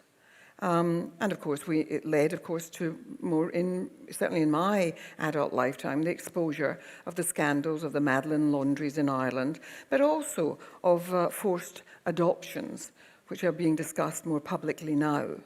Ways in which women were ill-treated then, going through a long a pregnancy and then the business of labour, feeling unsupported, and unsupported with the pain that they lived with afterwards. The business of putting a value on, for example, the business of chastity, when we know that historically that was all about women being seen as property, the producers of heirs to families or children who would work the farm or whatever, the ways in which there was a sense of male entitlement and a sense in which women played a secondary role, that women were property within that historic context, but somehow the lingering residual effects of that. The business of celibacy, when you look at it historically, that it was a property issue. It was about property and inheritance. Before that, priests were married, but it became the issue that how are we going to deal with it? It was about money. It wasn't God-given. And then that business of the suffering of gay men and women who brought up in the church and still wanting to be part of a community of religion and feeling there's no place for them within Catholicism. We've probably all got stories to tell. One of my cousins living in Ireland, tells the story of her son going off to university and then coming home and telling his parents that he was gay, and having been encouraged to do that by his brother, who said, one of the boys in our village said he saw you at some sort of entering a gay club or a gay student union event. And so it's all around the village. And so he said, tell mum and dad before it comes to them in another way. And so he did. And he goes to Mass that Sunday, as he always did, with his father. And the priest, seeing him in the congregation, gives a sermon suggesting that a terrible thing is happening in our universities. We send our children off to learn, and they're corrupted. And it was clearly being addressed to my cousin's son. And his father, a Catholic to his core, stood up and said to his son, we're not staying here to listen to this. And the two of them walked down the aisle and left the church. Can you think of the alienation that is created by that? The stories are many. And I remember as a child, brought up in a loving Catholic family, my mother being at the heart of the community and women coming to her who were in abusive marriages. But be going to the priest and being told that was your duty was to stay in it. And nothing being done about the conduct of the abusive husband. And the effect that had. And that when women were left and abandoned by abusive partners, that there could be no, however young they were, there could be no future for them if they wanted to remain Catholics. There could be no remarriage. And so when you see Boris Johnson so readily being able to marry again, he with his rackety background in terms of marriage and women and the production of offspring, it's rather wonderful that the church is so embracing of this prodigal son.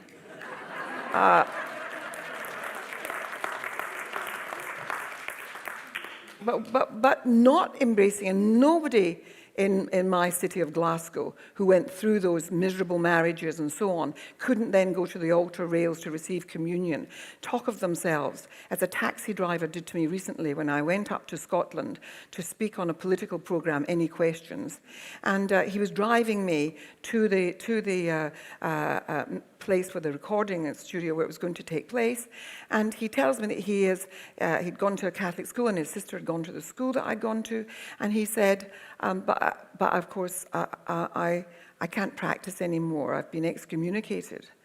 I said, Paul, who excommunicated you? And he said, well, my marriage failed when I was in my middle years, and a few years later I met someone at work and I married her, a Catholic girl, but of course she can't go to communion either because she's married a divorced man. The nonsense of this and the pain of this in the lives of people, and yet they can look and see that a certain class of people can somehow access a greater humanity and a greater understanding. And I'm told, when I raised this with seniority in the church, that this is available to anybody, because apparently Boris was never married in the Catholic Church before. Of course, if you're brought up in Glasgow, you tend to marry another Catholic in our communities. And so, Boris, of course, hadn't done that. And so his two previous marriages didn't count. So, it really leaves you with a real sense of distaste and a feeling that hypocrisy is what we're being fed. As you've heard, I now, as well as being a practitioner at the English Bar, I also run the International Bar Association's Institute of Human Rights as its director. And a piece of work was done, which we did with the Inter-American Commission of Human Rights, and it was about the persecution of homosexuals. It's particularly terrible in places, I have to tell you, where Britain colonized, because we introduced the law, the punitive law with regard to homosexuality. So if you look at Africa, Nigeria, Uganda, Kenya, and places where there's particularly hellish crime against people who are gay or suspected of being gay, where they can be mutilated, where they can be murdered, and the consequences are nil. There's impunity for this, and in the Caribbean. And so this piece of work was done. I mean, it then, of course, went on and other countries followed suit. But and that's not to say that there wasn't, of course, the moral repugnance was being expressed by religions about homosexuality.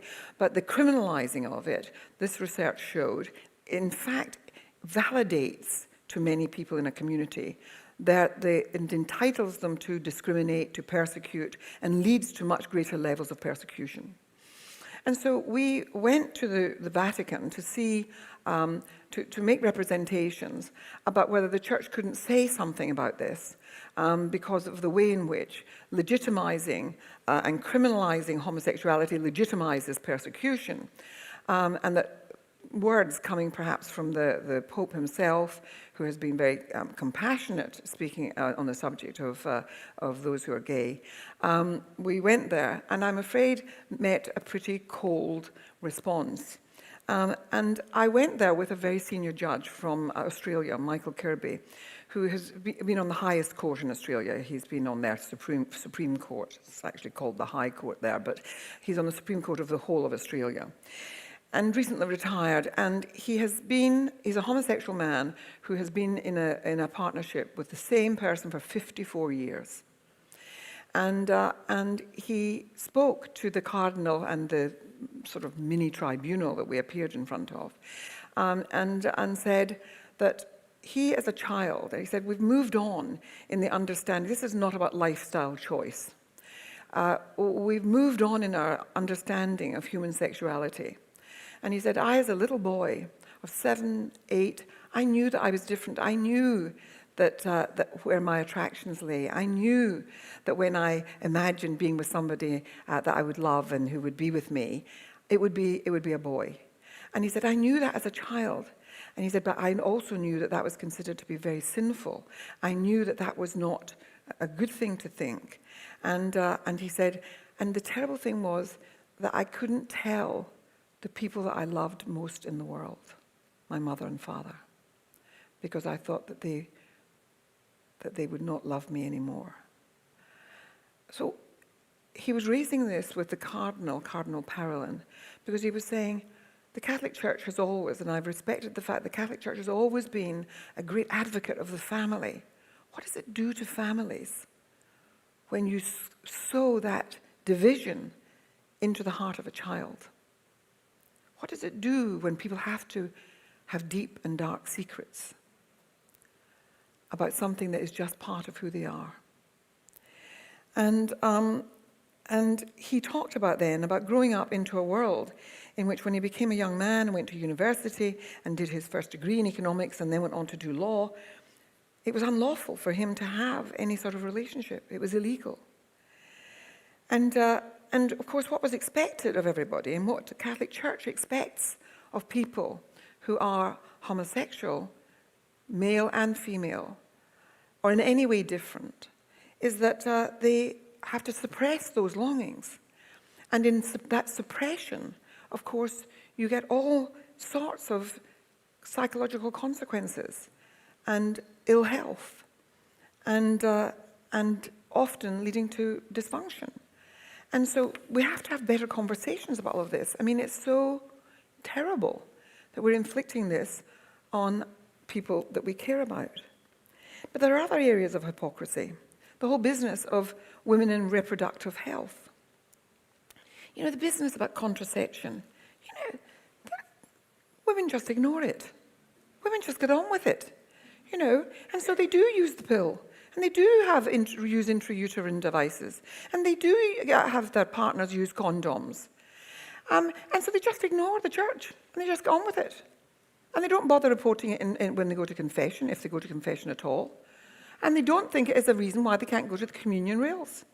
And so you end up feeding into people a way of a double think, which is, I'm a Catholic, but I just don't believe in those rules, those particular ones, because it's ridiculous on the life of a woman that she should be somehow working, the rhythm method or whatever it is that is being promulgated at the moment. I've lost count. I don't have to think about it anymore. Anyway, I don't have to think about it anymore. But all I have to say is that it is ridiculous. And of course gave rise to all those great Irish jokes about needing a Keeley band when you were going to be using the rhythm method. Anyway, and then the business, where I often my work would take, I'm now really an international lawyer, and it takes me to different parts of the world.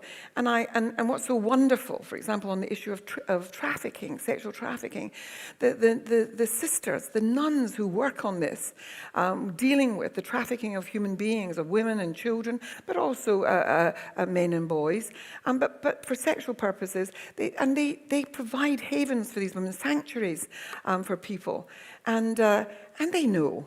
They know that if they want to have the confidence and trust of the women they're talking to, they can't be criticizing them for having terminated pregnancies that have been forced on them when they've been raped and become pregnant. They know that they can't do that.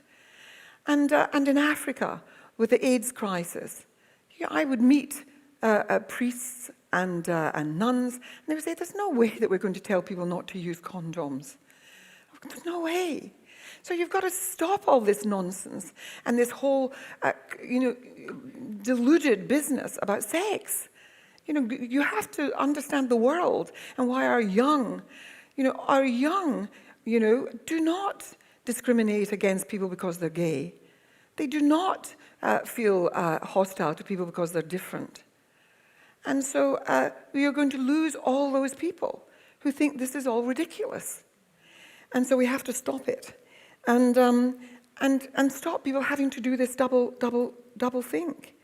And then, of course, we have the business. Let me just mention the business of IVF. So the Catholic Church's position would be that we know that the few cells that there are that come together and create a blastocyst might end up in creating with the fertilization of an egg and sperm, create the beginnings, the very, very initial beginnings of what well down a whole process might lead to life. But we also know many couples desperate to have a child who live in hope of having a child.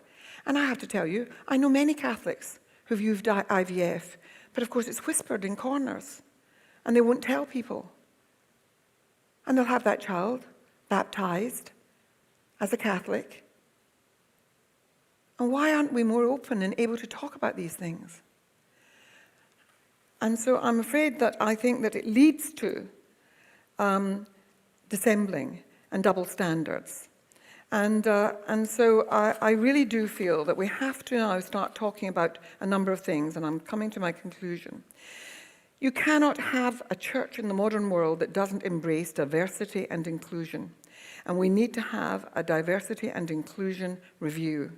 I conduct these things. I've just conducted one for the Royal College of Surgeons because of the fact that the leadership were all white, middle-class men, upper middle-class men of a certain age. And there wasn't a woman in the leadership. And so, there has been on one occasion, there had been a woman president, but suddenly they had an election of the council elects who it's to be. There's no woman there, although a woman did stand. But there was no person of colour there either. And so justice and fairness demands that we have to look at the systems and say, what is systemically wrong that makes those things possible? Well, the church should also be looking at what is systemically wrong. Because women in our church do a hell of a lot of the work. Actually, a lot of the work.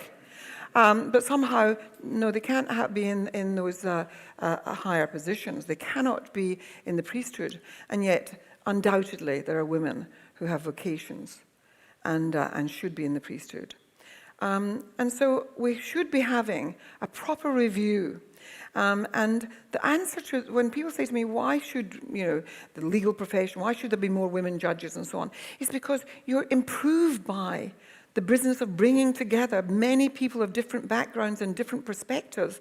And the reason why law in our systems has failed often is because we haven't had women in those senior judicial roles, in those senior positions in running professions and so on. You get better outcomes. McKinsey, the great sort of, management consultants and consultants to the world of business and finance, did a big report not very long ago saying the outcomes are hugely improved when you have diversity on your boards and in your senior management and your executive level and all through the workforce.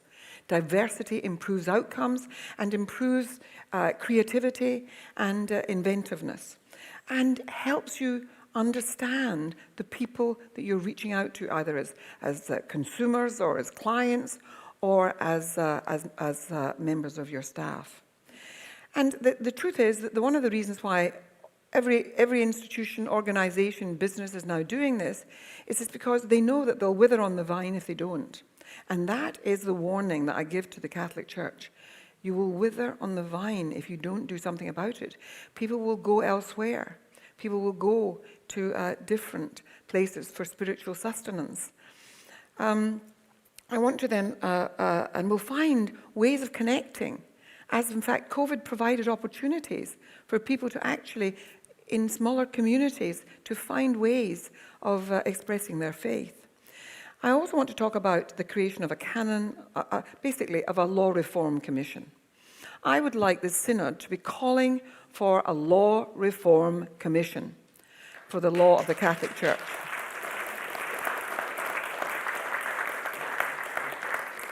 And I do want us all to know is that I was recently invited to do a piece of work for the Scottish Parliament. And it's to do with women, that women are saying that, that they feel that the law doesn't answer their problems, the ways in which in their, in public spaces and so on, that they're abused, that they feel fearful. The murder of young women, the young woman particularly, of course, in London recently, crossing the common, but by a policeman. Those crimes, it's not just at that grievous level. Women standing at a bus stop suddenly being berated by a man who sort of, feels that she isn't responding to his attentions, face this sort of thing where it starts off by being, well, who'd want to be interested in you anyway? And young women give these horrible accounts of the kind of abuse that they experience. And yet they're unaware, and the police seem to be unaware, that there is law that could be used to support them. And so we were asked to look at, the working group that I'm heading, look at, is there misogyny behind this? And of course, you get people who've studied Latin and Greek, and I happen to be one of them. And of course, the derivation was about hatred of something, hating women. This is not really, misogyny doesn't mean hating of women. It's a belief system that upholds the primary status of men and a sense of male entitlement, whilst at the same time subordinating women to lesser roles and diminishing their freedom and their power. And of course, it's conduct based on that we're actually looking at in this working group. But it's often unconscious. It can be conscious and it can be unconscious because we've been socialized to accept it. And so women as well as men can be socialized into accepting what is unacceptable. And I think that, of course, if you were to have asked my mother about having women priests, she would have been shocked. But the world is moving on, and women's place in the world, fortunately, is changing, and a recognition of the riches that come from real diversity, real equality, and real justice. So reform is possible, justice is possible, but we're going to have to do a whole lot of work, and we have to get the hierarchy within the church on side to do that work with us. Thank you.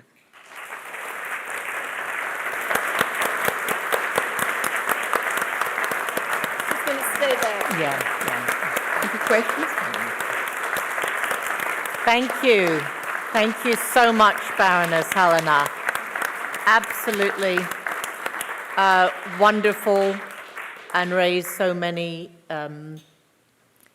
points that have to do with reform in the Catholic Church, but also how we look at what are human rights overall, and the role that human rights play in evaluating law in general. So thank you for that so much. I'm going to hand over now to Penelope and Sue, who are going to ask Baroness Helena lots of questions. Very good. We have 2 questions that have come in from the floor already, nicely typed for us so that we can read them clearly. They're from the members of a group we've only just got to know about. Very important.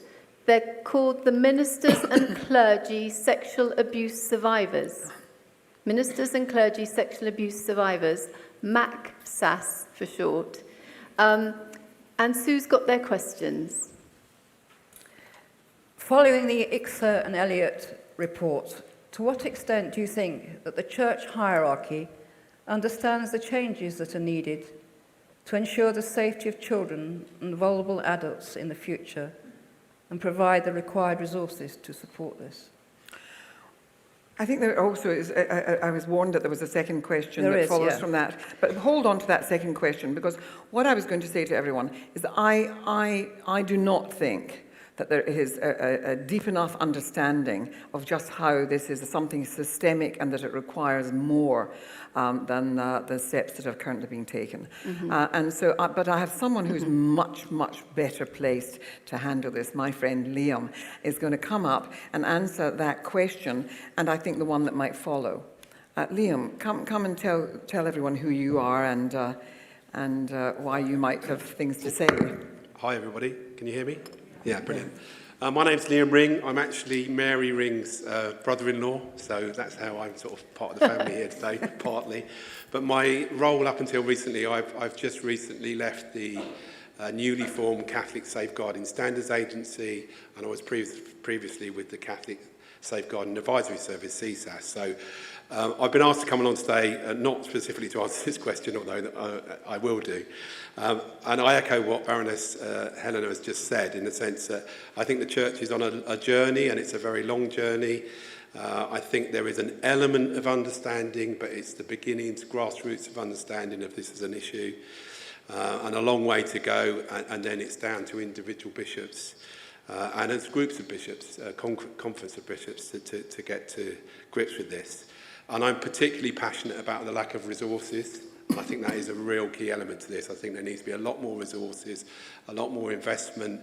And sadly, at a time of COVID, as we all know, all organisations and the churches know different say, well, money's tight.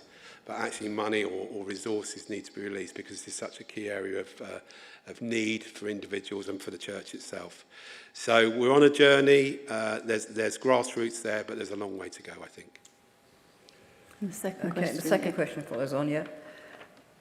Will the church hierarchy, Catholic church hierarchy, now ensure that appropriate redress is provided to victims and survivors of past abuse so that they feel justice is served and they can progress in obtaining healing? Okay, I immediately picked up on the word redress there. And when you say redress in the Catholic Church, people think money. And that's a key, really key, important thing. Well, what does redress mean? Redress means so much more than a financial, payout, settlement, whatever it is. There's so many other key aspects to this. So, will it happen? Will the church hierarchy now ensure the appropriate redress is provided? There's discussion of that going on nationally, and I think globally, and there's good examples in other areas of business in society where redress has been looked at, and Scottish example is a good one, where people who were abused in children's homes, whatever, they've looked at a system of redress for that. Again, it's very, very early stages. It's much really a discussion, an ongoing discussion in that one. So I think keep the pressure on, and hopefully, justice will prevail in time. But again, another journey for the church, which is not helpful. It'd be lovely to have a finite answer to that one. Thank you. Great, Liam. Thanks. Yeah. Okay, another question that's come in. We won't take too many more because actually it was just really brilliant listening to you, Helena. And we will end at the allotted time. I can't remember what that is, but we're keeping wonderfully to schedule. There's a hand at the back, an urgent hand. Okay. Oh, well, let me do this on one online because we have a few online. Has the Vatican, as a sovereign state, signed the Universal Declaration of Human Rights? I don't believe so. So is that another thing that perhaps we should add to our demands? Well, or have you been doing that for many, many years? I mean, the Catholic Church would say that that many of the things that contained in there are things that, of course, go to the heart of the belief system of the Catholic Church, and those, those expressions of the importance of human dignity and the value of every human being, and so on. And I like to believe that that is a truth that we hold on to, all of us as Catholics. My mother brought me up saying, no, you are no better than anybody else. But nobody else is better than you, was what she always added. I really would. I mean, for example, Synod, the Convention on the Ending Discrimination Against Women, the Catholic Church would not sign.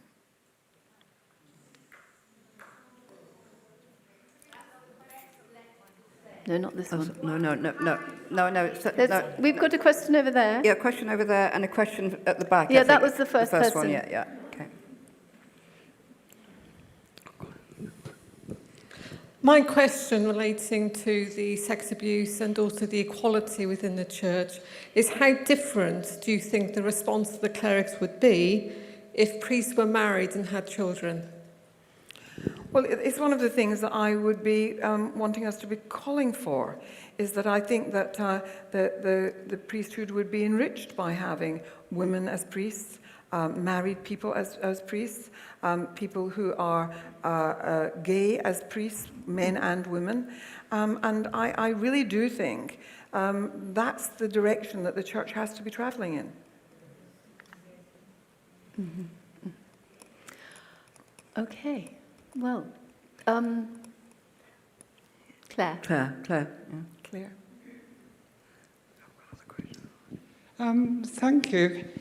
One area that concerns my field of work is the confusion, both in the church, which I talked about last Monday night, and the law around trans issues, and in particular, the law which started with the Ashley versus Falwell case, which led on to a lot of problems, but more recently, I think in the Court of Appeal, was the issue of puberty blockers for trans teenagers, which I think was ruled on last December.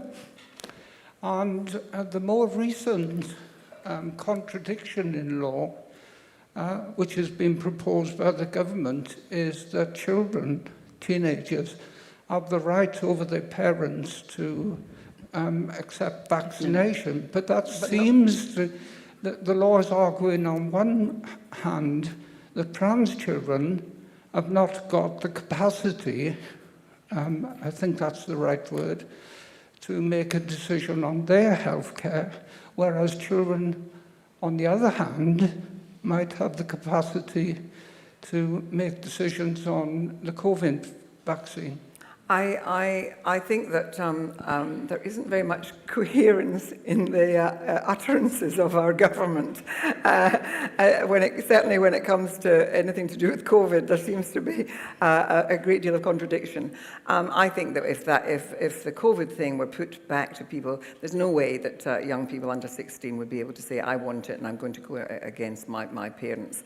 I think it would only be possible with parental consent because of the very decision that you refer to, which is that under 16 people shouldn't be making the decision themselves, and also that a sense that anything medical which may have long-term consequences that are still not being, we still don't know enough about, there should be great caution about administering them to children.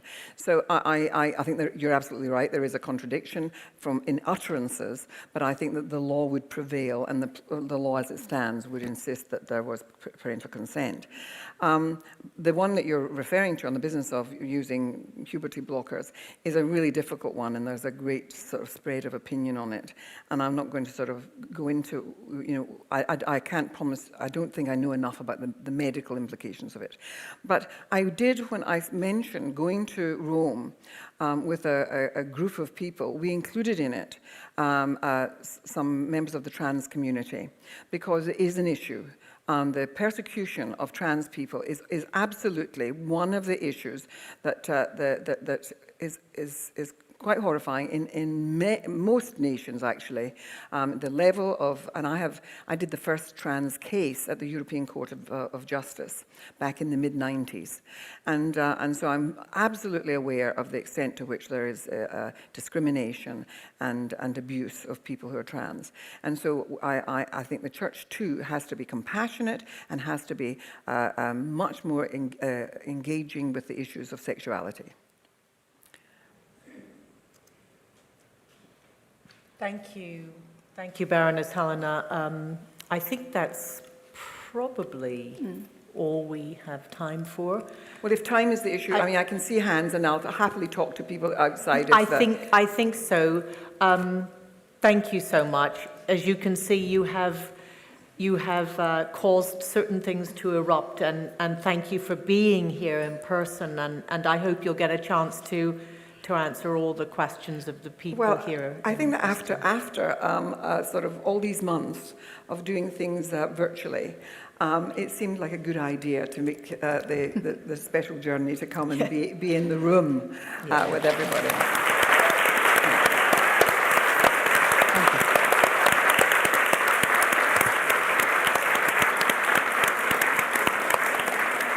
And now we have a sort of a change of mood, and particularly a change of mood music for the moment as we reflect on what we've just heard, because one of the core members of the Bruton Branch team, Carrie Poole, is coming up to sing a song, Bread and Roses.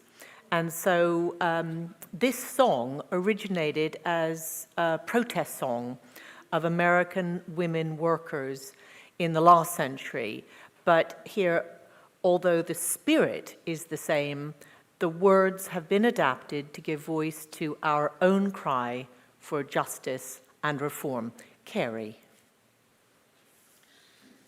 As we go marching, marching in the beauty of the day, a million empty churches, vocations cast away, could be brighter with the radiance that a woman's call discloses, if the church would hear us singing, bread and roses, bread and roses. As we come marching, marching, we march for all genders too, for we are all Christ's body, and together are made new. Our baptismal calls are lesser, as the Vatican supposes, hot stuff as well as spirits. Give us bread, but give us roses. As we come marching, marching, we march for the wounded too, the hurt and the rejected. We must build our church anew, for all the pain that's gone before and all the truth exposes. We cry for justice and for peace, as we cry for bread and roses.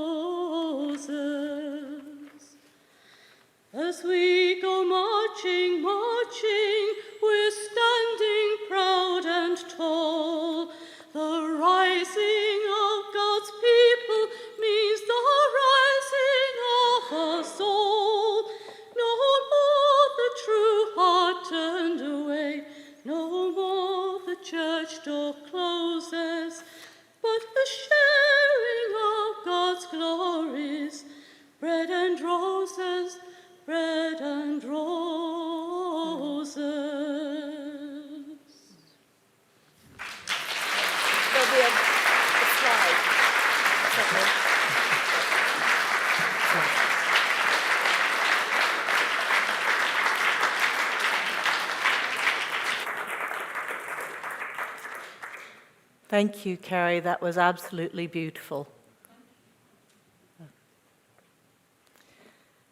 And now we have just a moment before we go on to our next speaker. And we're in for a treat. We have live with us online James Carroll. And James Carroll was born and raised in America, and he studied to master's level, and he followed his vocation to become a Roman Catholic priest. And he was ordained in 1969. He served as Catholic chaplain at Boston University, during which time he wrote passionately against the Vietnam War. But he left the priesthood with disillusionment with the church to become a writer. And his works are deeply thoughtful and incisive. In 2001, he wrote a book, Constantine's Sword, about Christian anti-Semitism. And his most recent book, The Truth at the Heart of the Lie, is a deeply personal exploration of what he says has broken the modern Catholic Church. James, we look forward to hearing from you on the future church is a choice.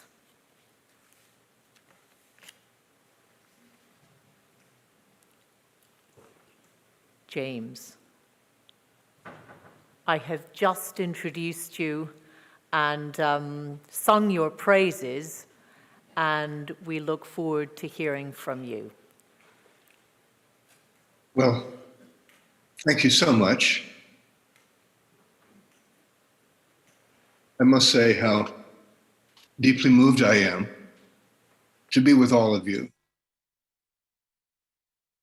But today, on this solemn 20th anniversary,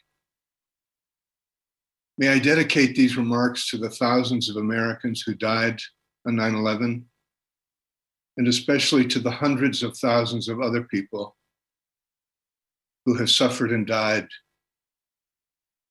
in the riptide of America's misbegotten response to those attacks.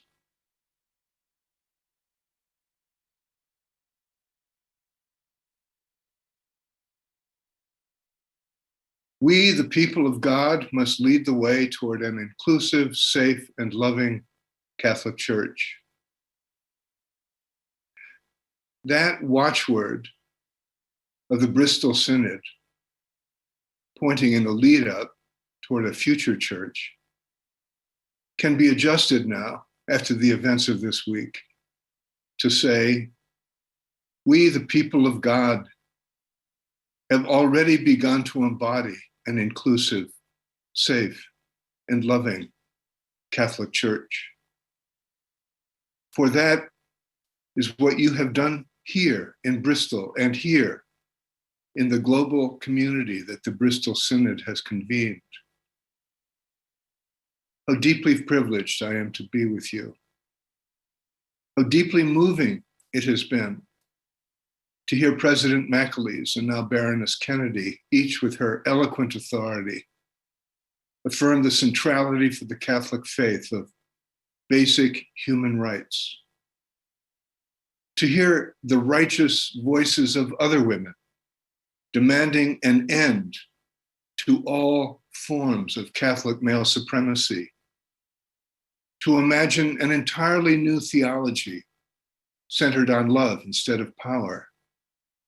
To reject all forms of hierarchy and clericalism that have across decades led church authorities, popes and bishops alike, to protect predator priests instead of their victims. No to Catholic deceit. No to Catholic contempt for women. No to the Catholic addiction to power. But even more powerfully this week, Yes, to a reformed liturgical ministry. Yes, to a new diversity. Yes, to women in leadership today, as in the early church. Yes, to a reimagined moral theology. Yes, to a revolution in understandings of authority. Yes, to a faith that moves from the inner room and its healing presence of the Spirit of Jesus Christ out into the streets of the broken world. A faith that carries the gospel message of love and hope and a resolute determination to build the human future. In Bristol this week, that faith is alive, and that inclusive, safe, and loving Catholic Church is here. So let me begin by saluting you all and thanking you especially for your clarity and coherence in the phrase of President McAleese. I have myself been privileged to have been on this journey with you across these many months. Catherine Salmon, Pamela Perry, Penelope Middlebow, Colm Holmes, Sue Williamson, Mary Ring, you and the community you have gathered have renewed my own Catholic faith. You have given me an example of loving resistance that shores up my own determination to be a Catholic in the way that you are Catholic. This synod now presents to the Church its resounding call to action, the Bristol text. You have all contributed to it, and women and men throughout the broader Church will receive it as a gift.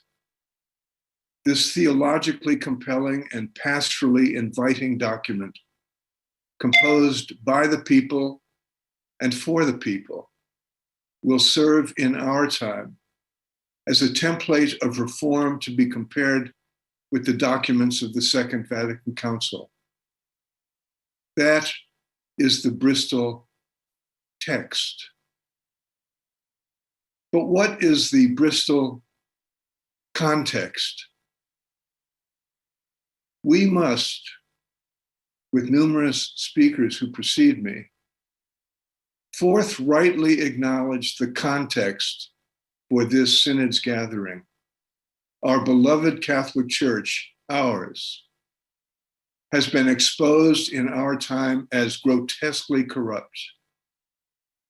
As the Holocaust laid bare the ancient sin of Christian anti-Semitism, the Catholic sex abuse in all its facets has laid bare a deformed gene in the DNA of our church, one that despoils all matters having to do with sexuality, pollutes relations between men and women, scapegoats gay people, and underwrites, despite all claims to virtue, an ongoing Catholic alliance with despotism.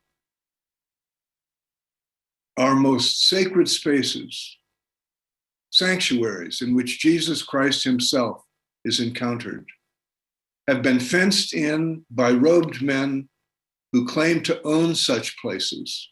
And if we behave, they might let us visit once in a while. They tell us to kneel before God, but really we are expected to kneel before them. The gates of heaven have been captured by clerics who will open them to us only if we grovel in guilt and shame. With the world desperately in need of a new defensive constitutional democracy, our Catholic Church clings to an ideology of empire. With women and girls at risk for discrimination and violence and murder across the globe and across cultures, our Catholic Church promotes the denigration of females as the will of God. the deformed gene in our church's DNA is, above all, patriarchal misogyny. With the coming of good Pope Francis, we saw the possibility of a new beginning for the faith of our mothers and fathers. But His Holiness was soon shown, despite his large heart and benign intentions, to be a maestro, in the phrase of President McAleese, of the exasperating U-turn. When he was shown to be imprisoned by the institutional sclerosis of male supremacist clericalism, we saw the depth of Catholic corruption for what it actually is. Francis was a pope beyond our hopes, yet he is as defensive of imperial Catholicism as any reactionary. The depravity runs that deep. The truth will set you free, yes, but first it will break your heart. And yes, we are heartbroken. The despair which President McAleese spoke so movingly. All of that, my friends, is part of the context that lies behind the Bristol text. But there is more. The Bristol text, this Bristol Synod, has come about because broken-hearted human beings are capable of doing more than grieving and raging and walking away. The decision to walk away from the Catholic Church, or even from belief as such, is one made in the deepest recesses of conscience and personal autonomy. Given the ways the corruptions of the clerical hierarchy have been laid bare, how can such exit choices made by many Catholics not be respected? I have drawn close to making them myself, and so have many of you, I am certain. But perhaps the most significant aspect of the context for the Bristol text is that you, many of you at least, have until now made a different decision. Why? Is it because you sensed that simply to leave the church is to leave its worst impulses unchallenged and its better ones unsupported? The astounding generosity with which the broader world welcomed the large-hearted esprit of Pope Francis early in his pontificate showed the depth of an ongoing human longing for images of transcendence. For at bottom, that is what our religion is called to be. The faith is a set of words for what remains inexpressible, a language for what we cannot say, a way of drawing near to the innermost reality of life and giving it a name: God. Yes, we believe in God. There, I said it. Like every word, our Catholic word falls short of what it means to say. Like every human institution, our Catholic institution has a built-in tendency to betray itself. And that in turn always reminds us that our church, despite its tendency to claim otherwise, is not God. Yet because longing for what is not quite here defines us, we refuse to give up on this particular way of keeping that longing alive. And in the arrival of Pope Francis, most of a decade ago, did we not sense that we are right in that refusal? In Pope Francis could be glimpsed, not only by Catholics, but by a vast population beyond the church, the possibility of recovery from the contemporary shattering of multiple structures, not just of authority, but of intelligibility. Even as a self-acknowledged flawed person, Francis upheld the common decency that is essential to democratic liberalism. And he renewed the conviction that the core virtues of Western culture are worth defending. Francis reminded the world that the human project has always been one of self-surpassing, the very definition of human hope. He made hope seem real again. At the most practical level, a reformed, enlightened, hopeful Catholic Church is essential to the thriving, even to the survival of the human species. The climate crisis makes the point, but so does the increasing threat of nuclear proliferation. And then almost equally pressing, there is the plague of global inequality. Urgent change on these questions is a matter of moving small weights from one plate of the scale to the other, so that the balance can be shifted toward justice and peace.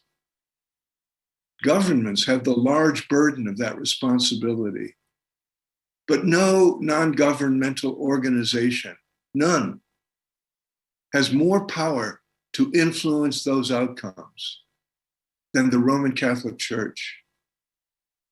Pope Francis at his best has made that clear.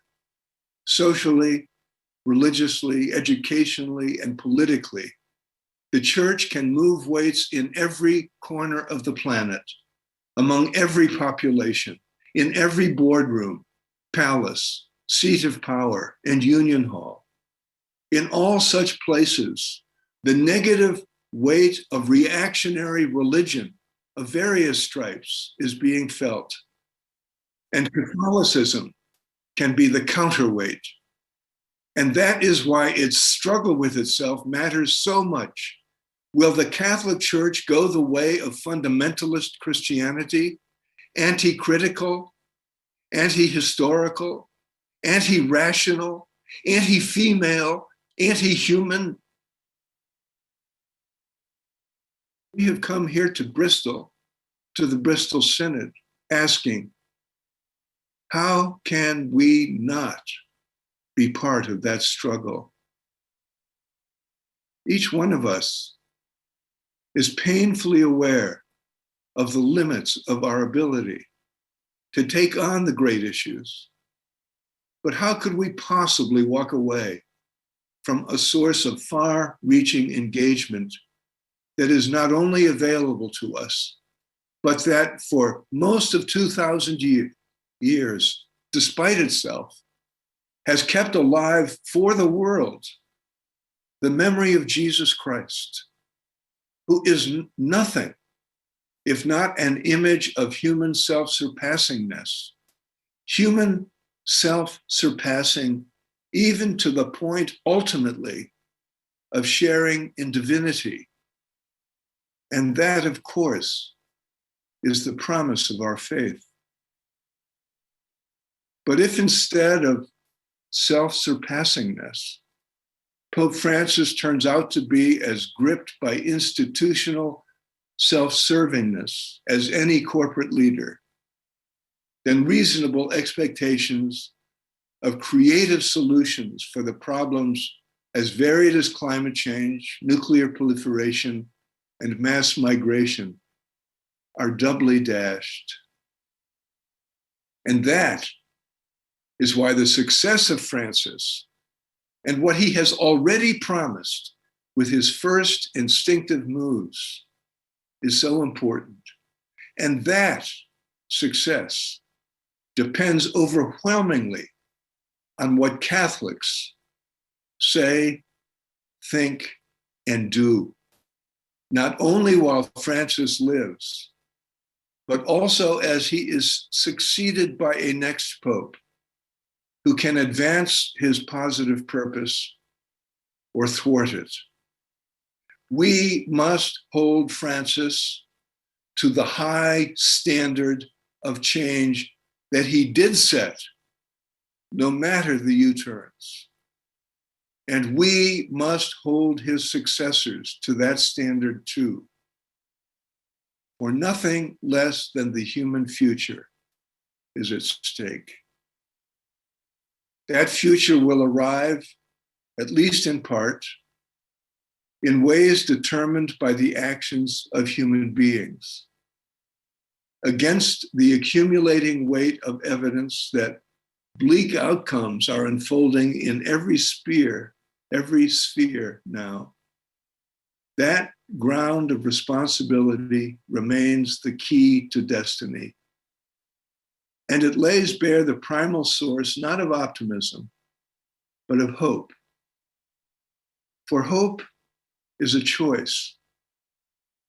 And the future church, as the servant of that hope, is itself a choice. The Bristol Synod invites the choice for hope.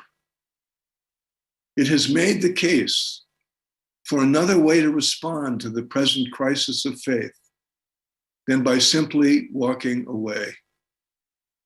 The Bristol Synod has reclaimed the Vatican II insistence that the church is the people of God, period.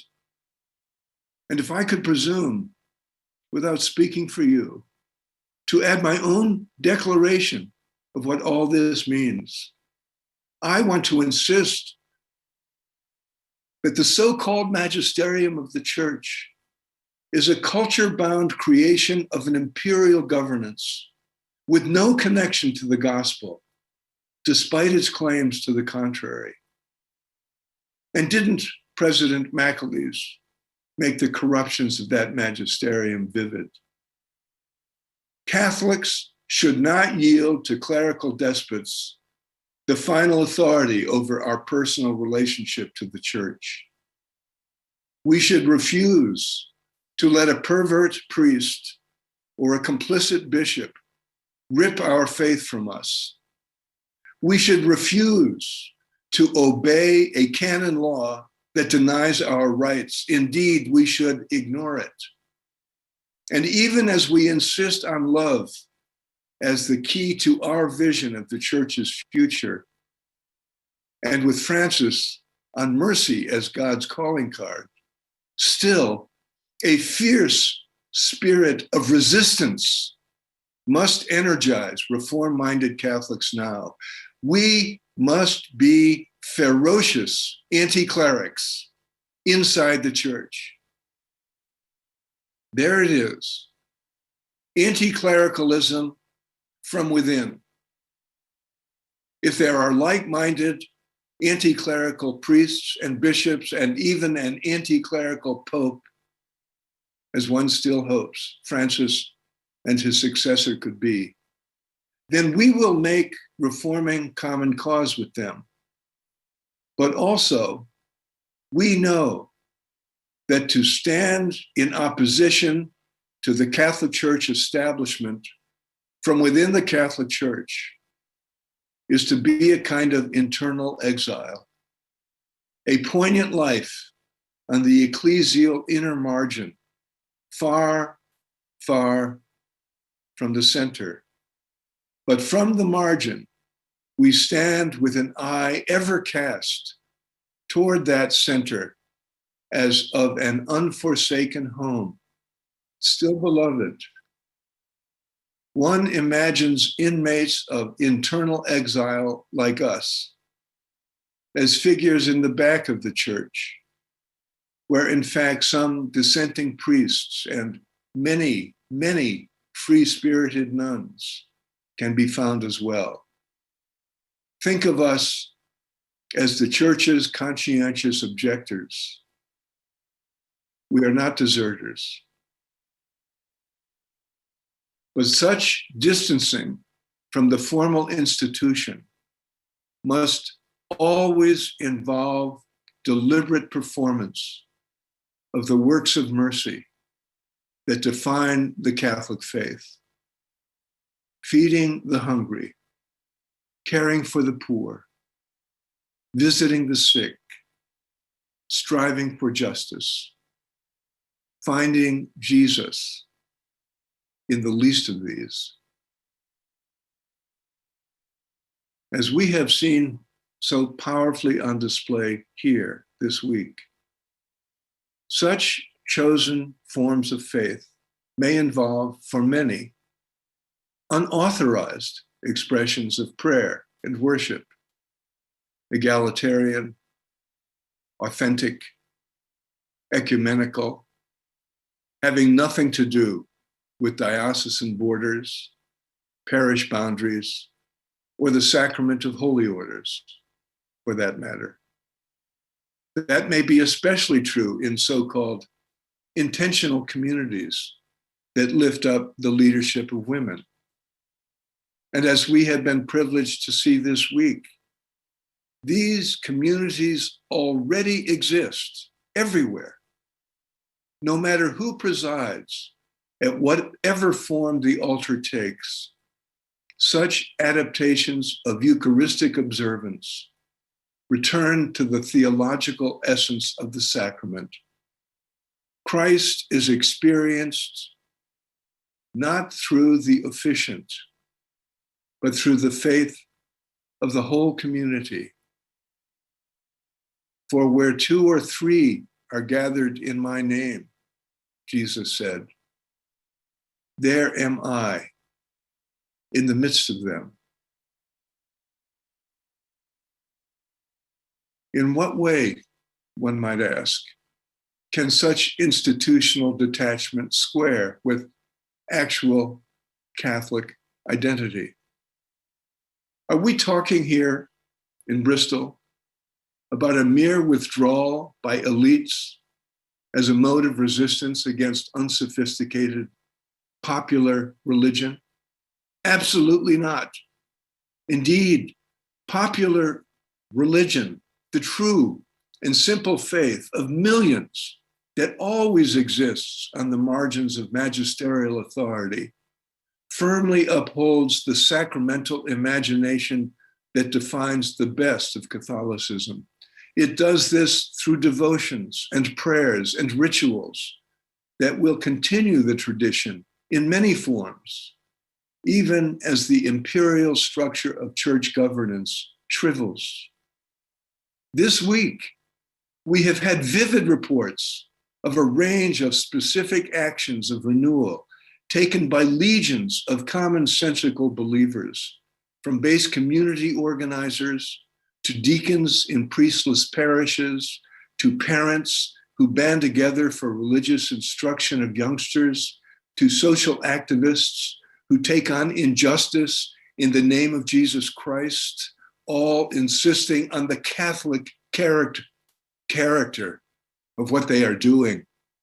We have heard from practitioners of exactly these forms of Catholic faith, the Catholic women's ordination movement, a call to action, Hildegard House, Women's Wisdom in the Church, Australasian Catholic Coalitions for Church Reform, We Are Church Austria, the Indian Christian Women's Movement, the global network of Rainbow Catholics, and on and on.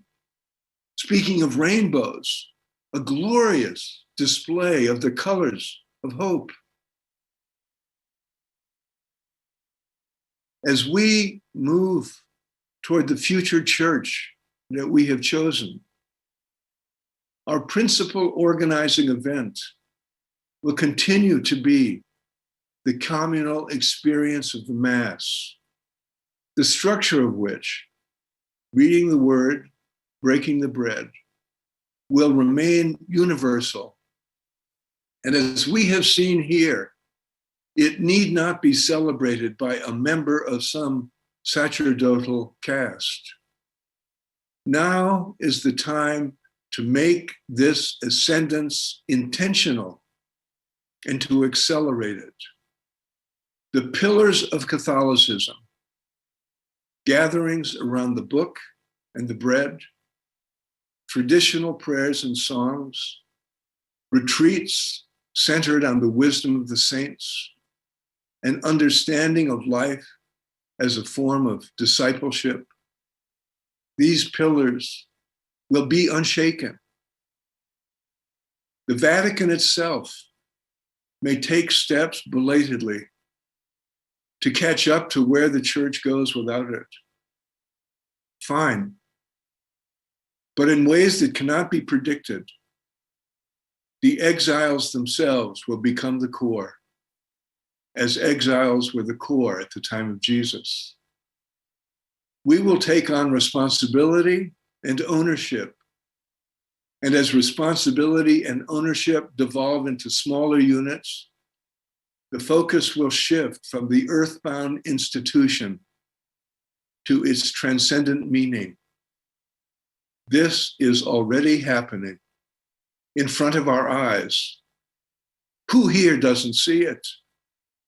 Tens of millions of moral decisions and personal actions are being informed by the choice to be Catholics on our own terms, untethered from a rotted ancient scaffolding. And the choice comes with no asterisk. We will be Catholics, full stop. We do not need anyone's permission. As anti-clerical Catholics, we will simply refuse to accept that the business as usual attitudes of most priests and bishops should extend to us. No. The future will come to us invisibly, frame by frame, as it always does. Comprehensible only when run together and projected retrospectively at some distant moment. But the future is coming. 100 years from now, there will be a Catholic Church. Count on it. If, down through the ages, it was appropriate for the Church to take on the political structures of the broader culture, imperial Rome, feudal Europe, then why shouldn't Catholicism now absorb the ethos and form of liberal democracy? This may not be inevitable, but it is more than possible. The church that is coming into being with the Bristol Synod will be governed by lay people, although the verb govern may apply less than serve. There will be leaders who gather communities in worship, and because the tradition is rich, striking chords deep in human history, such sacramental enablers may well be known as priests. They will include women and married people. They will be ontologically equal to everyone else. They will not owe fealty to a feudal superior. Catholic schools and universities will continue to submit faith to reason and vice versa. Catholic hospitals will be a crucial part of the global healthcare infrastructure. Catholic religious orders of men and women, some voluntarily celibate, will continue to protect and enshrine the varieties of contemplative practice and the social gospel. Jesuits and Dominicans Benedictines and Franciscans, the Catholic worker movement, and other communities of liberation theology. All of these will survive in as yet unimagined forms. The church will be fully alive at the local level, even if the faith is practiced more in living rooms than in basilicas. And the church will still have a worldwide reach with some kind of organizing center, perhaps even in Rome, for old time's sake. But that center will be protected from Catholic triumphalism by being openly engaged with other Christian denominations. The ecumenical movement, the Vatican II project of Christian reunion, will be fulfilled. The view ahead from Bristol shows that the church, whatever else it may be, will be the community of memory, keeping alive the story of Jesus Christ. The church is an in the flesh connection to him, or it is nothing. Therefore, the church will imitate the Prince of Peace, standing with the dispossessed and against weapons. With Jesus, the church will accompany suffering to change suffering's meaning. Without platitudes, the church will offer trustworthy consolation at the time of death. The church will uphold the hope that humanity will continually surpass itself until it finds its truest home, the opposite of exile, in the fulfillment of a purposeful history, a final recognition of the Creator's blessing, never lost. And the church will be still the fellowship, to repeat the definition given at the very beginning of the Jesus movement, of those that loved him at the first and did not let go of their affection for him. Yet the larger point will be, won't it, that he, faithful and true, did not let go despite everything of his affection for us.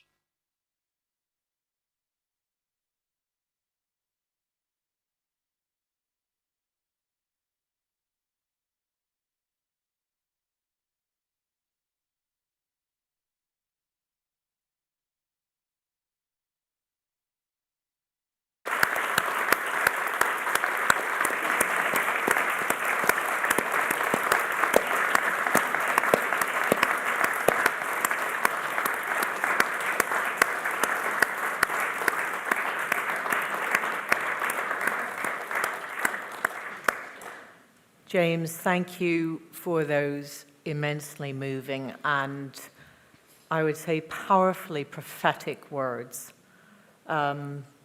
Just so strong, and you're unable to have heard the silence in the centre here in Bristol, where there was a type of listening that meant your words were going in.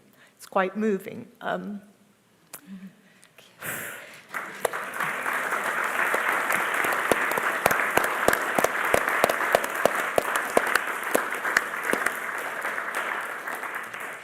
Thank you so much. You really painted a picture of the idolatry, the widespread idolatry going on in the church that has even infected Pope Francis.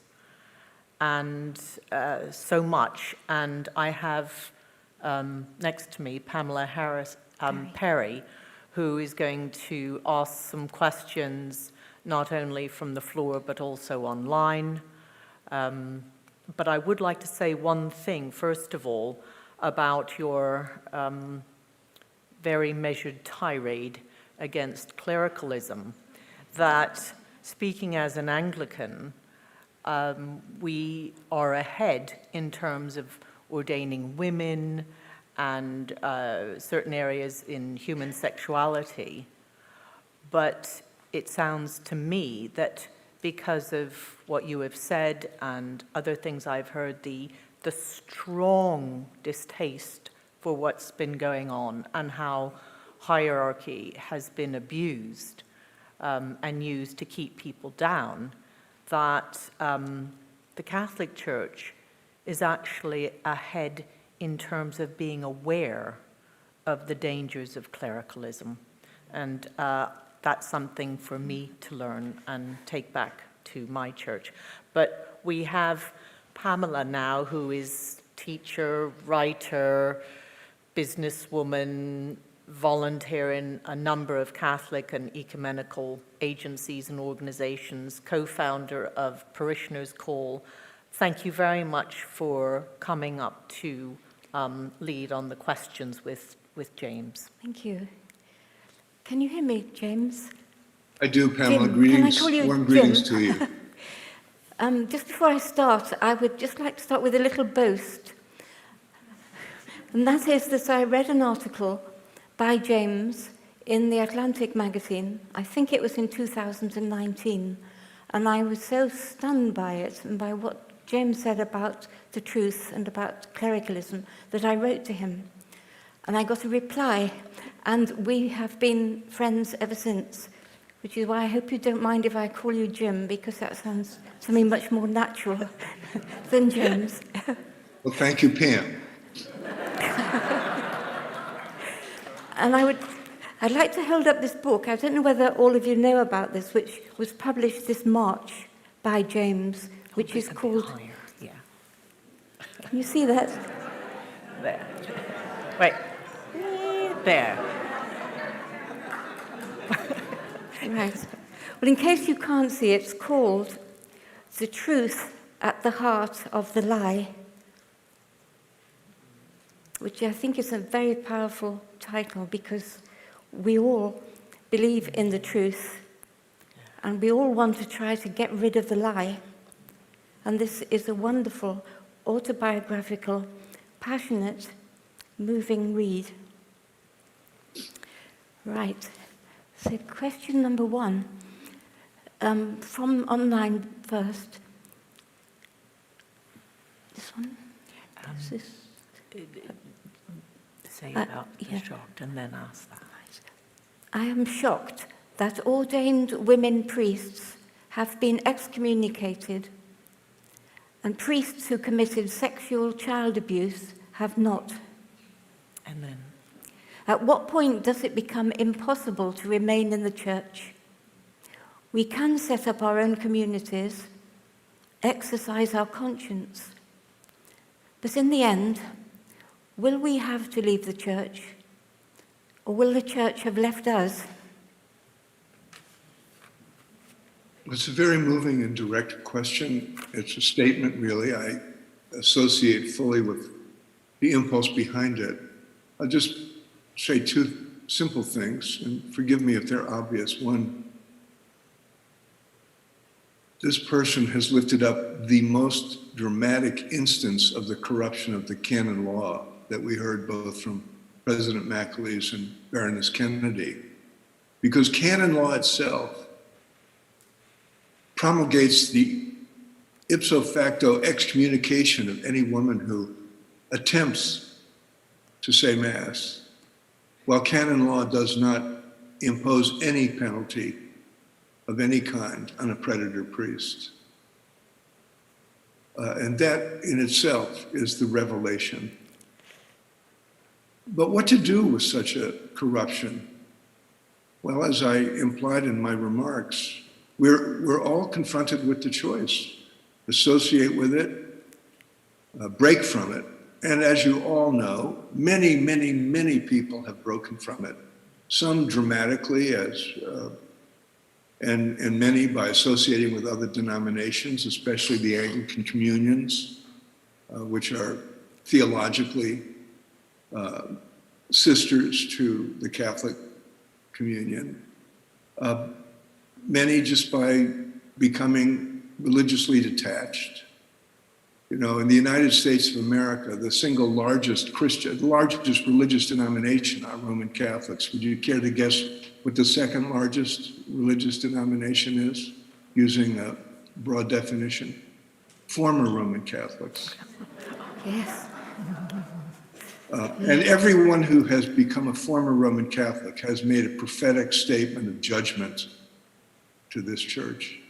Well, lots of us, including lots of people here, have made a different decision. We're staying with it. I made my remarks in the shadow of the events of 9/11. I'm an American. I'm fully aware of the violence, chaos, and destruction that has been wreaked in the name of my country, by my country, over these 20 years. I'm an American exactly in the way I am a Catholic. I find the lies abounding, but I also am fully in connection with the core truth at the heart of my nation, which has lifted up an ideal of liberal democracy for centuries. And I'm faithful to it, but I'm in resistance to it at the same time. And in the way that I'm an American, I'm a Catholic, faithful, desperately trying to be faithful to the truth of the gospel and to the tradition that has made it available, even while denouncing the lie that has so sullied that truth. The questioner put the dilemma before us quite directly, and everyone, this is the work we're all doing in the inner room, if you will, of our conscience.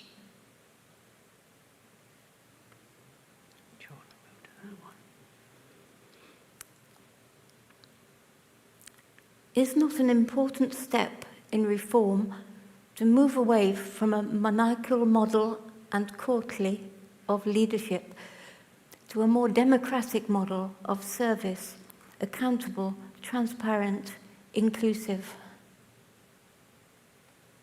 Well, you know, that's also a very important point to be lifted up again and again. You know, we talk about democracy as if, well, you know, Catholic liberals like myself have been dismissed for decades as, oh, well, they just want democracy, but the church isn't a democracy. And people assert that as if that's the end of the discussion. But what do we mean by democracy?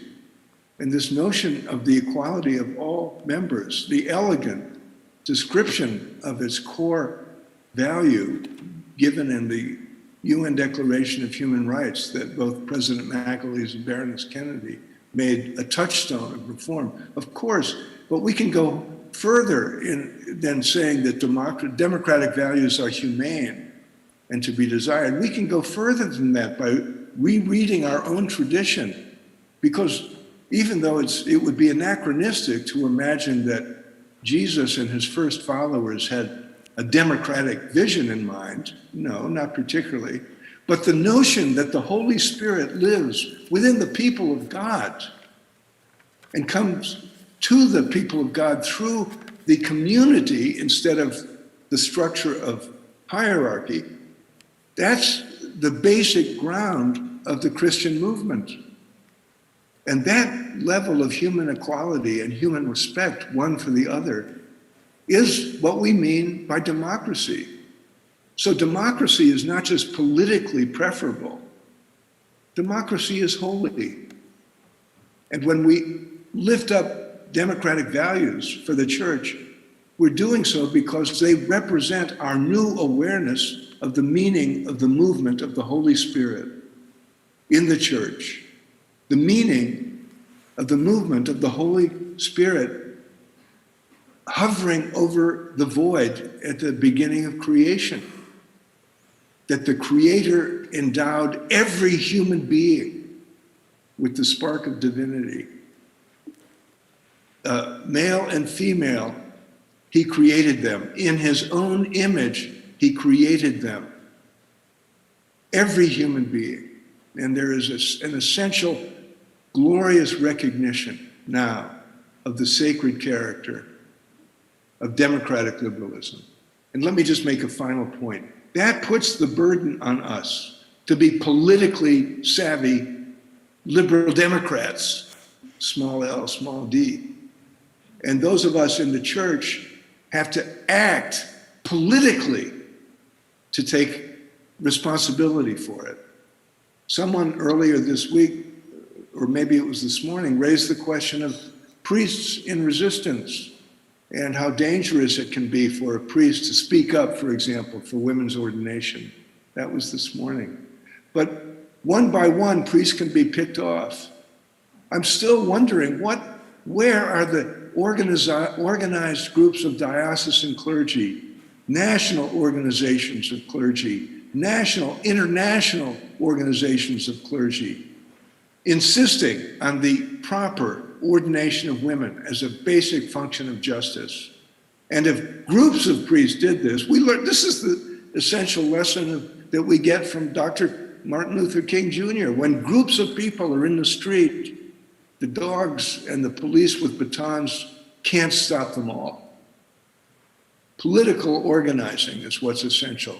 Well, I don't want to sully the image of the Bristol Synod, but this is an act of political organizing at its very best. And that's, of course, what makes it holy. Yes, beautifully, yes.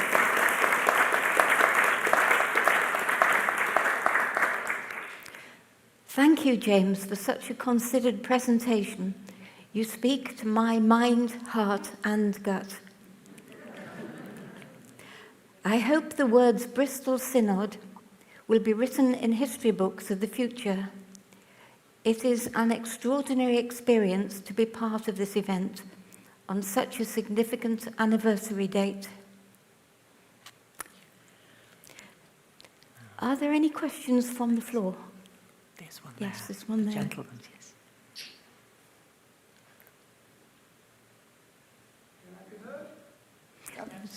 Okay. Oh, thank you very much. Forgive me. We are outsiders, Catholics. What do I do? I don't know where it is. Yep. Thank you very much. Thank you. We outsiders will continue to be Catholics. We've all been formed in Catholic schools, probably all of us here, by Catholic teachers, some of them rather rebellious, and other teachers. What will the root and branch, or the future you envisage, what will we do to create future teachers? Have we tried, have we missed the boat? Where are the undergraduates in root and branch? We all know how many of our children have left the church. How are we going to form the future teachers?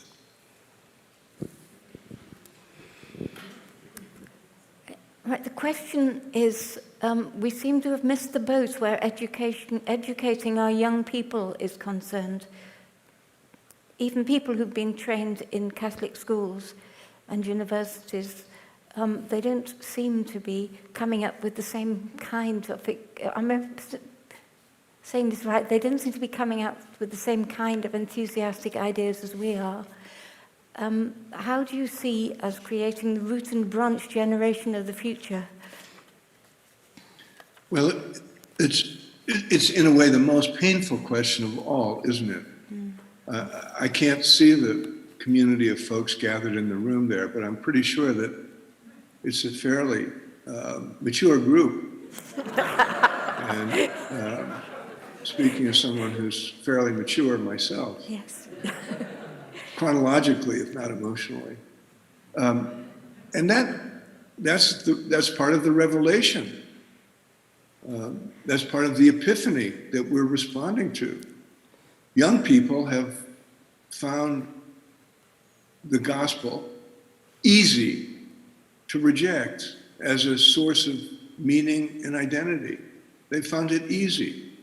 And for many, many young people, Catholic education has been a kind of form of abuse.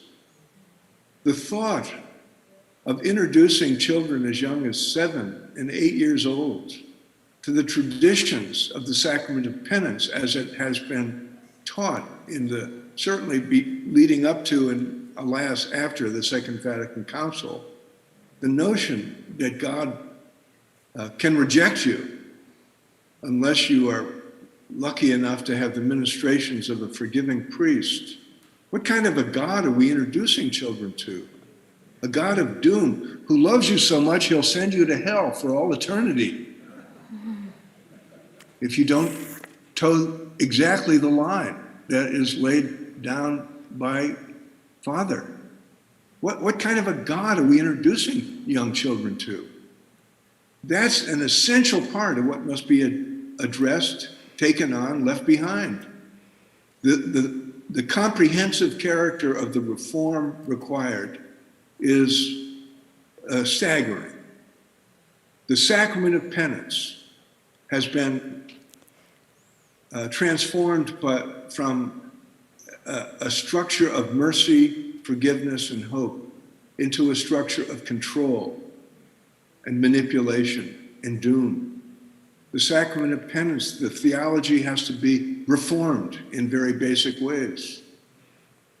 Let me just say, however, having myself experienced the exhilarating, life-giving character of the gospel when it comes to us as it was presented in and by Jesus, I'm confident that if we can find ways to recapture that spirit of the gospel, the quality of it, the call to generosity and service embedded in it, the preference of love over power, those are messages that the world is desperate to hear. And all we Catholics have to do is get out of the way from them and let the voice of Jesus Christ come through loud and clear, the way it has again and again down through the centuries. Christians, Catholics have been through moments like this before and have recovered the core meaning of the church. And that can, I firmly believe that can happen again. Thank you.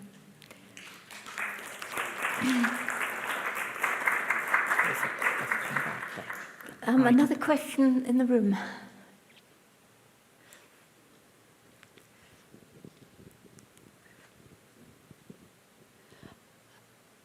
Just a question, a thought, a reflection. As a convert to Catholicism, I just have a question about the very word Catholic, which was, it seems to me, never meant to be a denomination, but a description of a universal family of brothers and sisters of Jesus Christ, a universal community. And as Jesus says in John's Gospel, may they be one as we are one, that the world might believe.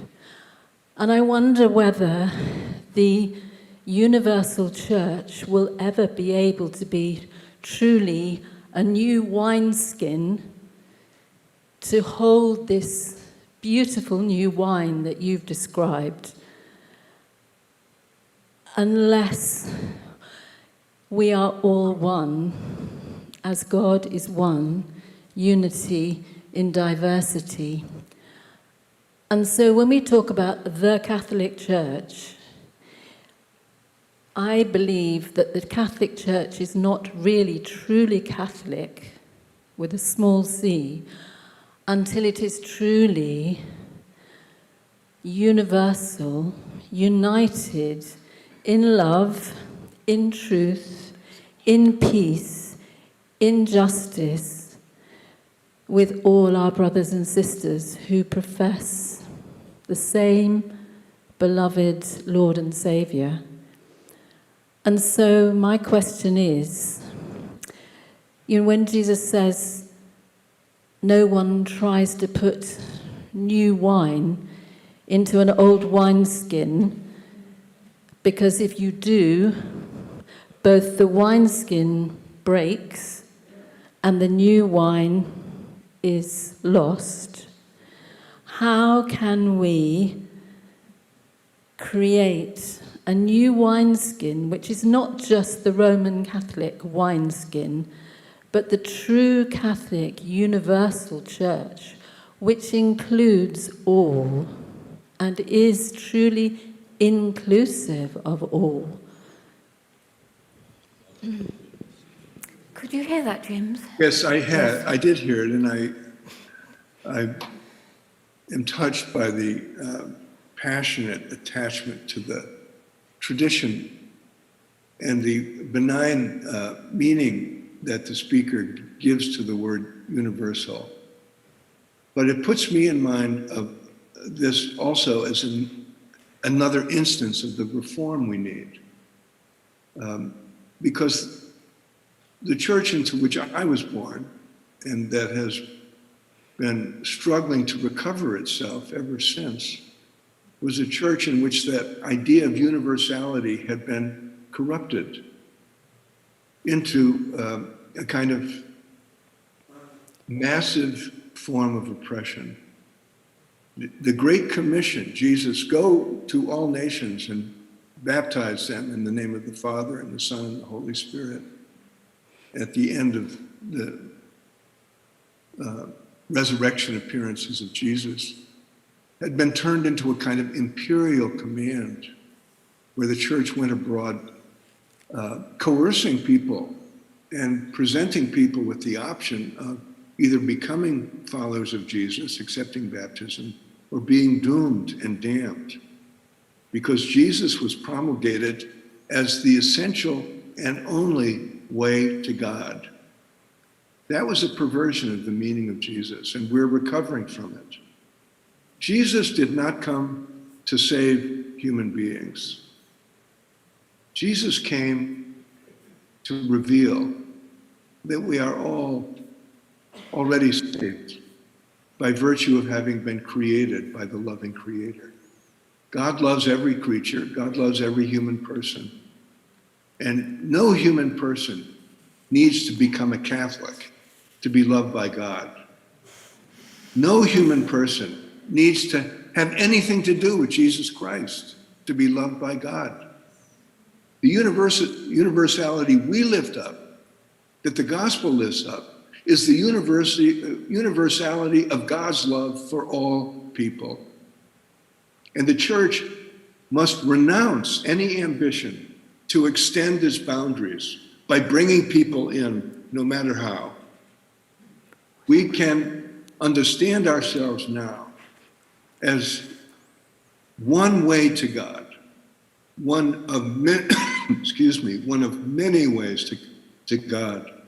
And the opening in Catholic tradition for this came with the Vatican Council, which affirmed the ongoing validity of the Jewish way to God in Nostra Aetate. God has not broken God's covenant with the Jewish people. That's the Vatican Council. Jews do not need Jesus to go to God. That's the opening. Buddhists do not need Jesus to go to God. Hello, atheists do not need Jesus or faith in God to be beloved by the one who created them. Atheists, as opposed to theists, are all creatures of the one loving God as we perceive it. But we fully respect every human being's right to perceive it differently. Because, and this is another element of our reform, we do not own the truth. We are all on the way to the truth. We are the pilgrim people. We are not people who have been given the keys to the kingdom. These are very deep notes in the tradition that must be reformed. And most of these so-called theologies, frankly, have been at the service of the power of the hierarchs. The reason the theology of needing Jesus to get to God took hold in the Catholic imagination was because it was a key to the power the popes were claiming over kings. And popes were able to excommunicate kings, threatening them with eternal damnation, because that was the God that was being preached for the sake of power, not for the sake of the gospel. So again and again, the Bristol Synod is putting its finger on key questions that must be looked at afresh. And they go deep into the tradition. It's true. But we're being forced by history to do this work. And I welcome these basic and important key questions that keep coming up.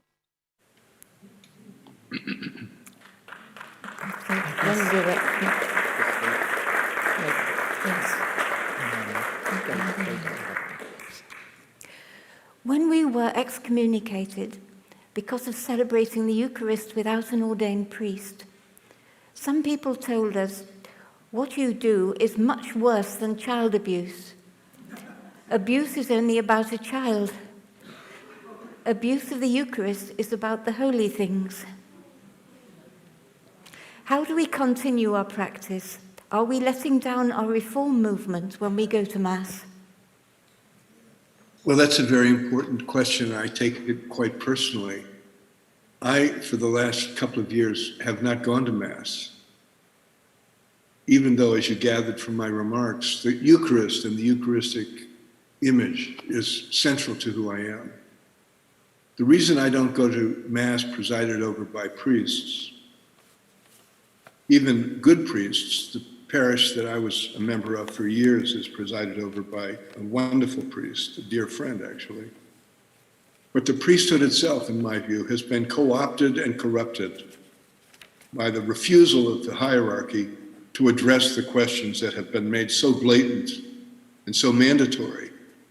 And when the hierarchy, year after year, decade after decade, refuses to address these essential questions of integrity and justice, essentially involving sexuality and the place of women, then I have been waiting for priests themselves, many of whom share these very same critiques, to do something about it.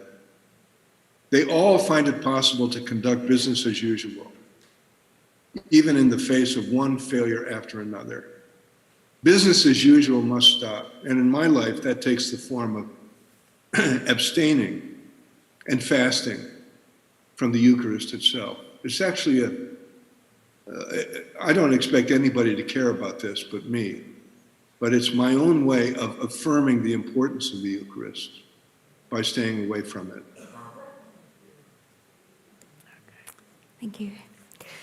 Shall we ask the tablet to publish the transcript of the brilliant talks we have experienced this week at the Root and Branch Synod and offer to cover the cost? I would pledge £100 towards this. I don't know that that's a question. That's the end. Well, thank you very much, Jim. I'm sorry you couldn't be here in person because of the pandemic. That was a great disappointment, but nevertheless, it's been absolutely wonderful to have you with us online. Thank you. Well, let me just remind you, Pam, and tell our friends how much I was really looking forward to it. My wife, Leksha, and I had planned coming to England months ago, and we went through the circles of hell around COVID together as we finally recognized that prudence required us not to imagine being there in person. And little did we imagine that the virus itself would continue to haunt us the way it does. But I have to take this moment to just conclude by saying again what I said at the start. You all have revivified my faith. If you're going to be in exile, it's really important to find and be in the presence of your fellow exiles. And that's how I feel about you all. You don't have to associate with the idea of exile if you don't want to, but that's who we are to me. And I'm less lonely, I'm less frightened, I'm less discouraged. I've even tempered my anger, which is kind of a relief too, because your witness of generosity, compassion for the institution itself, you're reaching out to members of the church establishment the way you do, all very moving to me. And I've learned so much from you. My idea of the church is changed because of you. So I know this is the beginning of a journey, not anything like the end of it, and I look forward to continuing it with you. And know that you have an advocate, may I even say a disciple, of the Bristol Synod in Boston, Massachusetts. Thank you all so much.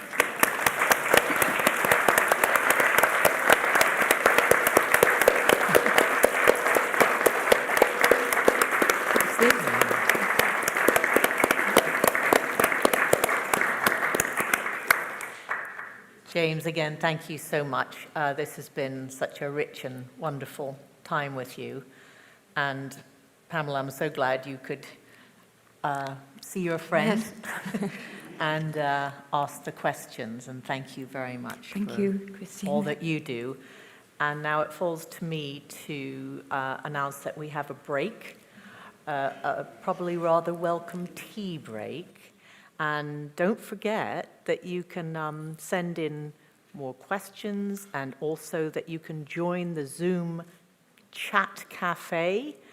That it's down at the bottom of the page where it's about it says auditorium page in the Root and Branch online website.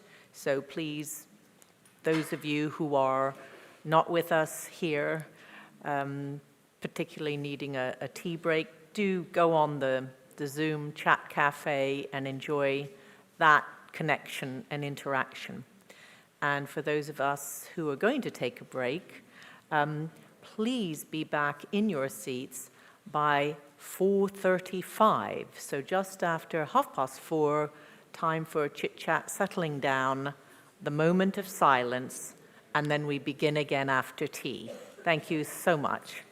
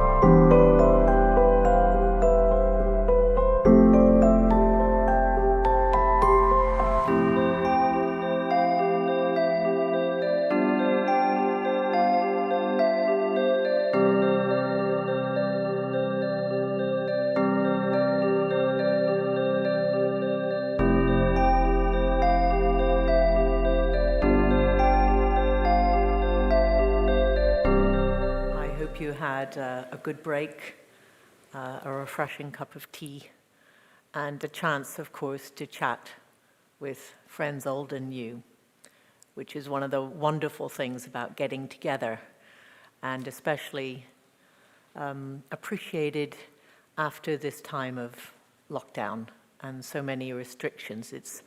I'm enjoying actually seeing people in the flesh again instead of on the inevitable and wonderful Zoom, but it's really nice to see real live 3D human beings instead of postage stamp size images on a screen, which can get very tiring. We now come to our interfaith panel, which is going to be chaired by Rhiannon Thompson. And I'm going to introduce Rhiannon, who will then introduce the panelists, and then it will be over to Rhiannon and the panel. Rhiannon is a former National Childbirth Trust trustee and honorary secretary. She's an environmentalist, a Green Trade Union branch rep, and a member of the Catholic Concern for Animals. Among many other things that she does, she has an interest in regional and indigenous languages and cultures and is a Welsh and Cornish languages learner. Now that's a challenge. I wonder if that had anything to do with the lockdown challenge. She's also a university and adult education teacher. Rhiannon, we're so glad you could Thank you be so much. here. And Bless you. over to you. Thank you, and indeed my colleagues too. Yeah, thank you so much for that warm introduction, Christine. Yeah, my name is Rhiannon Parry-Thompson, and with my colleague Sue Williamson, who you met a little bit earlier, today I'll be facilitating this discussion. Sue and I are part, as you probably know, of guests from our lanyards, part of the Root and Branch planning team. So welcome everybody to Interconnected, the panel discussion where we'll be talking about interfaith dialogue, activity and ministry, as well, and importantly, as women's contributions to their faith communities and opportunities, or lack thereof, for achieving their goals and fulfilling their vocations. Root and Branch, and that's all of us here in this room and all of us joining online, in its journeying to this point, has been informed and motivated and encouraged and enriched by the friendships that have been forged with women and men from other churches and faith backgrounds, and that is for sure. And so I think that an understanding of the diversity and richness of faith communities, of distinctive religious traditions, of the contributions that they make to wider civil society, help us all to deepen our understanding of our neighbours and indeed of our own faith. And in the Catholic Church, we take inspiration from those faith communities where, for example, women's vocations are not delimited. Yesterday, James Allison, many of you were here for him or heard him online, theologian, priest and author, said that, and I quote, "In letting go of belonging, we are empowered to reach out to others, as we see ourselves in them and them in ourselves." And on that note, an early Quaker, Isaac Pennington, stated in 1660, "For this is the true ground of love and unity, not that such a man walks and does just as I do, but because I feel the same spirit and life in him." And so with this spiritual insight in mind, let's begin our discussion. And in a moment, we're going to hear a recorded piece from Iris to start us going, to set the scene, from a lovely lady called Iris Seagal, who's a council member of the Bristol and West Progressive Jewish Synagogue, Progressive Jewish Congregation. Some of you Bristolians particularly may know that particular congregation. And she's got a long-standing experience of interfaith dialogue and activity in Bath and West Wiltshire. And Iris delivers faith and cultural awareness training for all age groups. And then we're going to hear from Rabbi Alexandra Wright, whose name may be familiar to some of you. And she's going to be in conversation with Sister Margaret Shepherd, who's a good friend of Root and Branch. Margaret is a sister of Our Lady of Zion, and she completed rabbinical training at the Leo Beck College in London. And she was until recently an advisor on Catholic-Jewish relations to the bishops of England and Wales. And she's a former director of the Zion Centre for Dialogue and Encounter, and is presently an Amadown Centre trustee. Is that right, Christine? Yeah. Just checking my facts. Alexandra, Rabbi Alex, she was the first female senior rabbi in England as rabbi of the liberal Jewish synagogue in London, and she's an active member of the Council of Christians and Jews. And Alex has served as Jewish chaplain in a hospice interfaith chaplaincy team. We're going to hear just an excerpt of their particular video, that conversation between Margaret and Alex. But the longer recording is well worth listening to, well worth watching at a later date, and that will be available on our website. Okay, thank you. So we'll set the scene. Good afternoon. My name is Iris Segal, and I'm a member of the Bristol and West Progressive Jewish Congregation. As I'm not going to be able to be with you in person, I am pre-recording this message on the day that the Jewish year begins. And so I would like to start by sharing with you a message that was forwarded to me from the social media. It says, on the new year for Jewish people, I wish you a year where people of all faith and none join together to find a way to live in peace, love, and understanding for each other, where our similarities always override our differences.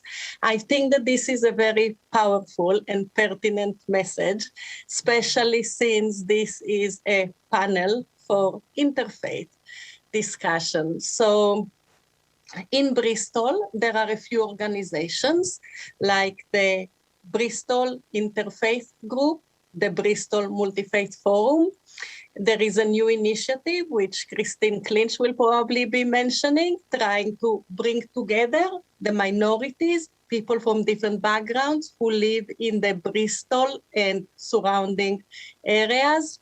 There is also the CCJ, which is the Council for Christian and Jews, as well as the Salam Shalom, an organization that deals with education about interactions between Muslims and Jews. As I live on the outskirts of Bristol, between Bath and West Wiltshire, I also am fortunate enough to be able to participate and interact with the Bath Interfaith Group and the West Wiltshire Multi-Faith Forum. Within all of those organizations, you can see that there are different focuses. One of them is just to try and find out more about people from different backgrounds and from different religions and different customs. We have to acknowledge that without wanting, we might be suspicious or even fearful of people who are different than us, who have different features, different skin color, who might dress differently or speak with an accent. Through the opportunity to meet and discuss in a safe environment all of our backgrounds and the way that we think, we are able to understand each other better and to realize that we have, as I read before, more in common than different. Another focus for these groups is the, let's say, social justice. It might be people who are interested in the climate change, or people who feel very strongly about Black Lives Matter, or people who want to help refugees, or simply those who want to help people who don't speak English very well, to learn the language better, to understand how society works within the UK, so that those newly arrived people can integrate better into the society.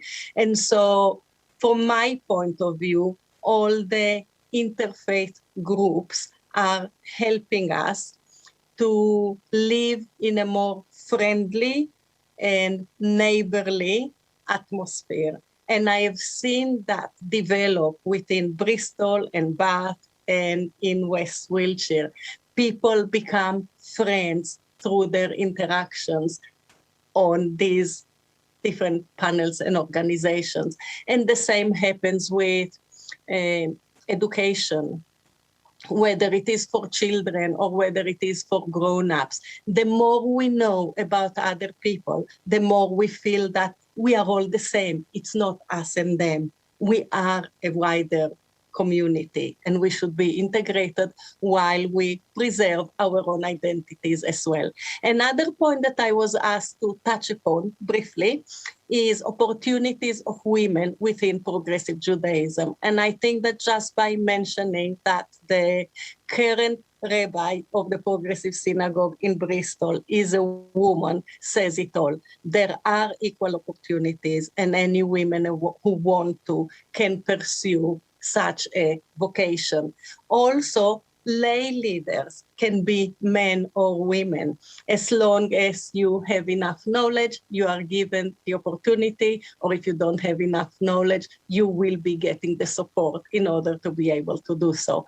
So I hope that this gives you enough food for thought for your discussion on interfaith. Thank you very much and goodbye. Hello, it's Margaret Shepherd. I'm a sister of the Congregation of Our Lady of Zion. And I'm Alexandra Wright. I'm the Senior Rabbi of the Liberal Jewish Synagogue in London. Some of you may have heard of my congregation. It's a bit special, I think, because its main work in the Catholic Church is that of dialogue. Dialogue principally between Jews and Christians. And I feel very fortunate to have been a Sister of Zion for so very many years now, because it has brought me into contact with, and most especially with, friendship with so many Jewish friends like Alex, and given me the opportunity to be involved with the Jewish community in this work of dialogue and with my own fellow Christians to help them understand the new teaching of the Church with regard to the Jewish people. And I've had the privilege of working at one of our centres around the congregation, which is international, working at our London centre. So that's been a huge privilege and opened many doors. So Alex, what about you? I mean, we've known each other for how many years? We won't tell everybody, it's only about 35. So we know each other pretty well.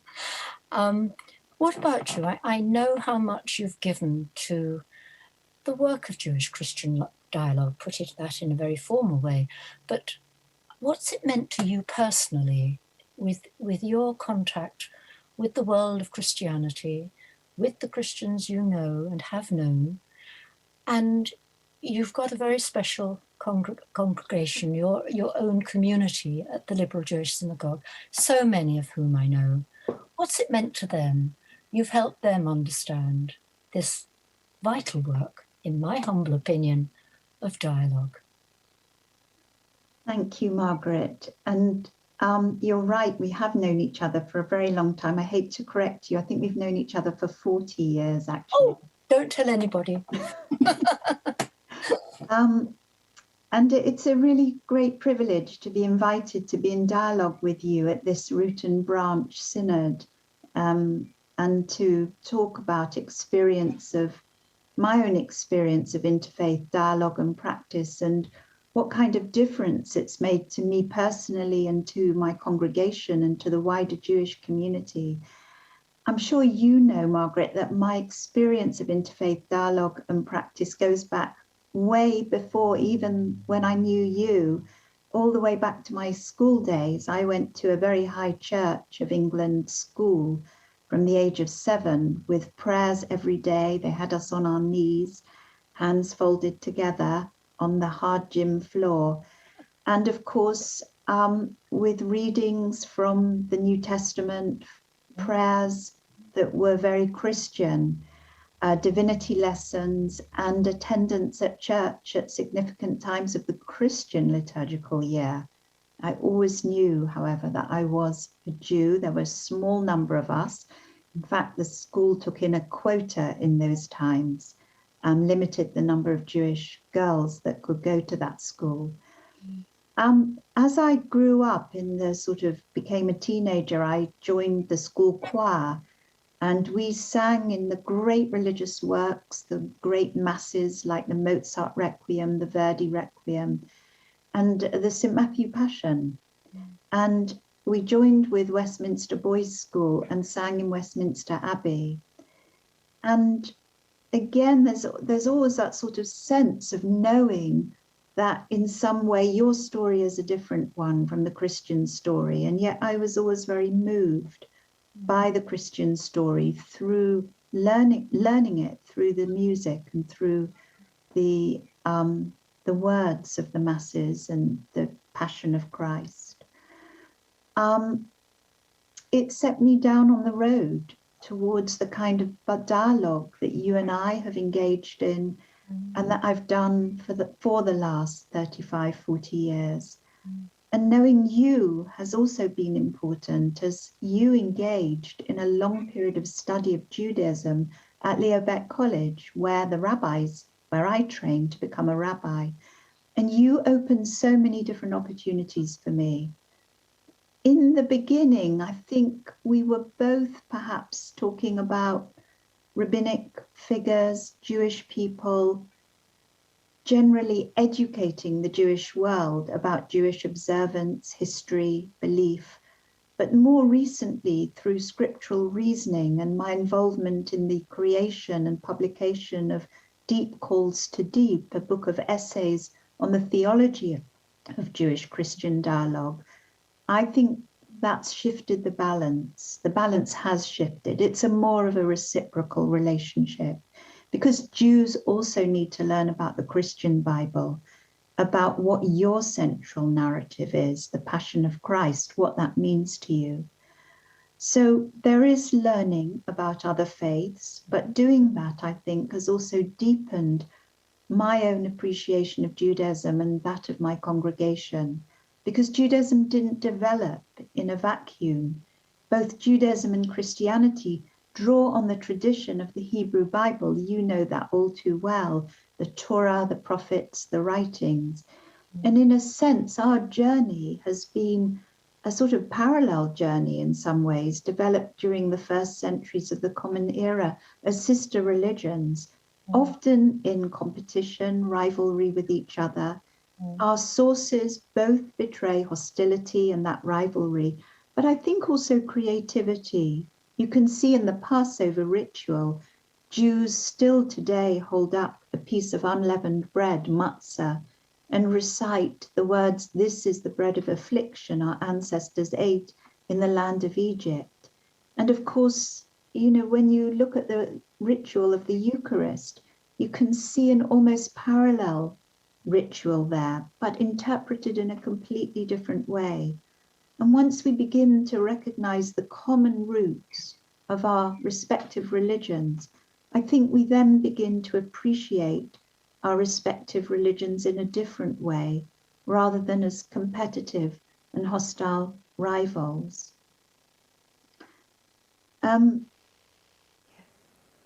Thank you very much. A longer version of that, a nearly 20-minute version of that, will be on the website shortly. I strongly recommend you, if you've got the time, to watch it all, watch that full conversation. Before Sue introduces the live panel, I will just say that Reverend Dr. Catherine Okoronko, the Bishop of Bristol's racial justice advisor, would have joined us online, but sadly can't do so for personal reasons, and our prayers are with her. But we look forward to working with Kathy on another occasion very soon, we hope. So Sue's going to introduce the live panel without further ado. Thank you.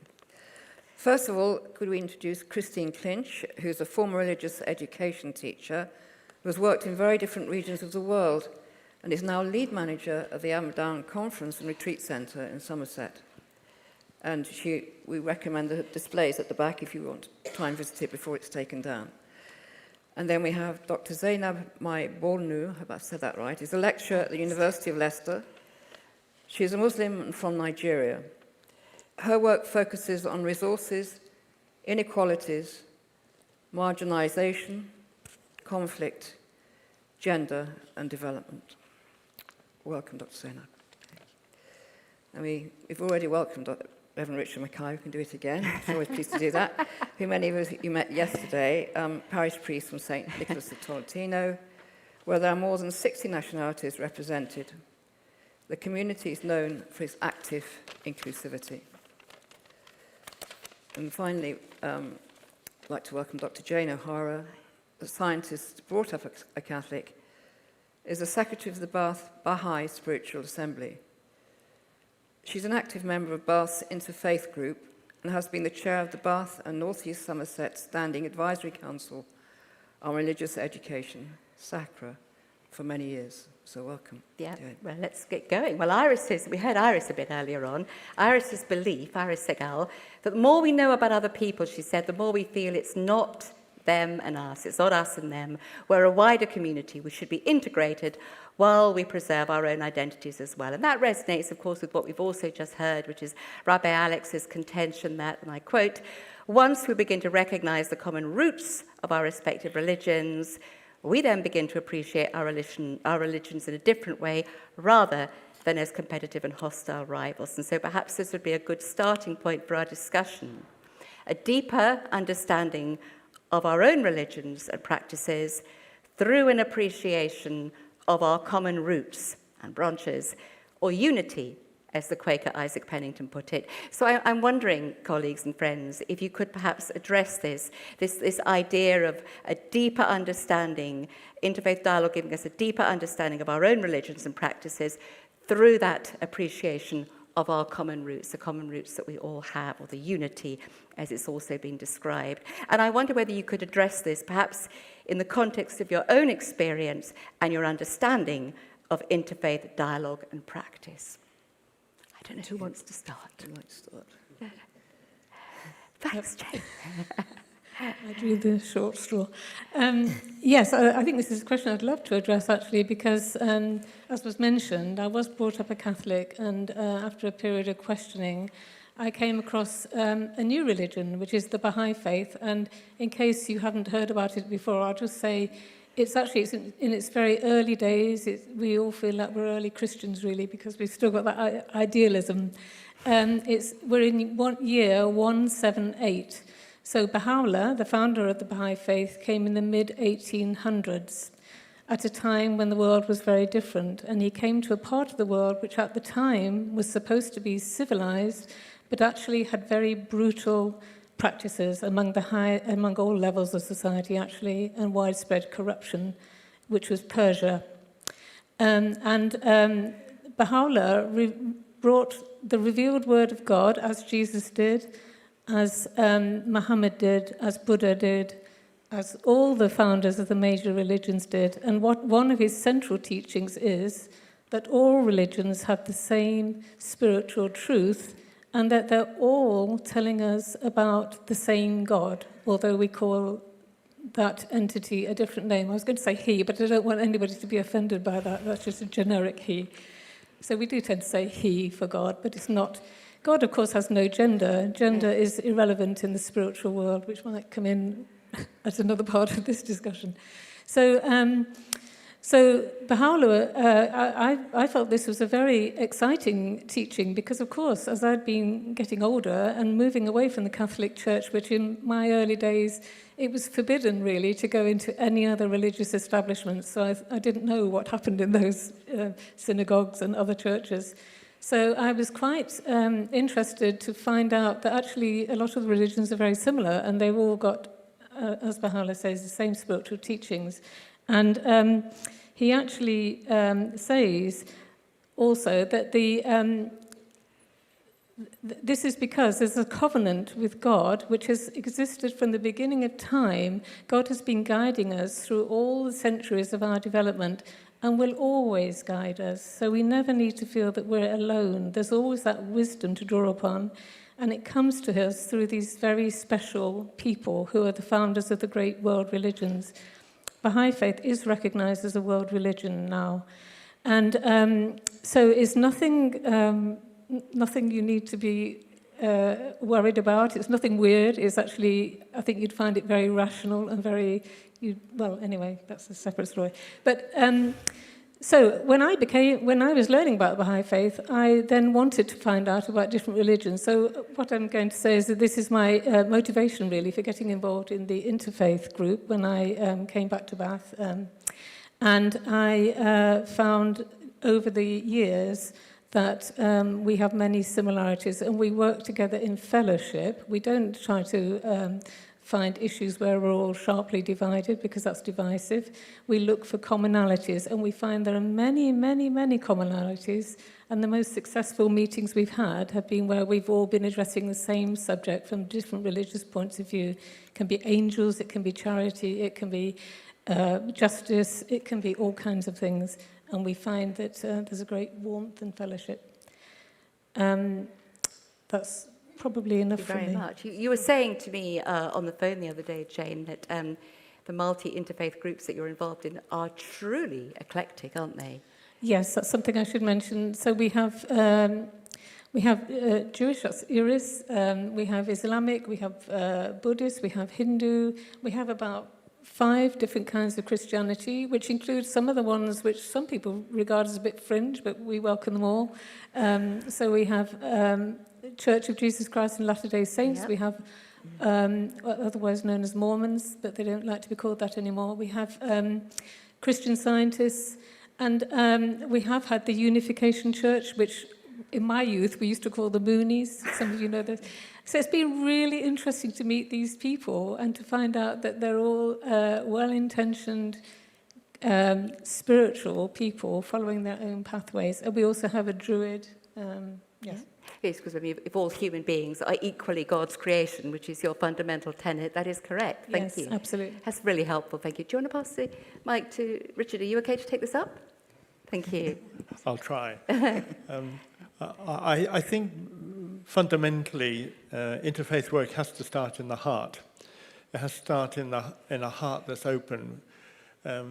James, in our last talk, spoke very powerfully about the universality of what is authentic Catholicity. And the authentic Catholicity is to become a sacrament of the universal heart of God's universal love. And therefore, the starting point for all interfaith work and involvement, I think, has to start with a heart that welcomes the presence of the Spirit, the truth of God in other communities other than your own, so that you can learn from that. And that's something that, having been prepared for the priesthood, trained shortly after the Second Vatican Council, very shortly after the Second Vatican Council, this key document, Nostra Aetate, that's been referred to, is so seminal and so important. And I think in the wider Christian church, because of course there are many parts of the Christian church that sadly, unless you profess very publicly that Jesus is your Lord, then you are not saved. And so I think we've got a real responsibility to express, not only in our words, but in our actions, in our priorities, that God's heart is universal, and there is nowhere where God is not present. Nowhere. And in no one. So, my parish, the parish I'm privileged to be part of and serve in the inner city of Bristol, well, we have, last count, something like 12 or 15 mosques, some large, some small. We have 2 Sikh Gurdwaras. On the edge of the parish is the Hindu temple, and also the Baha'i center. And we have the Jewish liberal synagogue also. So we have plenty of opportunities. We also have all sorts of varieties of the Christian tradition too. Now that presents a certain issue and problem. How do you relate to everybody? How do you build up relationships? And in the context of, a kind of community where everything is happening, and you have so many issues that are calling you for attention, calling you and your community. what I'd like to see, and what Margaret's sitting at the back there, and Margaret has a background in interfaith work, and on behalf of our parish community, when there are major feasts in other religious traditions, we sing greetings, and through Margaret, on behalf of our parish community. I have served on the Multi-Faith Forum, and I've also been part of broad-based community organising in the early days when it first came to this country. And in fact, I have to say that was my richest experience of interfaith work, when we began to relate together as communities facing social issues in the city of Bristol. And for me, that has been the most fruitful experience, in fact, when we weren't exactly looking at each other, but we were standing together looking at the world in which we were trying to bring creative, positive change for justice and equality. And I've always found that a very precious time, and greeted its demise in Bristol with great sadness. So there are many ways that I think if you have the heart for the interfaith, you will take the opportunities that are presented. So for instance, I found myself being invited to pray alongside an imam in one of our mosques at the time of Lee Rigby's killing as an act of reconciliation. In fact, it was 2 different mosques I was asked to do that.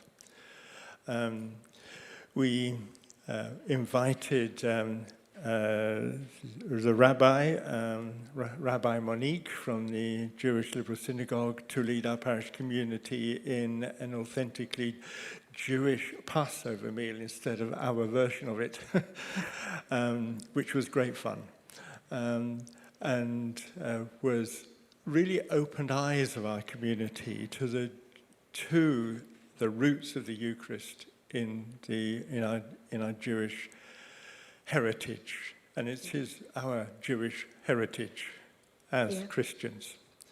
And there are many other ways, many other opportunities. One of the main ways we as a church, I think, touch the interfaith work, multi-faith, multicultural area of commitment is particularly through our Borderlands charity, in terms of being a place of welcome. I can't do a funeral in my church on a Monday or a Tuesday because the place is crawling with people from all over the world, refugees and part of the asylum community. And we were a bit worried that many of our Muslim refugees may find it difficult coming into a church with Christian imagery, because we love icons and things, but not a bit of it. And in fact, one of the things we've actually discovered is that for many of our Muslim sisters and brothers, they value being in a place, a safe, welcoming place that actually values faith. Yeah. You don't have to leave it at the door. Yeah. No one's trying to proselytize you or change your faith, but welcoming and valuing the faith of the other. So that's just a few ways that we have tried to live what is in the heart, which is hopefully the universal love of God. Thank you. I love that, valuing other faiths. It's a safe place to be when that happens, isn't it? Thank you, Richard. Christine. Oh, you've got your own mic. I've got my own one. Pass it to Zainab, please. Good afternoon. I was just wondering, as Richard was talking about the different faith buildings that you can find in Bristol and the different faiths that are represented here, what your thoughts were. When he touched on the diversity of Christian faiths, there was a little ripple of laughter. And I wonder what we were thinking, and in that response, what our assumptions are about each of those faiths and the people who follow those faiths. One of the things that happens in Bristol usually every year, sadly not during COVID, but hopefully it will restart when we get to the stage that we can, is something called Diverse Doors Open Day. And on one Sunday, I think it's usually in February, the doors of different places of worship, that's doors of different faiths and different brands of Christianity. They open their doors, and it's an opportunity to go in and to be welcomed into that place. And some people join a group and go together. We usually take a group from Amadown, but also you can go in as individuals or with friends and go in and sit in that place and meet people from that faith and learn so much. I came to Amadown just 4 years ago, and I was originally appointed as the Interfaith Project Coordinator. And with the rise in hate crime, the centre wanted to look at ways of addressing hate crime. What could we do in a predominantly white area? As I looked back at almost 50 years of work at Amadown, they set off from a Catholic tradition. We are a Christian retreat centre, and from the voice of the Second Vatican Council to come together ecumenically and to bring together people of different faiths. And that was the foundation on which Amadown was built. And as I looked over the past and what had been done and achieved, there was a lot of education about different faiths, a lot of dialogue about bringing people together to learn from each other, very much what Iris was touching on, and Sister Margaret and the rabbi. But also, it was talking about a safe place, creating a safe place where people could come together. And I think that's one of the things that we've really tried to create at Amadown. When we started off, I got together with 2 Muslim women. I tried to meet many people in the community, and people would say, oh, you need to meet so-and-so, and you need to meet so-and-so. Well, I met Fazana and I met Fadwa, and the 3 of us sat down together, and the first thing we did was to organize an event for women and to enable Syrian refugee women to tell their story. And we created a safe space where they felt comfortable to share their story, which at that time we didn't include men in the audience, and we hope they weren't offended, but we wanted to create a safe space for them to tell their story first. This was the first time they were telling and sharing their story. And the response is huge. To be in the same room as the story, the person who has experienced that story, is incredible. And that story, I know, will have been taken home to the dinner table, to the next time people met for coffee, to share that story of coming together. And so it continued, and we held something called an iftar that many of you may know. My friend here is Zainab. When the Muslims fast, they break the fast in the evening and come together to say the prayers and to eat a meal together.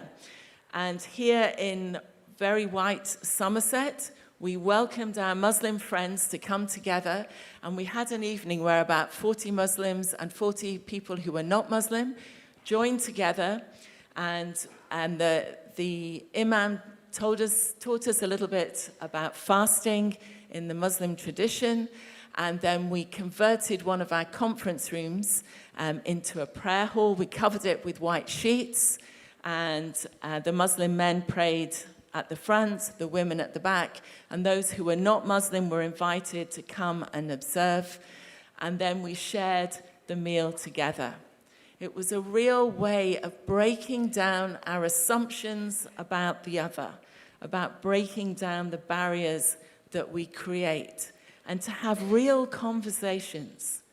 When I talked about the work of Ramadan in different places. I remember after one church service, someone coming up to me and saying, I'm a little bit scared about meeting people from other faiths.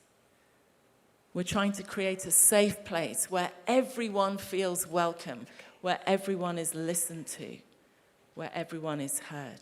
Thank you very much, Zainab. Thank you. That's a really good note to take the mic. Thank you.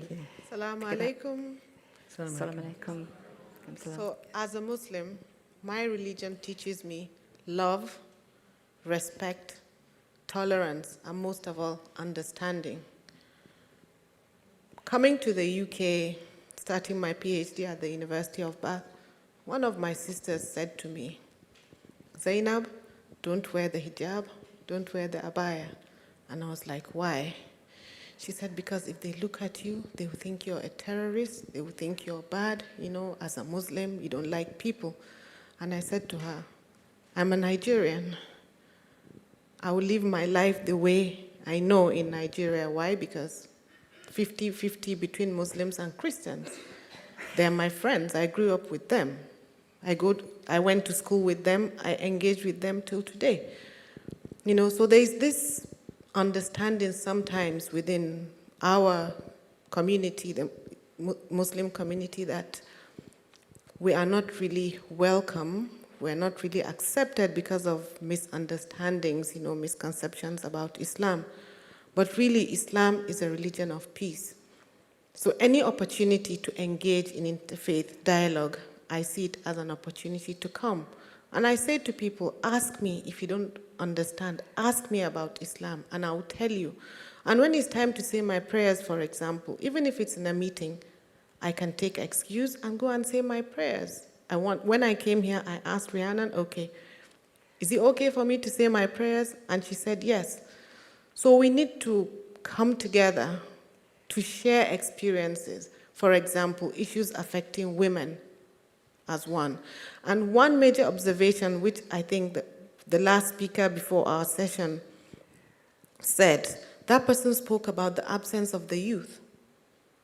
When we talk about understanding religion, especially Islam, Christianity, and Jewish religion and the others, we need to engage with them. It goes beyond, some of us that are sitting here. So I came today, I learned a lot. And my plan is to go back and share within my own Muslim networks, especially my Muslim sisters, to tell them, this is what I learned, because this is a space where you're trying to talk about rights, okay, for women especially. We want women's voices to be heard. Part of my work relates to giving a platform where women will be heard because they have a right. They're human. But you see, the problem is sometimes not all, we don't really understand these rights, okay? Going back to Africa, maybe Nigeria, go to the local communities. There are so many women and girls that are going through a lot. They don't understand. They don't even know that they have rights.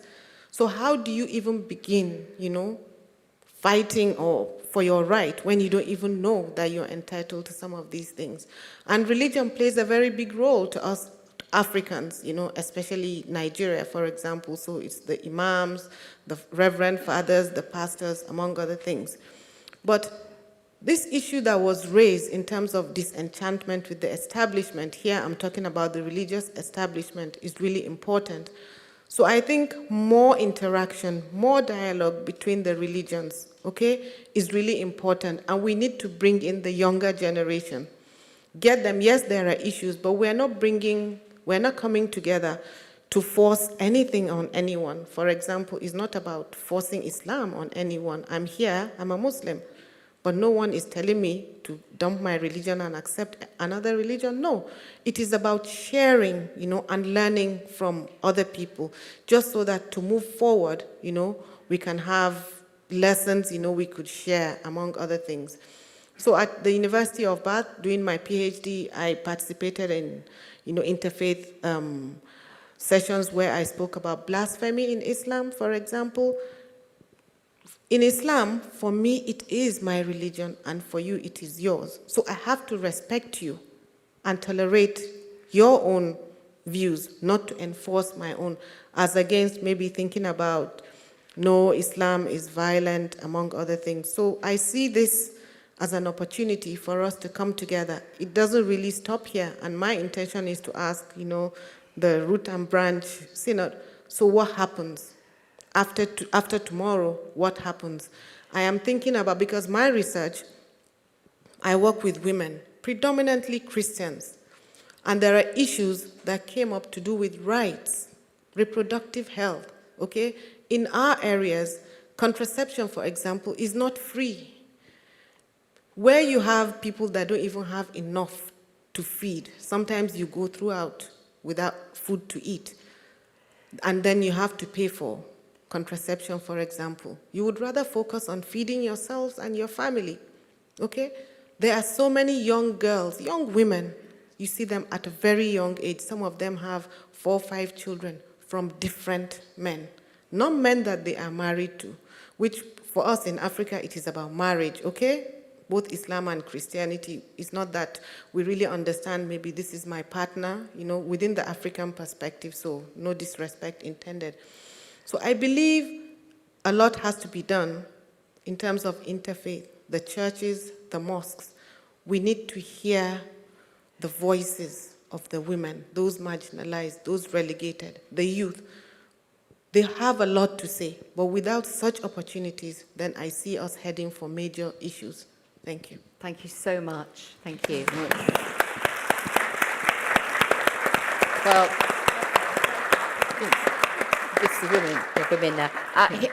Thank you so much. I mean, I know you're staying for the next session, and we're going to get a taste of what's likely to happen next. And we very much hope that the 4 of you, in fact, all of you, of course, will be part of that conversation moving forward. Thank you. Thank you, women. You've mentioned women. Thank you for doing that. So that takes me to Sue's question, which yes. We're running a little bit out of time, but we wanted to have as many diverse voices as possible on the platform. But Sue has a very relevant question for the 4 of you. We both have, really, but it's just... What gifts do you think women bring to your particular faiths? And are there glass ceilings still? We know what the glass ceilings are in the Catholic Church, but we don't necessarily know in other faiths. So if anyone likes to talk about the gifts that women bring to their particular faith, please. Thank you. Yes, well, I suppose you might be all glad to hear that the newest religion doesn't have glass ceilings. We don't have any ministry. So our spiritual authority is the Word of God, and we keep going back to the revelation, which we believe came through Baha'u'llah. But we also call ourselves people of the book. In other words, we are an Abrahamic religion. We also acknowledge the truth in the Bible, in the Quran, in the Torah, and in the other sacred writings. But many of those were not written down by the actual founder of the religion, with the exception of Muhammad, of course, who wrote the Quran, or who had dictated the Quran. So anyway, that's getting off the subject. But so one of the basic principles of the Baha'i faith is the equality of men and women. Remember, this was first talked about in the mid-1800s, where in Persia, the women were still in purdah and wearing the face coverings and so on. And so the idea is that in the sight of God, there is no gender, there's no difference between the genders. There are differences, biological differences between men and women. As we know today, this is a spectrum. But you could use the analogy of the 2 wings of a bird, or indeed 2 hands, but the 2 wings of a bird. Without the 2 wings, which are the same and yet different, the bird can't fly. So it's essential that women should be given full equality with men. And in fact, as I think in all religions, women are often the ones who do a lot in the actual field, but it's not exclusive. We work together with men. And as I say, there aren't any barriers. Thank you very much. Thank you. If you could just make some short points. Sorry, colleagues. No, all 3 of you, please. Well, you've heard so much about the glass ceiling in the Catholic Church. Never hear enough.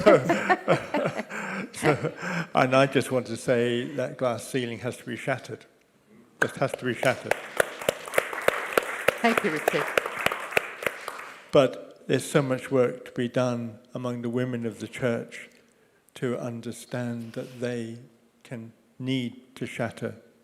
They mustn't accept that glass ceiling. And there's so much work to be done.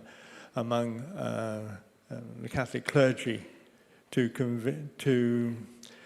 penetrate, the heart, the head, the heart, and the guts. Yeah.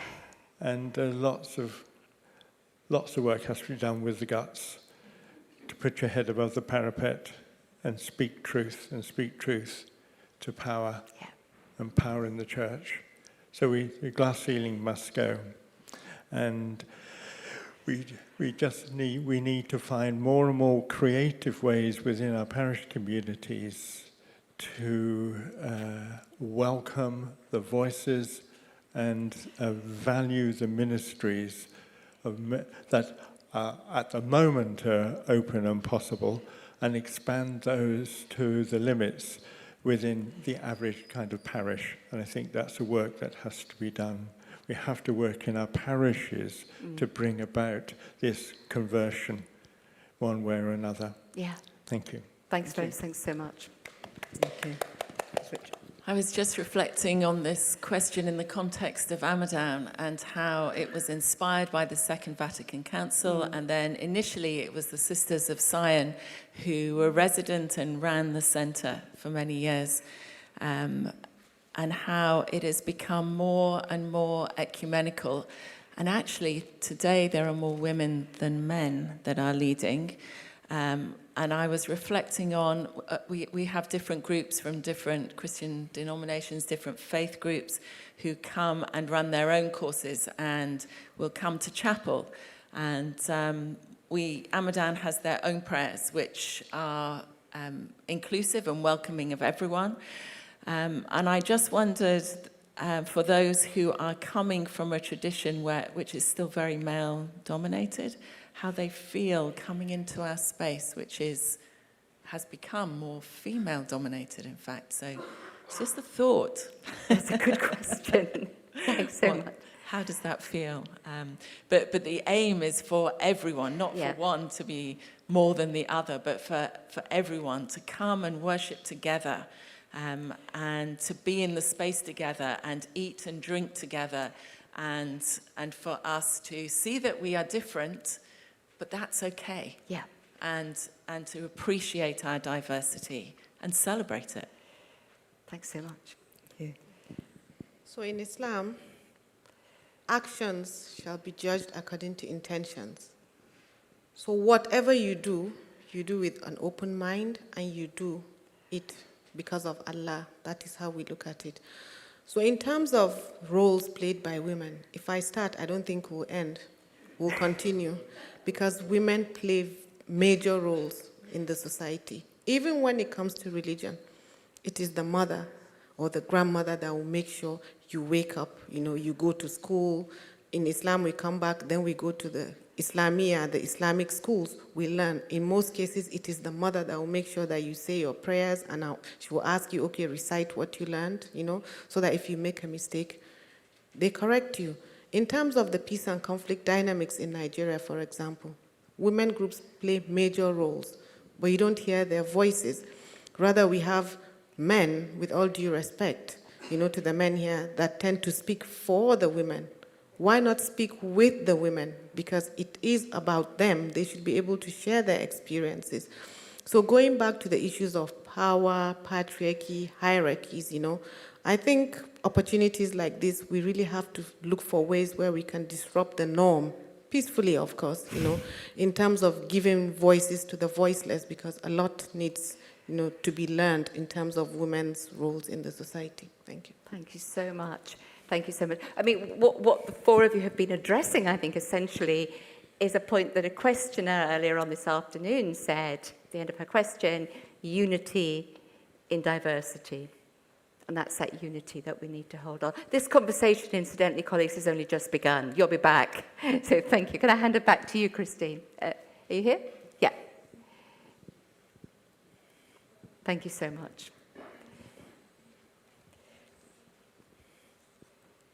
Thank you. I think we've come to our time, I'm afraid, sadly. Yeah, wonderful. Thank you, Rhiannon, and the panel. Colleagues, then. Thank you so much.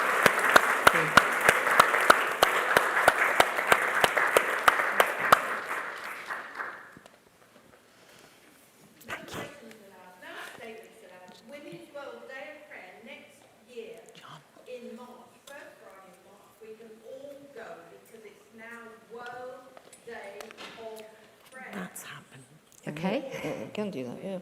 Yeah. Thank you. Thank you. That was a comment about the Women's World Day of Prayer Yeah. that I believe is now just called the World Day of Prayer. Oh, right, okay.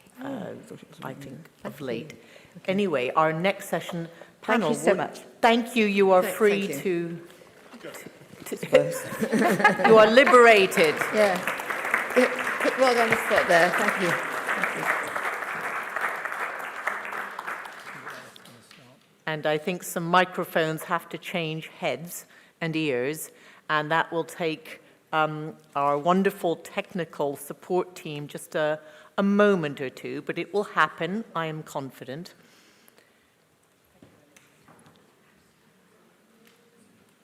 Shall I get the housekeeping? Okay. Okay.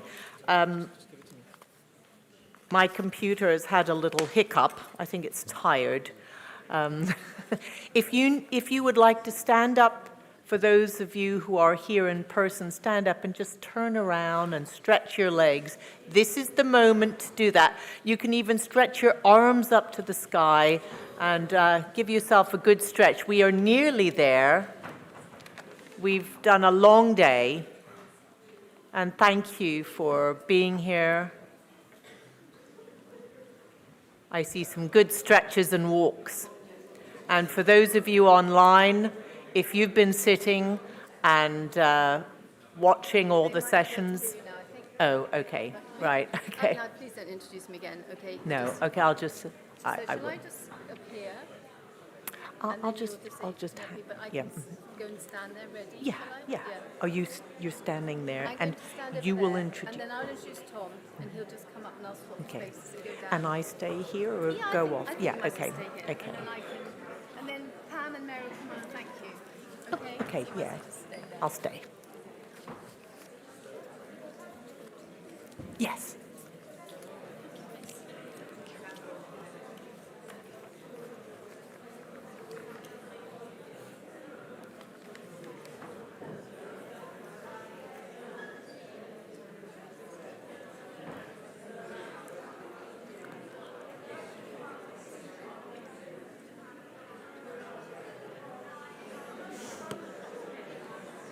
Feels good. Yeah.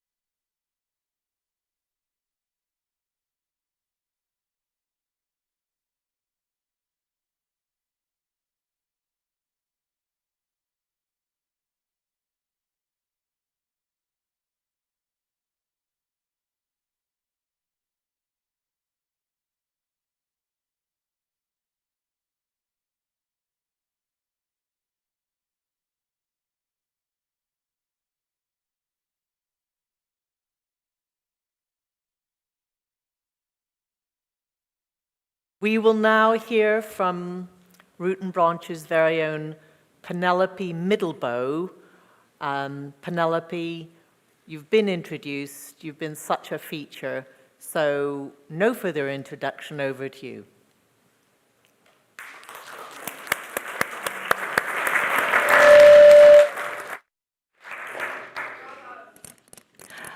I want to tell you about the magisterium.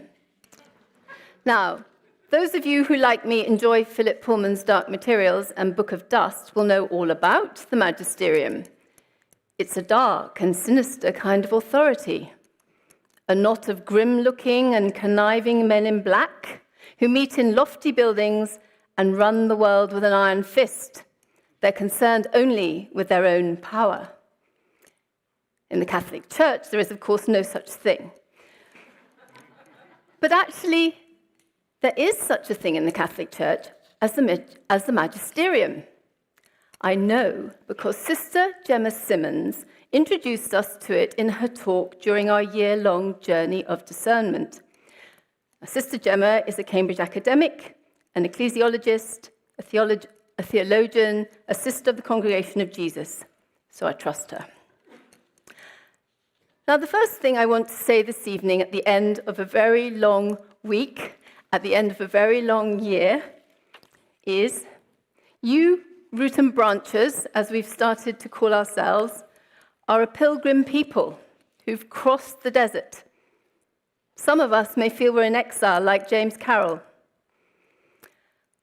We have left behind what James Allison called the strong belonging of ignorance and fear. You, root and branches, have done the hard work, completed your homework.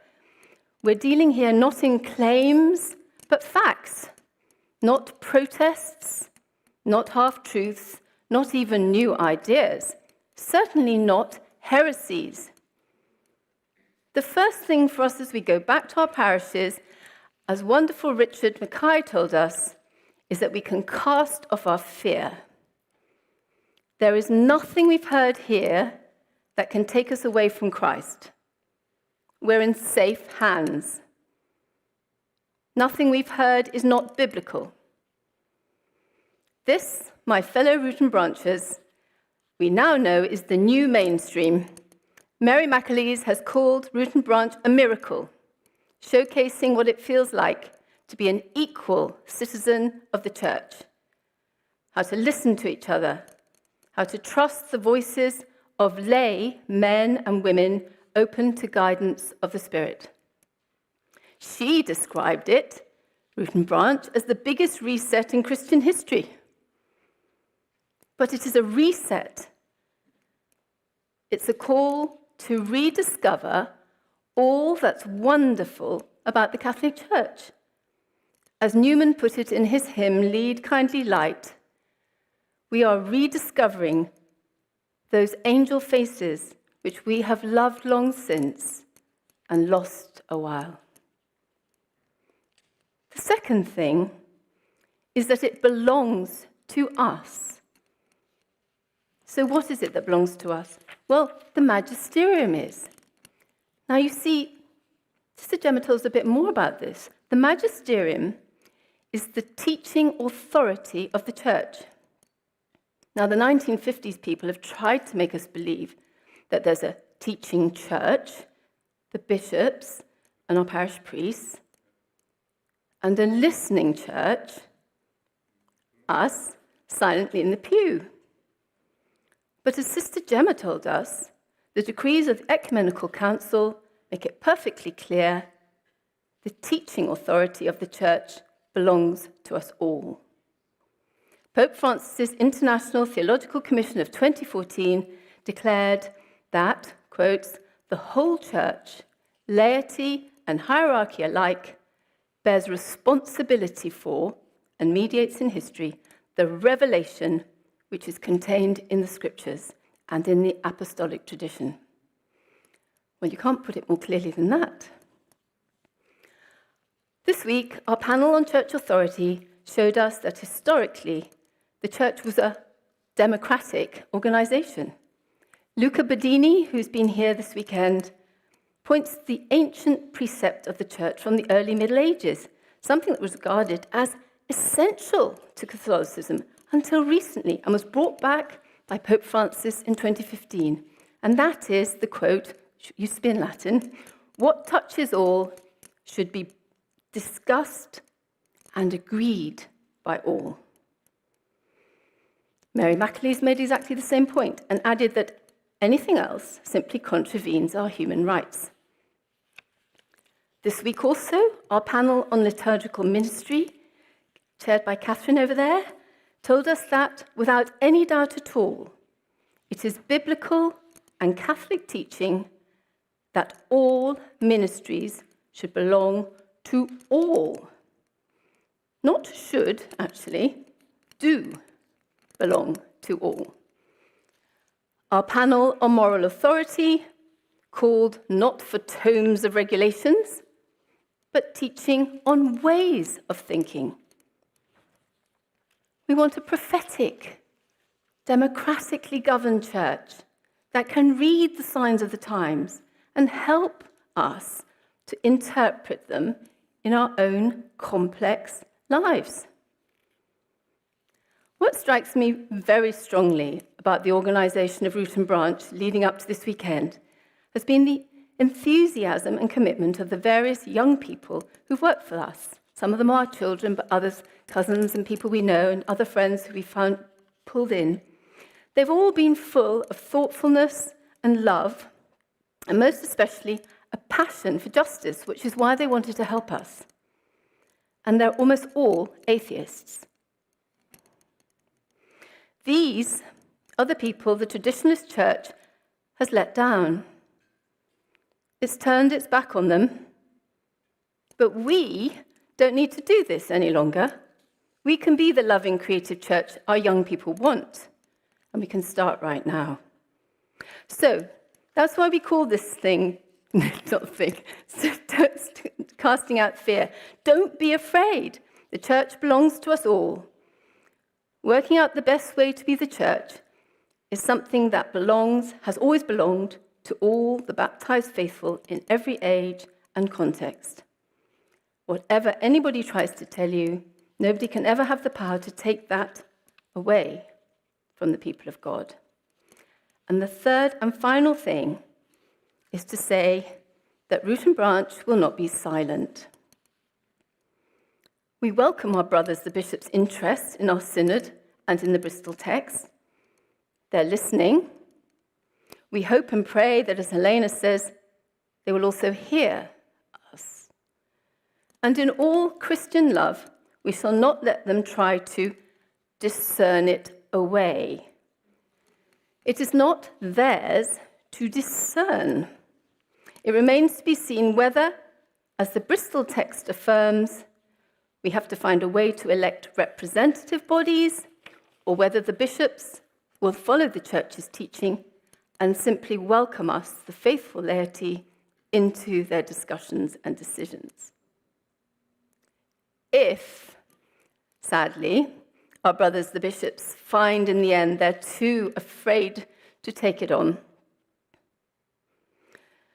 then we shall send it directly to the office of the Synod in Rome. We're already planning that. I think Pam's going to take it, aren't you, Pam?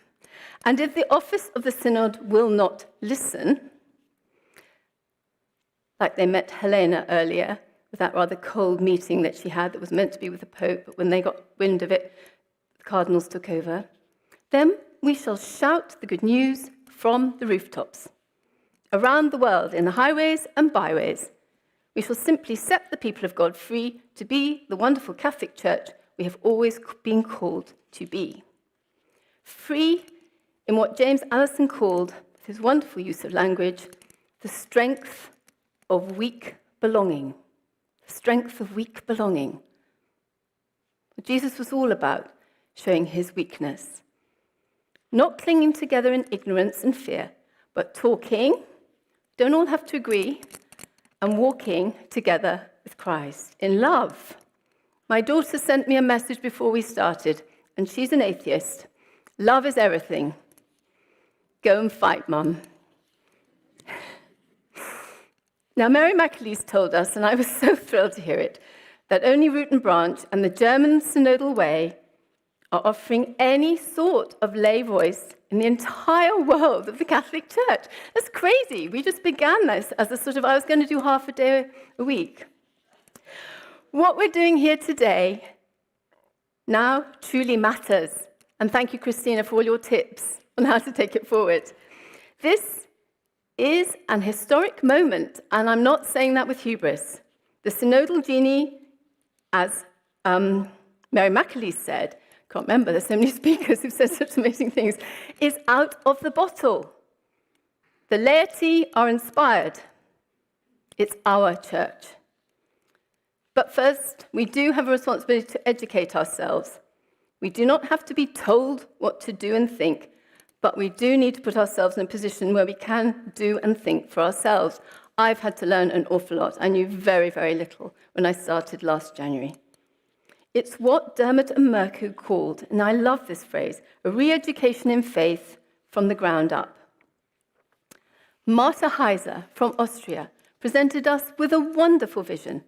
I think John and I are going to go there and camp in her garden or something, of ordinary people like us going about the business of being the church, blessing our children, blessing our bread, blessing our sick and dying, our harvests, our work, when we retire. I love this too, this literally what she said, blessing the many occasions in a woman's life that need a reinforcing ritual. I can begin to imagine many of those. You can, Martha said, begin to renew the church around you, praying, eating, discussing scripture together. Well, let's decide on our own pace, our own personal pace. Go slowly, but let's go. Go implement our own ministry. There's so much to do, and Jesus is waiting. God, said Martha, will like to hear us. And we've heard from our panel on sharing authority that this is where the church began, and that this is still how many other churches still function. In the small base communities Luca Bedini told us about in Argentina, and Virginia in India. Our faith, Virginia said, is best lived in our neighborhood, where we can live the Eucharist and share the Eucharist. And the great thing is that our experience so far is that many, many parish priests, like Richard and Tony Cassidy and Dermot and Tom, although he doesn't call himself a priest very often, would be thrilled to join us. Base communities is a bit of a, I'd never heard of it before, a bit of an academic-sounding name. So why don't we choose a better one? Meeting in this way could be what Dermot and Merkur calls, in that phrase he told us from the translation from Jesus' own Aramaic, the companionship of empowerment. I think that's such a wonderful phrase, the companionship of empowerment. We do it together. As James Allison called it, walking into being alongside others, and not making all those others the same as us either. So we must just do it. We don't need anyone's permission. This is what reflects God's self-revelation to every one of us. It's surely a high calling. It's simple, and it's so difficult to be the church where we are right now. So we will share our Bristol text, proclaim it from the rooftops. We'll come together in small communities with companionship of empowerment to learn and pray and be Christ in our neighborhoods. And these things are just the first steps. Of that we can be sure. But where after that? God alone knows where he will take us. As John Henry Newman went on in that wonderful hymn, we do not ask to see the distant scene, one step enough for us. But the last word on this should go to a theologian, because this is what Root and Branch has been about educating ourselves, by calling on those who actually spend their lives thinking and living these issues. We can do the gut stuff, and that's really important. But it is also very important to have the people who can give us the theological backing. So I will hand you over, finally, and it's really worth it because Tom is a very sought-after speaker, to Thomas, or Tom O'Loughlin, Professor Emeritus of Historical Theology at the University of Nottingham and the Director of Studia Traditionis Theologiae. I'm not very good at my Latin, but I can tell you that root and branch is radice ramoque.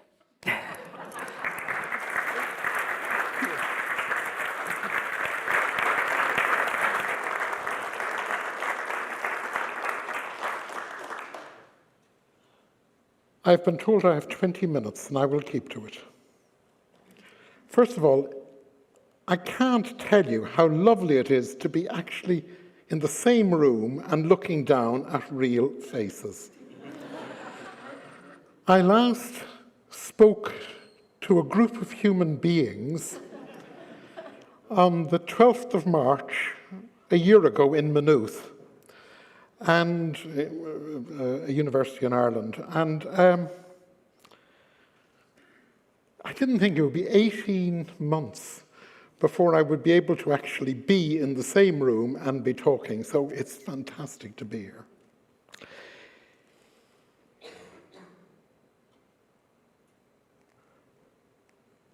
We are, so far as we know, the only animals who make myths.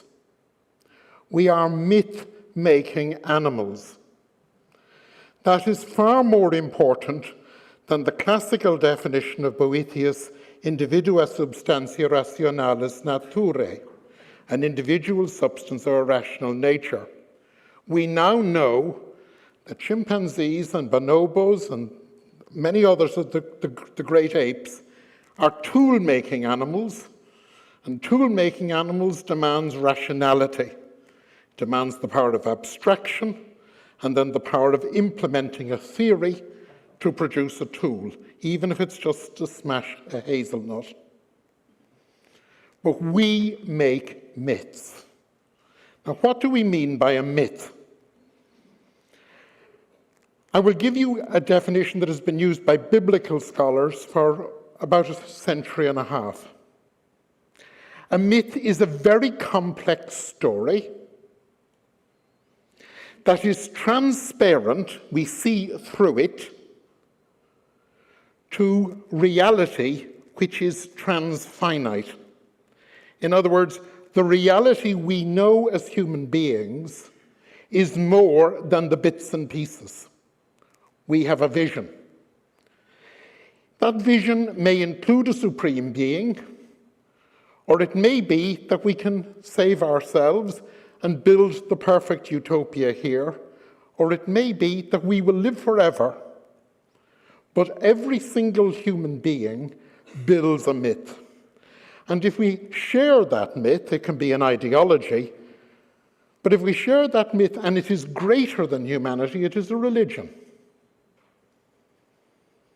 So, what I've been listening here very carefully over the last 30 hours, I've been listening to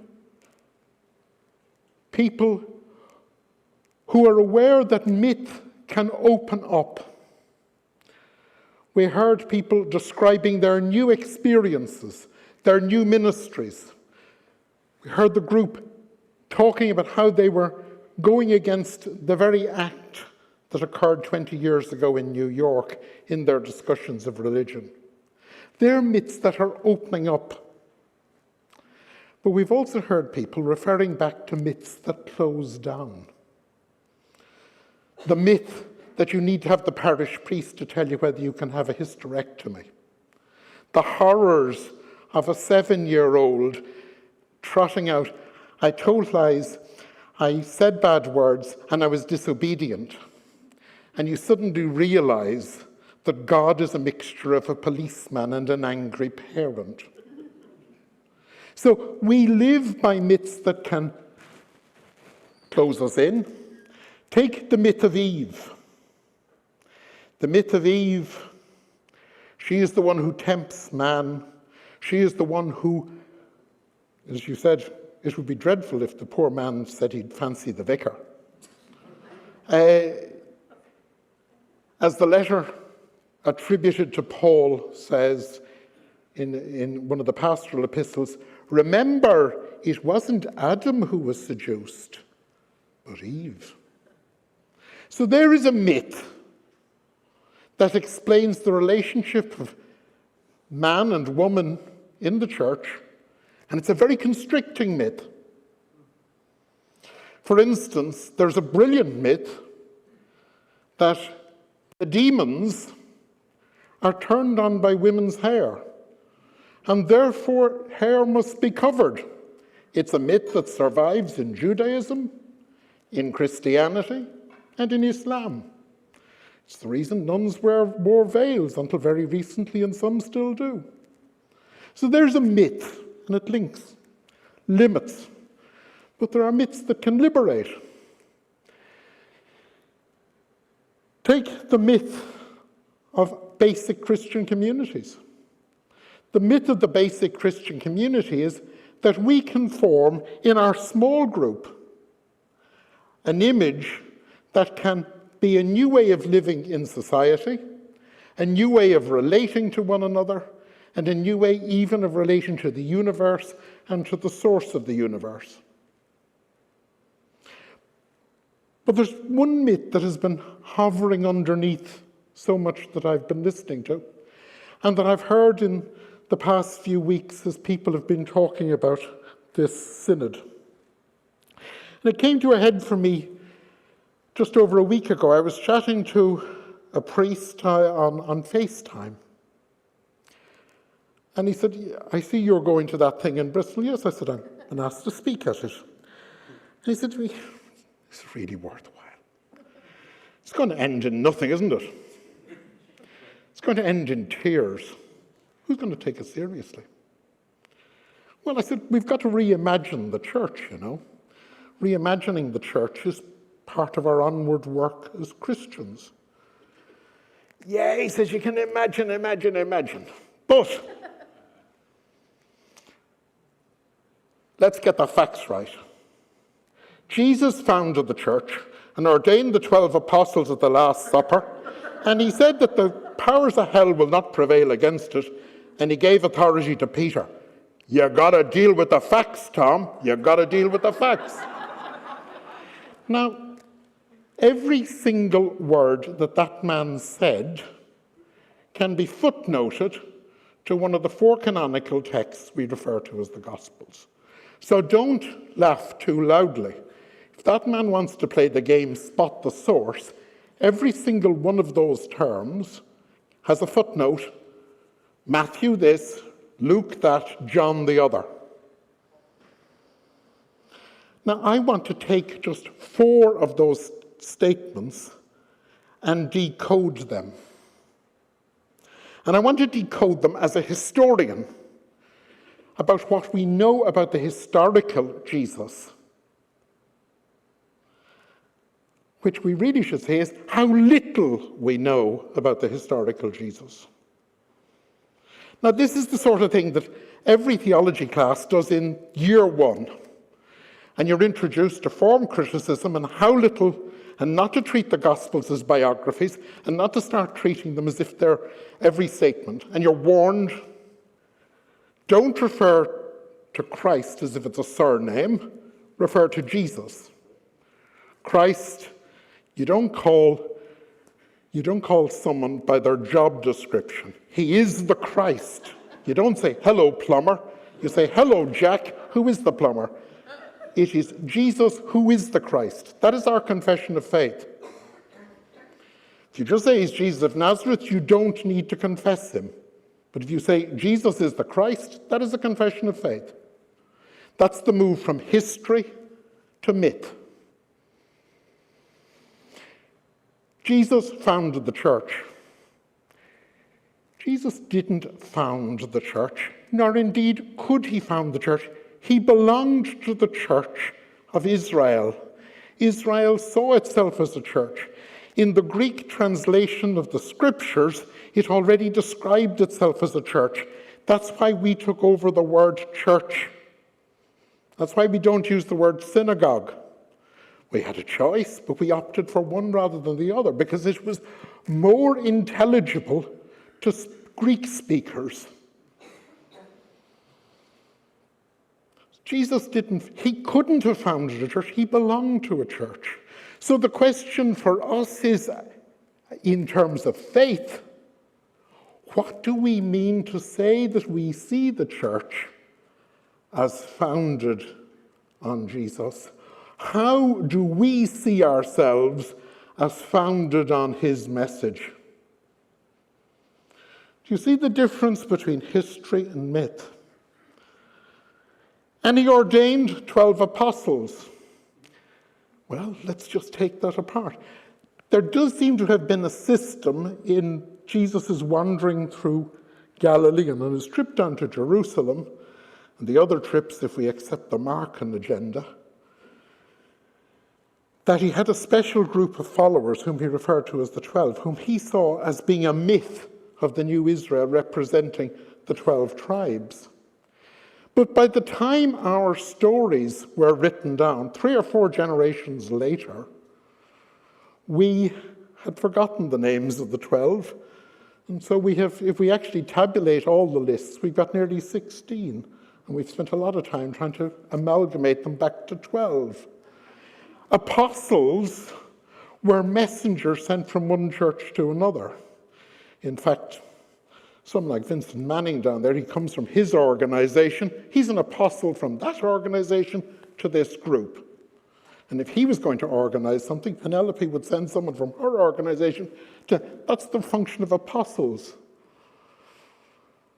But by the time Luke wrote his gospel, the confusion between the 12 and the apostles was already they were making historical mistakes. Jesus ordained no one.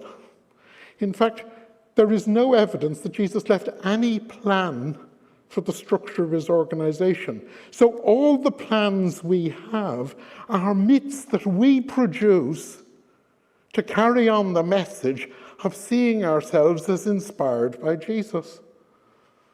So we mustn't see history as limiting us, but actually liberating us. And then the gates of hell shall not prevail against it for all time.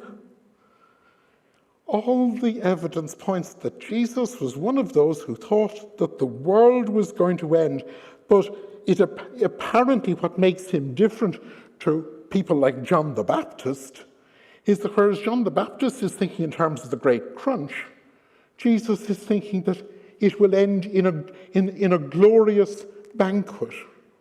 His myth is that the end is the joyful love of God, rather than the punitive tax collector that John the Baptist was preaching. That's probably why they broke apart. Though 100 years later, it's important to try and amalgamate them again, and we see that happening in the Synoptics. So the interesting thing is, the earliest followers of Jesus thought that they were getting ready for the end.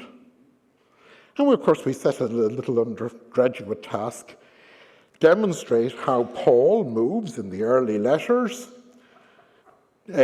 from a belief in an immediate eschaton to a more distant eschaton. But it's not an academic exercise in the genuine letters of Paul. Rather, it's an exercise in seeing how the whole Christian church had to move from having a vision that the end is quite literally only years away, within our lifetime, to it being further away. And then the problem was that for the first 2 generations of Christians, the great center of God's presence is still the temple in Jerusalem. Paul is still a devotee of the temple. It's one of the reasons we find it so difficult to interpret Paul, because we always forget he assumes that the temple in Jerusalem is still doing its job. It is the presence of God on earth. The problem is the Christians, the followers of Jesus, they're not yet called Christians, they have to reinvent themselves. Not just Paul, but all of them. Hey, the end is not coming. And then, in 70, comes the catastrophe.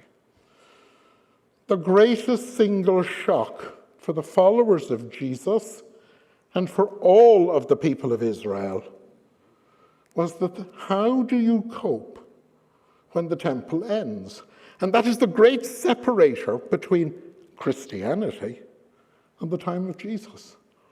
All our canonical texts are post-70. They are all, everything in the universe shattered. Imagine if the Pope and the Archbishop of Canterbury and the Patriarch of Constantinople were all abolished. How would you reconstruct Christianity? That's the sort of task that the followers of Jesus had to face after 70. And there's the breaking of the ways between those who saw all these newfangled ideas as what led to the catastrophe, and those who said, hey, maybe we have to rethink the whole thing minus the temple. We heard the art historian this morning saying the Gospels are 2nd century. Someone to me said, no, I don't think they're 2nd century. Hey, it doesn't matter whether there's 30 or 40 years between them. The important thing is no one would imagine that any of our Gospels were written before the temple was destroyed. It's irrelevant whether it was written in 95 or 125. I suspect that our four were all written and in circulation in some form by the 140s. We know that they're first operating as a group in the 180s, and there are still texts in the New Testament, such as pastorals and probably the Deutero letters of Paul, which are later again. But the interesting thing is, Christianity had to reimagine itself, and reimagine itself most profoundly. And then lastly, there is, well, he made Peter in charge. The first bishop of Rome to claim that he's the successor of Peter was Innocent I in a letter of about 410. So the question we have to face is, we can often have myths that are fundamentalist. They're saying, it's all facts, there's very little you can do, it's steady state, just onward moving, like that man I was speaking to last Sunday. In point of fact, Christianity has to constantly reimagine itself in terms of the memory of Jesus, which is a very complicated thing, in terms of what it means to witness to God, not just today, but tomorrow. So we have to see ourselves as not engaging in a super historical search. That's fundamentalism. It's all back there. That's best left to professional historians. The task of theology is to reimagine in a situation that has never existed before, in the same way that the Christians, as they discovered that the world was not ending, and then that the temple was going to be destroyed and had been destroyed, had to reimagine. So I want to leave you with the great myth that finishes the book of Deuteronomy. It's a myth that Christians have been using since before any of the texts of our New Testament, and Jews were using as their catechetical text for at least 200 years before the coming of Jesus. And it's the myth of the dying Moses presenting two visions, a way of life on the one hand and a way of death. And the way of death is very backward looking and very limited. But the way of life is to go into a new land and into a new situation and to think about not just life for you, but life for your children. So, as the synod ends, study more carefully. Christianity is a very complex myth. And the next time you're tempted to say, Christ said something, say, do I mean Jesus, or do I mean this is what one of the early writers reported Jesus as saying? Because it frees your mind to focus on what we should be focusing on, not on the past. Thank you.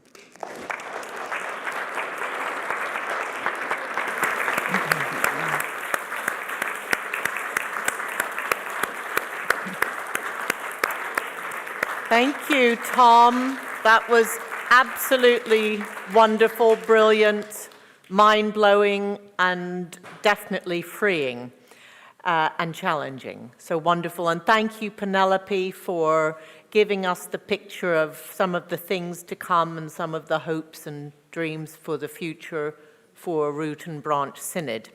Now, I've got a few housekeeping notices at the end of our day today. The first is that if any of you are going to the Holiday Inn or and need a lift, or if you could offer a lift to someone, rather the Hilton Hotel. If any of you are going to the Hilton Hotel, see Francis Hunter by the door, and he will coordinate those who have spaces and those who have the need to be given a lift. So that's Francis Hunter at the door afterwards. The second one is I've been asked if the sessions will be available online. The answer is yes, they will be, but it may take a little time for them to appear. So don't give up, but go to the Root and Branch Synod website and hey presto, they will appear at some point. So yes, keep trying, keep trying. In time they will be, but initially the sessions will be for those who have registered, but at some point it will open up. Soon, that's probably a relative term, and you'd have to ask one of the core team of the Root and Branch Synod group. And then third, to remind you that there is a liturgy to which you are all welcome. Those of you online, I'm afraid you will have to join us in spirit and not in the flesh, but those of you who can, it's at the Holiday Inn in the Sequoia room, and it starts at 10:30. So if you are planning on coming, please come a little early and be ready for things to begin at 10:30 at the Holiday Inn in the Sequoia room. And then it only remains for me to say, last but not least, do make your way to the foyer where bubbly is being served. And we end with some reading.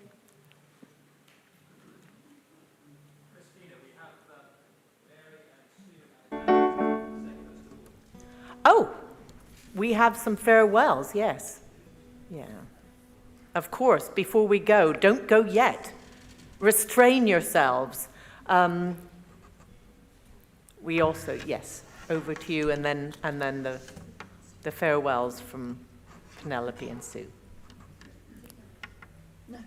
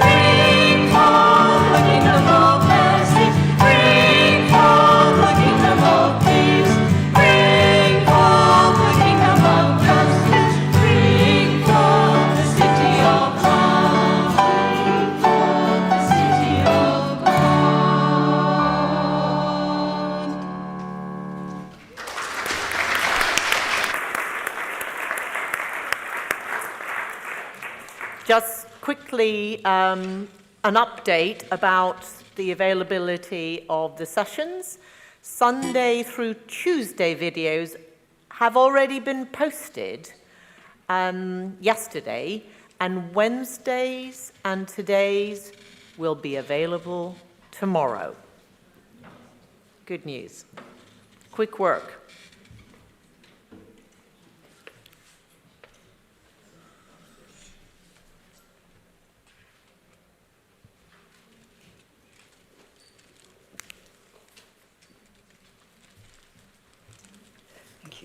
I hope this is the microphone that works. Is it? Yes. I want to say just a few words about Parishioners' Call. You'll see the banner, and you will see that it's suspiciously like the banner for Root and Branch, which is no accident, because Root and Branch grew out of Parishioners' Call eventually. Parishioners' Call is really a call to you to go back to your parishes. I hope you've all got bookmarks. And have meetings. It might just be a series of very small coffee mornings or tea parties. The thing is just to get people in the parishes talking. It's wonderful that we've got theologians and activists and priests speaking and leading us in our thoughts. It's marvellous. But it seems we probably won't get anywhere unless we can get the whole body of Catholic laity behind us to get back to the true Christian Catholic Church. Pope Francis wants a bottom-up church, and so I think it's time for parishioners to call the shots.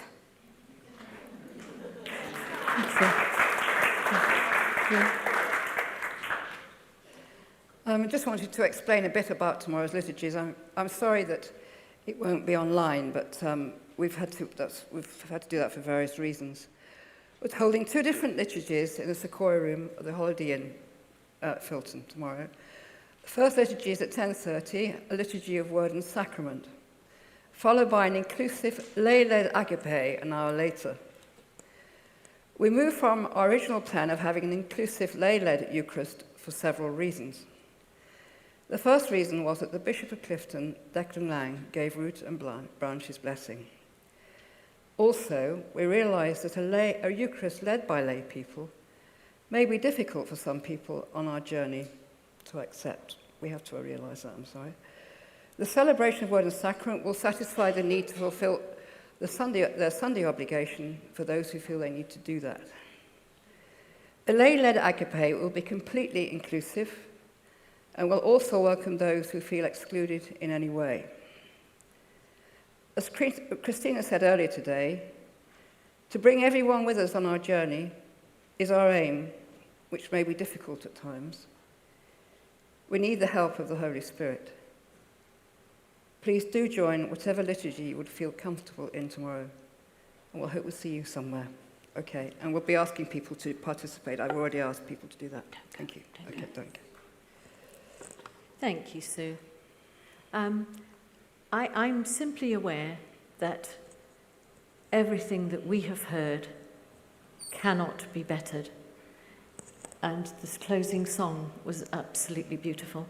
So as we go forth in Root and Branch, can I ask us just to take one short minute in silent prayer, because nothing can be stronger, nothing can look after us better, nothing can point us the way our feet should walk than prayer. So may we just take one quiet moment before we all reassemble to enjoy our bubbly.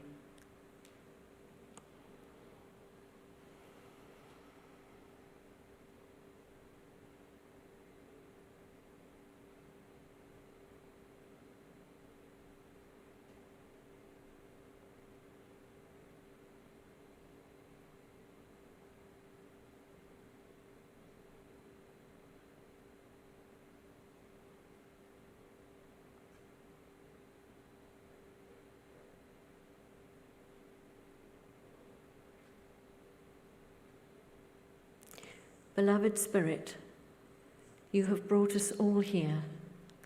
Send us on our way. Amen.